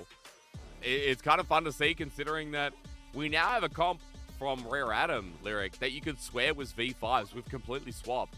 Look at the tempo that team wants to play through. Right? I mean, having a champion like Nidalee, clears fast, be able to get ahead of the enemy jungler, have lanes that if Prio can open up for those invades to come out. And now, seeing what Strive or Cube are willing to use to set this up for, right? Because typically, you want to bring soul laners that have set up. We've seen some Renekton rear its head back in the LPL. I remember one of those games was specifically with an Italy. We have things like Set, which you can bring out in the mid lane. Doesn't really seem like Strive's play style, so to speak. But I guess even things like Twisted Fate, right? Even if you aren't bringing mixed damage, setting up spears with a gold card is one of the tried and true mottos in League of Legends history. Oh, yeah. Okay, mid lane ban coming through. Once again, similar to last game, but last time it was against Strive. I'm kind of wondering the direction here, Lyric, because if you're talking about things like Twisted Fate, also we know things like Galio. Silas ban could signal that as well, right? Being one of the kind of go-to answers into that pick. But Renekton ban, okay. We're going a different direction at the very least, but this is what we saw in the IG game when the Nidalee got drafted in. The Renekton paired up with it was a very combo heavy duo. Yeah, definitely those are the three champions that I feel like we see most often, right? Renekton obviously being the top one, TF, Set now in mid lane are the other ones, but RA aren't IG, so again, I don't really expect Strive to be able to pull that one through. Looking at where V5 could go with their next rotation, I'm kind of interested in, because you could cement Rich up with something like the Gwen, but no, instantly going to go towards Lissandra, even with RA being off the table. So it gives Rich a counter pick, right? So we get something solid for Rookie in the mid lane. We have a lot of AoE here, Lyric, and Rich gets the counterplay. You were talking about Twisted Fate, but the angle from Strive this time around seems to be right on the money. Yeah, right. Just bringing more point and clicks. You see things that can guarantee that spears land, and you set up Born Italy to be this huge damage dealer in team fights. Also to enable your side lanes to be able to do quite well. We didn't see a lot of play towards the Kalista Amumu in game 1, at least in the first, 5 to 8 minutes of the game. It was kind of post Herald, where we saw a lot more attention be brought to the bot side. And RA can look to do the same. Now for Cube, like you said, I mean, Rich gonna have counter picks, so you're really gonna have to look where your heart wants to go in terms of a blind Gnar. Been one of the go-tos. Isn't something in my mind that you set up for as well with a Twisted Fate, but definitely still some opportunities there, depending on what we see Rich bring out. And if Rich opts into this, I mean, once you can bait out the ultimate, right, Kale, bit of a sitting duck for those plays with the Destiny. And it would put Rich in a crazy position, considering that we've once again feel like we've swapped drafts completely. And for V5, playing themselves back a little bit. Hang on a minute. Yes! That's so much better, Lyric. That's just so much better than watching a Kale. Another tried and true counter pick into the Gnar, being able to just aggress, find those all-ins when he is in mini, stack up your passive, you have the damage, you land the E, and just really make Gnar's life a living hell. Pretty interesting that they opt into taking it when they are up against a Twisted Fate, right? Because theoretically, Strive should be able to get up towards the top lane first and find more influence in the matchup, but maybe we'll see Rookie and Shellangbao just doing what they did last game. Constantly playing with mid-jungle in Loyen's face up towards that top side, so they'll always be in the area if Strive's looking to make the play, or, right, even just making it hard for Strive to move. When you have that vision control around mid lane, when you are in his jungler's face, and he's looking to have to play more reactive for helping out Loyen. So I think a lot is going to be in the same vein of how Victory 5 played in game 1, at least in regards to Rookie and Shellangbao being the tried and true force. Yep. To where for RA, it's about getting to that point where Destiny is online and really setting up for punishing the Irelia, but also just guaranteeing that Italy can be able to find her combo, find her damage, and not let the Irelia snowball out of control. Because for me, it's funny, like, the same narrative remains true of RA. Loyen and Strive have a big part to play in the second game. Loyen especially on this Nidalee, which hasn't been a popular pick in the LPL split. Like, we saw Shun fail on it, unfortunately, despite getting a bit of an early game lead the other day. But a lot of junglers, they stick towards Xin Zhao, Jarvan, Lee Sin. We know the direction, Viego, Wukong. This is going to be the second game of Nidalee in the LPL this split. And Luyen's pocket versus the strength of that mid jungle of V5. Will it be enough, Lyric? Because I think it's fair to say a bit of a timer put on here for RA. Does it matter that there's no tank? Does it matter that there's no hard front line until maybe Xiaolong Bao, say, Rookie, depending on with his blend of items? Yeah, I don't think it should be too bad for the side of V5, right? I mean, Xiaolong Bao's ult's going to do so much. Rookie's going to be buying so much space, and even just having the hostile takeover to buy even more space for Photic to be able to do well should be quite fine. And even on the side of RA, right? Like, Cube's going to be tanky. Amumu, you're a support, so you don't get all too many items in this game. Like, the front line won't be unbearable as RA might get caught out. I mean, they V5 will. have grouped up as V5 a have five-man. it. They're looking at all the crossing coming through. Yuyanja and iBoy out there. Strive's going back mid. Peekaboo! As he flashes over the wall, Strive gets out, but that's an easy summoner advantage, and V5 just had to look at him for it. Yeah, V5 didn't have to commit anything. And when we've highlighted that V5 are going to probably look to play very similarly to they did in Game 1 in terms of setting up Xiaolong Bao for success and finding these invades and shutting the Nidalee and Twisted Fate out of the game, that is exactly the kind of start you want. Oh, yeah, and when you look at Rookie and how he's been playing this lane, how he's been playing all his lanes since spring, I could even go back further. Team's devastating. Is Xiaolong Bao going to be met with Luyen? There's a level advantage here, but Xiaolong Bao needs to be on with the smite here as Luyen doesn't have his own. Smite coming into range, flash away from the spear. Xiaolong Bao just needed his blue and now level 2 as Luyen continues to chase at him. That'll push him out of his own jungle, so advantage swung back to RA. Yeah, if there's one thing that the invade did do, right, is that it gave RA time to where they know Luyen, hits the spear. And the pounce is on immediately. Electrocute take in here. Xiaolong Bao wants a knockup, but Rookie can't get near him close enough. First blood over to Luyen. The Nidalee pocket pick massive. As Photic's still level 1, they can't do a thing. No, especially if you look at the minimap, Yuyanja already making his way over to make sure Luyen can look for the invade unharmed. But V5, they find the summoner at level 1, but it also means that Luyen's going to be starting his camp before Xiaolong Bao even gets back to his blue. So nice read by Luyen to know, like, hey, I'm going to be level 2 first. I could look for this invade. I could look to fight him. And even stealing away the Raptors. As we see what happened down in bot side. Seems like they blew his cleanse. Yep. Advantage toss lands, and that is what went down. So RA with a nice bounce back from Strive having to burn Flash. At the very least, Gromp was picked up from Xiaolong Bao, so yeah, RA still with a positive early game despite the flash from the mid laner. But as Luyen clears up that ward, you can see that Xiaolong Bao is going to continue his clear. And now what do you do here, Lyric? Because Luyen obviously with an advantage with first blood. This Nidalee's on the board, and we obviously want to see it continue.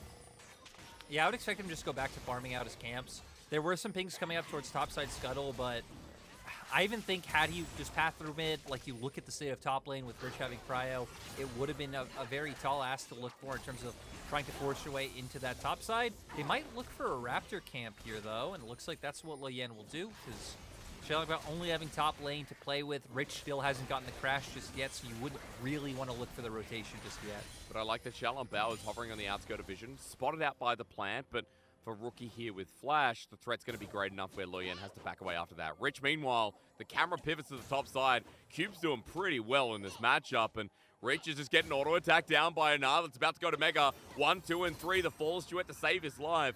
And Cube was kind of like how we started this game, except Cube this time stared at Rich. Yeah, Cube coming in.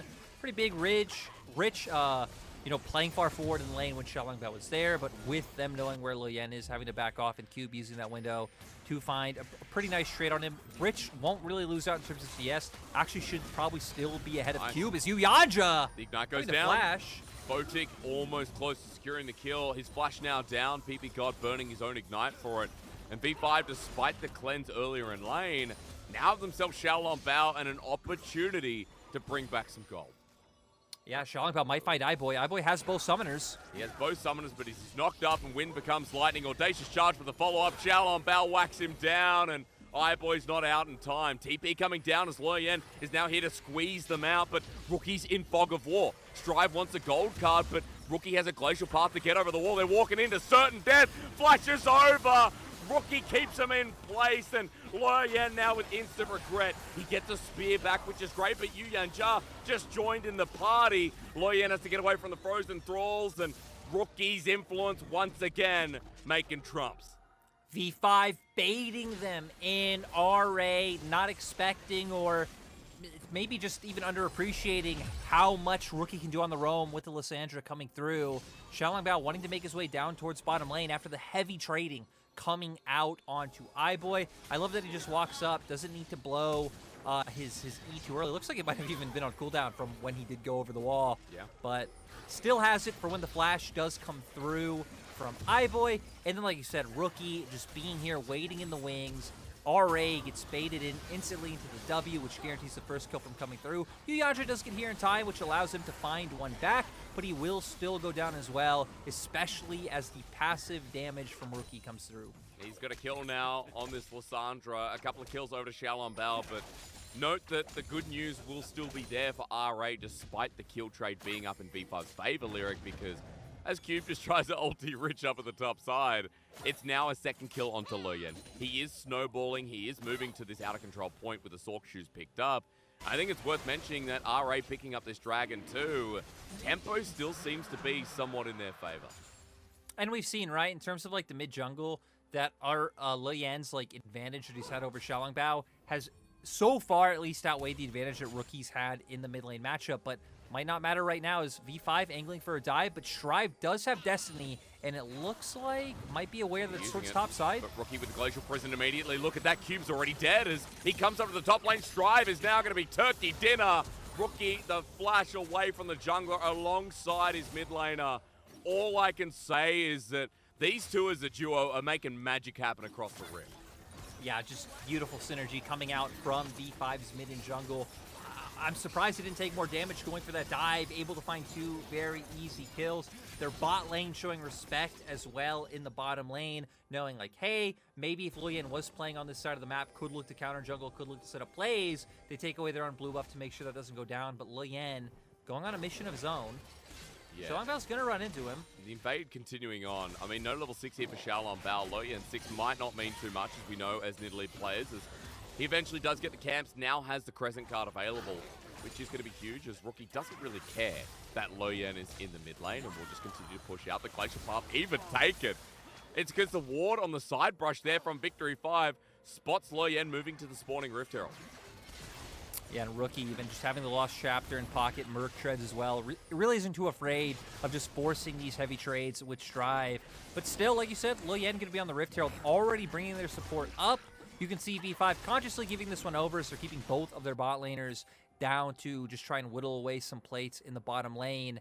And maybe even just start moving Xiaolongbao and Rookie over here to set up for a potential dive if RA's bot lane looks to come back. But with Strive hovering around, don't think V5 should be able to aggress too much onto this bot lane. And at least get 2 plates at the end of the day as well. So Foda can keep the gold sharing in that. And the gold lead in V5's favor by about 1.4k. And Lyric, I was going to kind of ask you here because we've been focusing a lot on the counterpunch from Xiaolongbao and Rookie. And we've been talking up Rookie because it's his debut back. And we've been hovering over Loyan and Xiaolongbao. He's deep in the enemy jungle by himself for the time being, as that ultimate still held onto. The smite heals him up quite a bit as well. Loyan trying to poke him down, and yeah, for now, I guess they're going to back out of the play as Loyan gets back his frogs. Lyric, I was going to ask you, is top a concern as well? Do I have time to ask you? Oh, I think 100%. I think the longer is... I'm going to pause as well. Looks like V5 shouldn't be able to find anything, right? But, I mean, Rich is so happy with this being left in an isolated 1v1, but Yu Yanjia finds the Doesn't Q. have ulti. Hostile takeover going to be cleansed away, so iBoy with the Fate's Call not to be used yet. Loyan even spotted out here, and Xiaolongbao and Rookie continue to pivot down. A ward there spots it out, and RA back off as Rookie now moves back towards mid. Strive is in a bad position if he sticks around, so walking off to the side, and it looks like V5 will continue this mobility. And Lyric, I'll let you have a bit more time because, yeah, we haven't talked too much about Rich, and this Aurelia pick into the Gnar has done pretty well historically too. Yeah, I'll go back to the bot lane point just real quick about why Yu Yanjia wasn't level 6, right? Because he roamed up towards mid and towards top for the Rift Herald, to where PP got to stay in lane, so did get the lane experience, so that's why that disparity did come through. But for top lane, I mean, right, Irelia, you have gap closers, you have lockdown, Mininar incredibly squishy. Meganar, though, a completely different story. It is, but the Vanguard's Edge is available for Rich, pivoting around minions once again as Loyen still wants to hover in, but Rich is buying time with Xiaolongbao near enough by. Photic, the camera pivots to the bottom side because iBoy's getting close. Our observers know they can smell something fishy down in the bottom lane. Yeah, they expect it to happen, but doesn't look like anything will come through. We actually have both teams posturing up towards the top side right now, with both supports already being here. Looks like they want to capitalize on all the aggression coming out in top lane. Destiny going to be used. It's going to be a numbers disadvantage as Strive comes in, but look at the damage from Rich. The Vanguard's Edge did it all as Meganar's about to come back up, but the ulti's already gone. Rich flashes in for it. He'll die with the turret under him as Curse of the Sad Mummy disengages, but Rookie with the Glacial Path threatens further. And Victory 5. Oh, wait. It's just star talent. And wait, Photic also died. How was that a 2 for 2? But V5 find a huge play in the top side, but iBoy able to equalize in bot lane. Looks like he had to use his flash to find the kill. So, again, what would have been just a win for V5 in terms of finding a 1 for 2 in top side, kind of evened out by iBoy with his nice play in bot. So maybe the star talent on both sides. I mean, iBoy was EDG's AD carry for a good portion as we look at top again, and Rich's ult hits the perfect mark. Yeah, it was so clean coming in onto both members, able to guarantee for those Qs to just continuously bring the members of R8 down. Xiaolongbao able to guarantee the knockup as well to make sure they find it. And then Yuyanja locks people down, makes sure another kill doesn't come forward. But we're going to see here what actually happened in the bot lane. Ooh, Photic getting slowed. Oh, not no. really landing into this damage. And iBoy, my God, beautiful flash. Photic wasn't able to connect anything. iBoy was just dancing around it. But wait, what? Okay, now he gets to run down Yuyanja. So that feels good. Yeah, we're apparently back. We're apparently back in it. Oh, iBoy, you don't have summoners up anymore, my dude. And Photic has the perfect weapons as well. The range enough. Xiaolongbao comes in for the kill still, but just to secure the icing on top. You should at least give Photic the mental win in terms of finding the kill back on the guy that just solo killed him. But you know what? We'll take those. V5 up 3k gold. The Herald is coming out of the enemy base, though, but V5 going to keep extending this gold lead. You look at topside, Rich having a fine time in the 1v1, actually forced the cube out of lane to go farm his Gromp.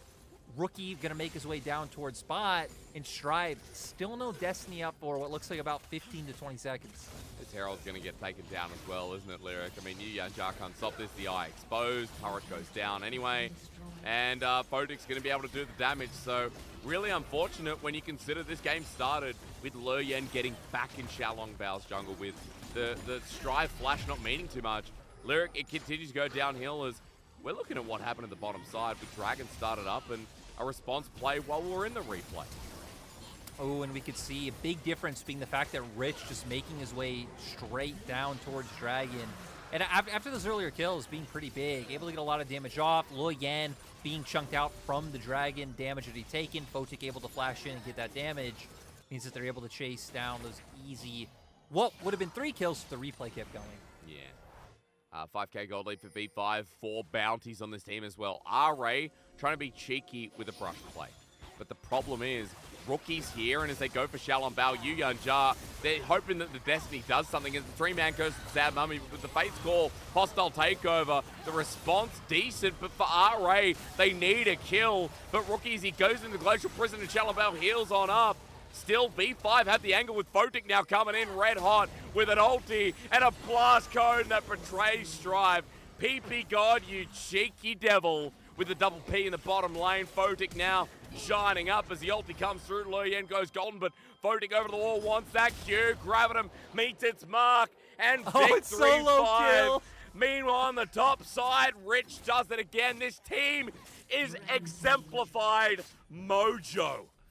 They are dismantling RA all over the map. You saw it almost worked out for RA's favor in bottom lane because they had Strive with this Destiny, so they technically had numbers advantage. But once Photic got to the fight, it all flipped on its head. You asked me earlier if this top lane would eventually be a problem. The answer was yes, and we are starting to see that here now that Blade of the Rune King's picked up. His call now finished as well, so probably sitting on a decent amount of gold.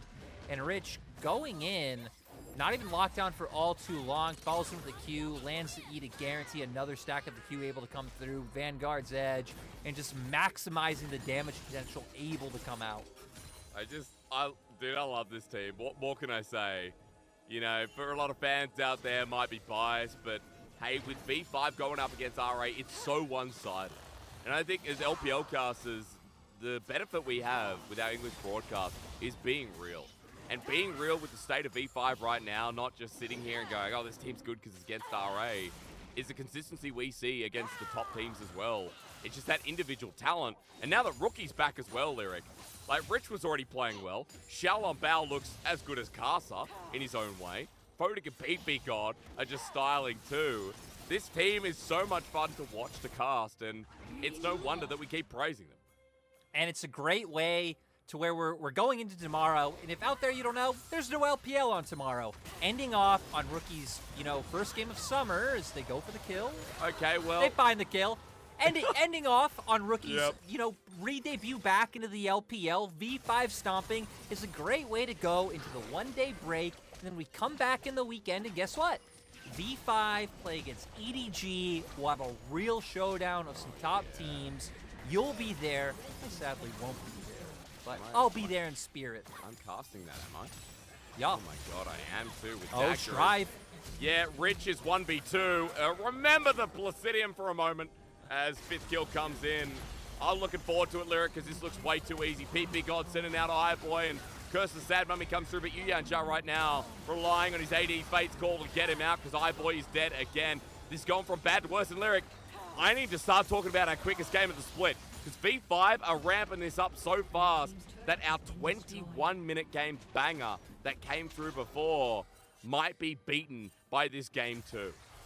Yeah, V5 are just keeping their foot on the gas pedal. Are going to back off in the end and not over-greed for an inhibitor, knowing that death timers aren't all too long right now.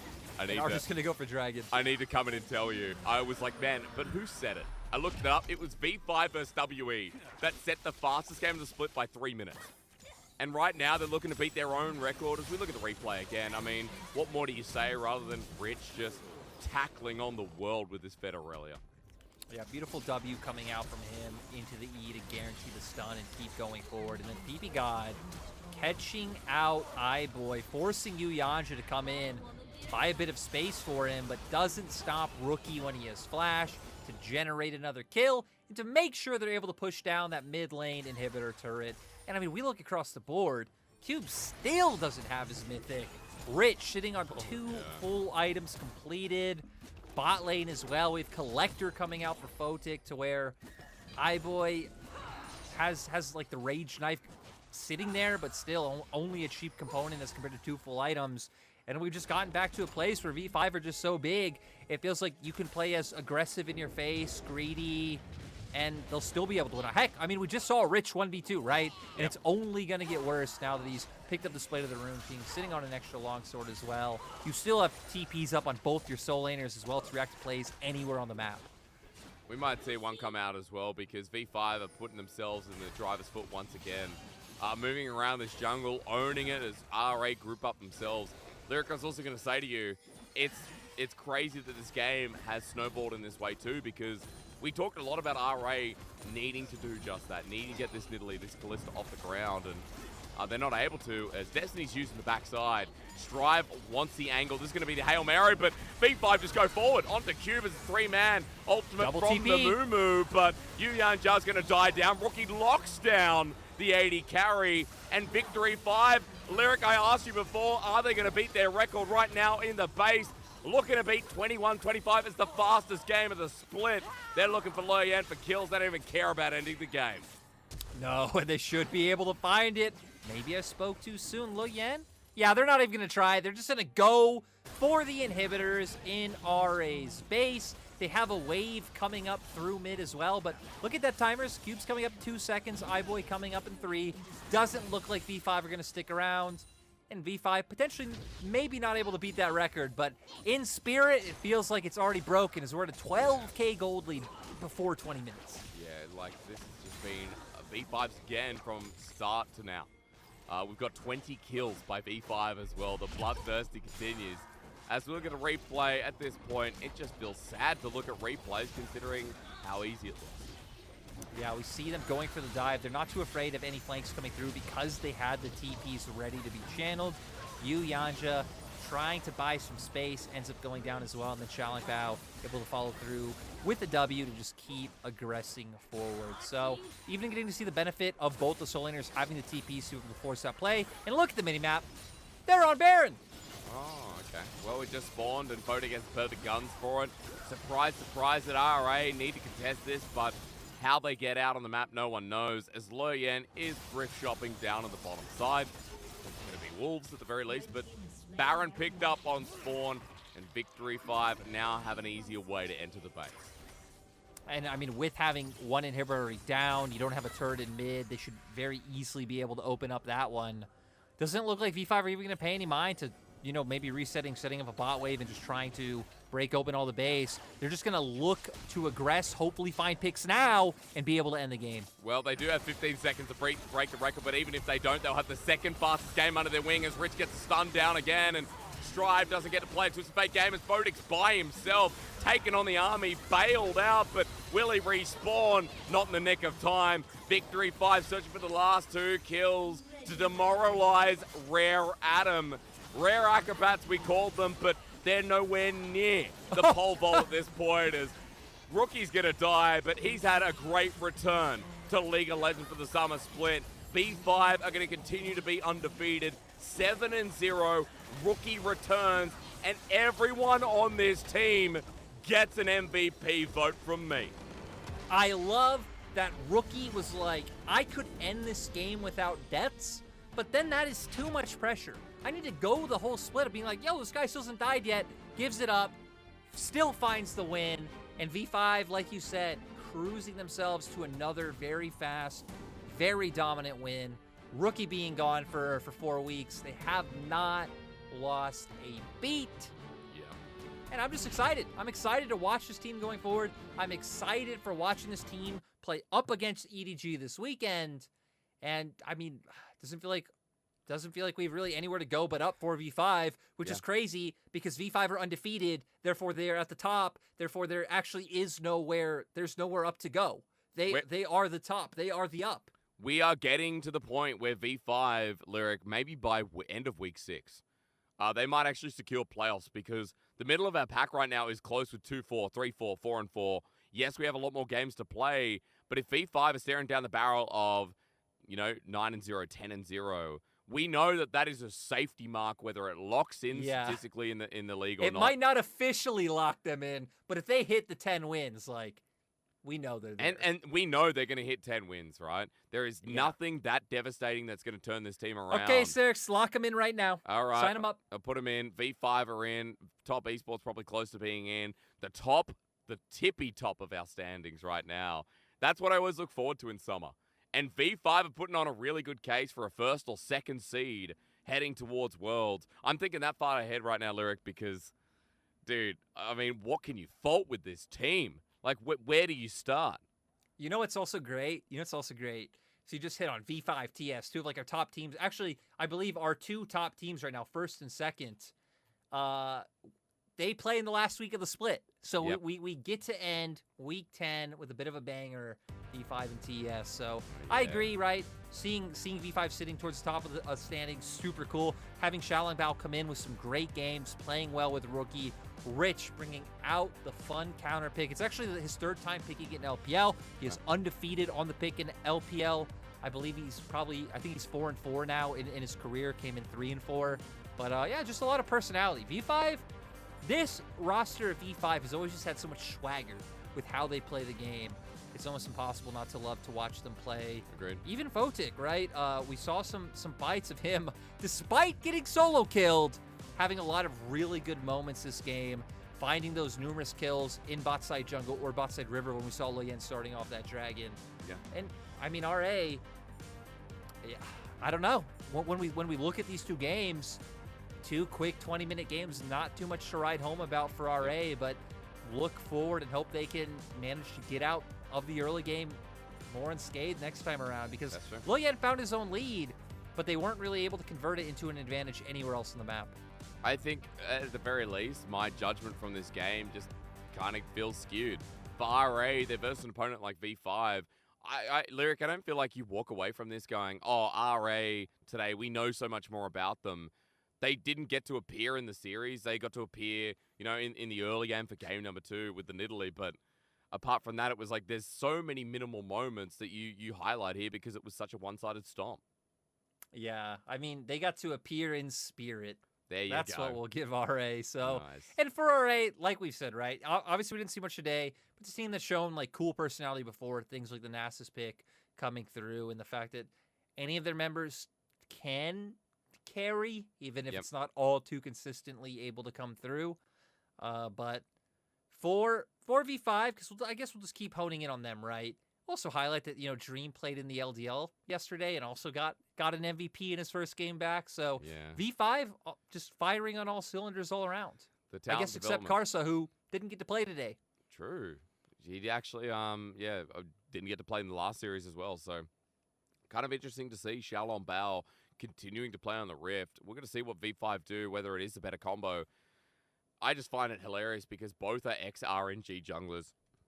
Both eventually moved on as well, and now kind of competing for the top mantle and the top team of the LPL seems like a way to, both compliment and get annoyed that the other jungler who's not on the Rift isn't playing at the same time. Yeah, and a lot of it also could come down to form as well, to where Karsa's had some shaky games. Like, heck, V5's first game of the split where he played the Poppy was really rough coming out from him, so I guess that's one of the nice things about V5, right? Is having two junglers that do have pretty nice ceilings in terms of like when they have their good games. They are both quite good. We've seen both Karsa and Xiaolong Bao take over. But yeah, having a plethora of options and being able to, I feel like when you have a roster like this that at least has a very clear cemented identity, and as a player now back like Rookie, who I think does bring a lot of things together, that making those moves back and forth isn't too detrimental. Maybe opposed to someone like LGD that we saw earlier, where you're making 2 to 3 roster changes at a time, and that could really just fluctuate the identity of a team. True.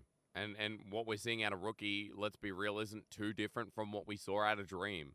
Things like the Lysandra coming through in that second game. I mean, Dream had some really great games syncing up with Jungle, doing the same thing that Rookie's doing. But it's just that individual talent that, he picks up MVP back-to-back. Rookie gets it. And I don't know if it's because his debut back, but let's be real. As I said in the end, everyone's deserving of the MVP. And, Rookie back-to-back MVPs in his opening series. That's got to feel good. Rookie's missed some time, so we gotta like catch up on the MVPs that he would have gotten if he was playing. So I think it's completely fair and understandable that we just agree whenever V5 win, we give Rookie MVP. But still, this play was where it started to kind of flip the script in terms of V5 finding their control back, right? Yeah. Rookie waiting over the wall, being able to make sure that they lock down numerous members and find those kills, and then bringing that momentum forward, because Xiaolong Bao did get punished after the level 1 invade where Loyen was able to get the advantage. So overall, I think well-deserved VIP coming out from Rookie. And yeah, I stand by my stance. Rookie gets every MVP going forward unless V5 lose. And even then, Rookie gets a special mod to partial MVP. And, a partial MVP in Rich as well. I feel like this game, he had a banging game on the Irelia got there in the end. But Rookie with the crucial setup on the kills. Like, this just feels like we're going to continue talking up this squad, and Rookie returns to the stage and plays that well. I mean, come on. Really? Honestly? It's like going to a Gordon Ramsay restaurant and getting exactly what you see in every TV show. It's a dream, honestly. No pun intended. As we look at what happened today, Lyric, because our last series was very quick, but let's be real, our opening one, bit of a slug, where FPX kind of found themselves back in form, and a very crucial win when they're sitting down already at 5 losses. Yeah, and, it feels like it should have been a lot smoother after what we saw from game 1. Like, FPX completely dismantled LGD. But, kudos to LGD being able to find a way back once they subbed back in Shadow and Fearness and being able to take a game. And then Series 2, also being a little bit one-sided. V5 being the only team to stay undefeated in terms of series here in the LPL, which I'm sure leads us quite beautifully to our standings. Yeah, it does, because there they stand on top. The win streak obvious. I have to say, top esports, though, closely behind them. JDG, despite taking loss at anyone's legend, I think right now our top 4, you feel really good about it. Even RNG, throw them up there as 5 teams. That would be great to represent us as we get closer and closer towards playoffs and to eventually Worlds. Oh, I agree. I think V5, TES, JDG, EDG, and RNG have solidly looked like the best teams. They were our best teams in spring as well. And it feels like they're going to be the teams competing for those 4 slots, which kind of sucks. Like, I feel like all of these teams, yeah, right? I feel like, at least right now, all of these teams have some promise, right? EDG definitely currently have their issues. JDG, not impenetrable. Top esports are top esports. They can flip the script on any given day, but still, at their best, all of these teams are strong. Yeah. And we've already hit on it, right? We don't have games tomorrow. So, sadly, no LPL, but we do come back the following day, July 8th. The Friday. So by then, bit of rest. That'll be nice. I won't have whatever this is by then, Lyric. I won't be having a fever in the middle of the sound booth. And I do get to see JDG versus LNG, which, if LNG continue their run like they did against IG, then maybe the series looks really good. Maybe JDG get an unexpected test, because LNG on a 2-win streak themselves, and with the roster there, like, you really do hope that LNG shape up, considering that they almost lost against LGD. I think, you know, like, we're obviously all very harsh on LNG, but I think it's because of the roster, right? Yep. There's nothing more than that would be exciting than, like, LNG performing to what you would expect of this roster on paper. So hopefully they can pull it together on Friday. Well, I'm hoping so, because Friday's when we come back, ladies and gentlemen. That means no LPL tomorrow for once.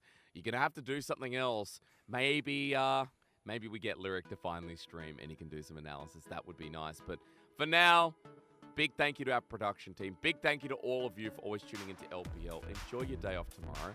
We'll see you back on Friday. It's bye for now, but not forever. Lyric is going to go and deadlift 120 kilos on the next stream. Looking forward to it.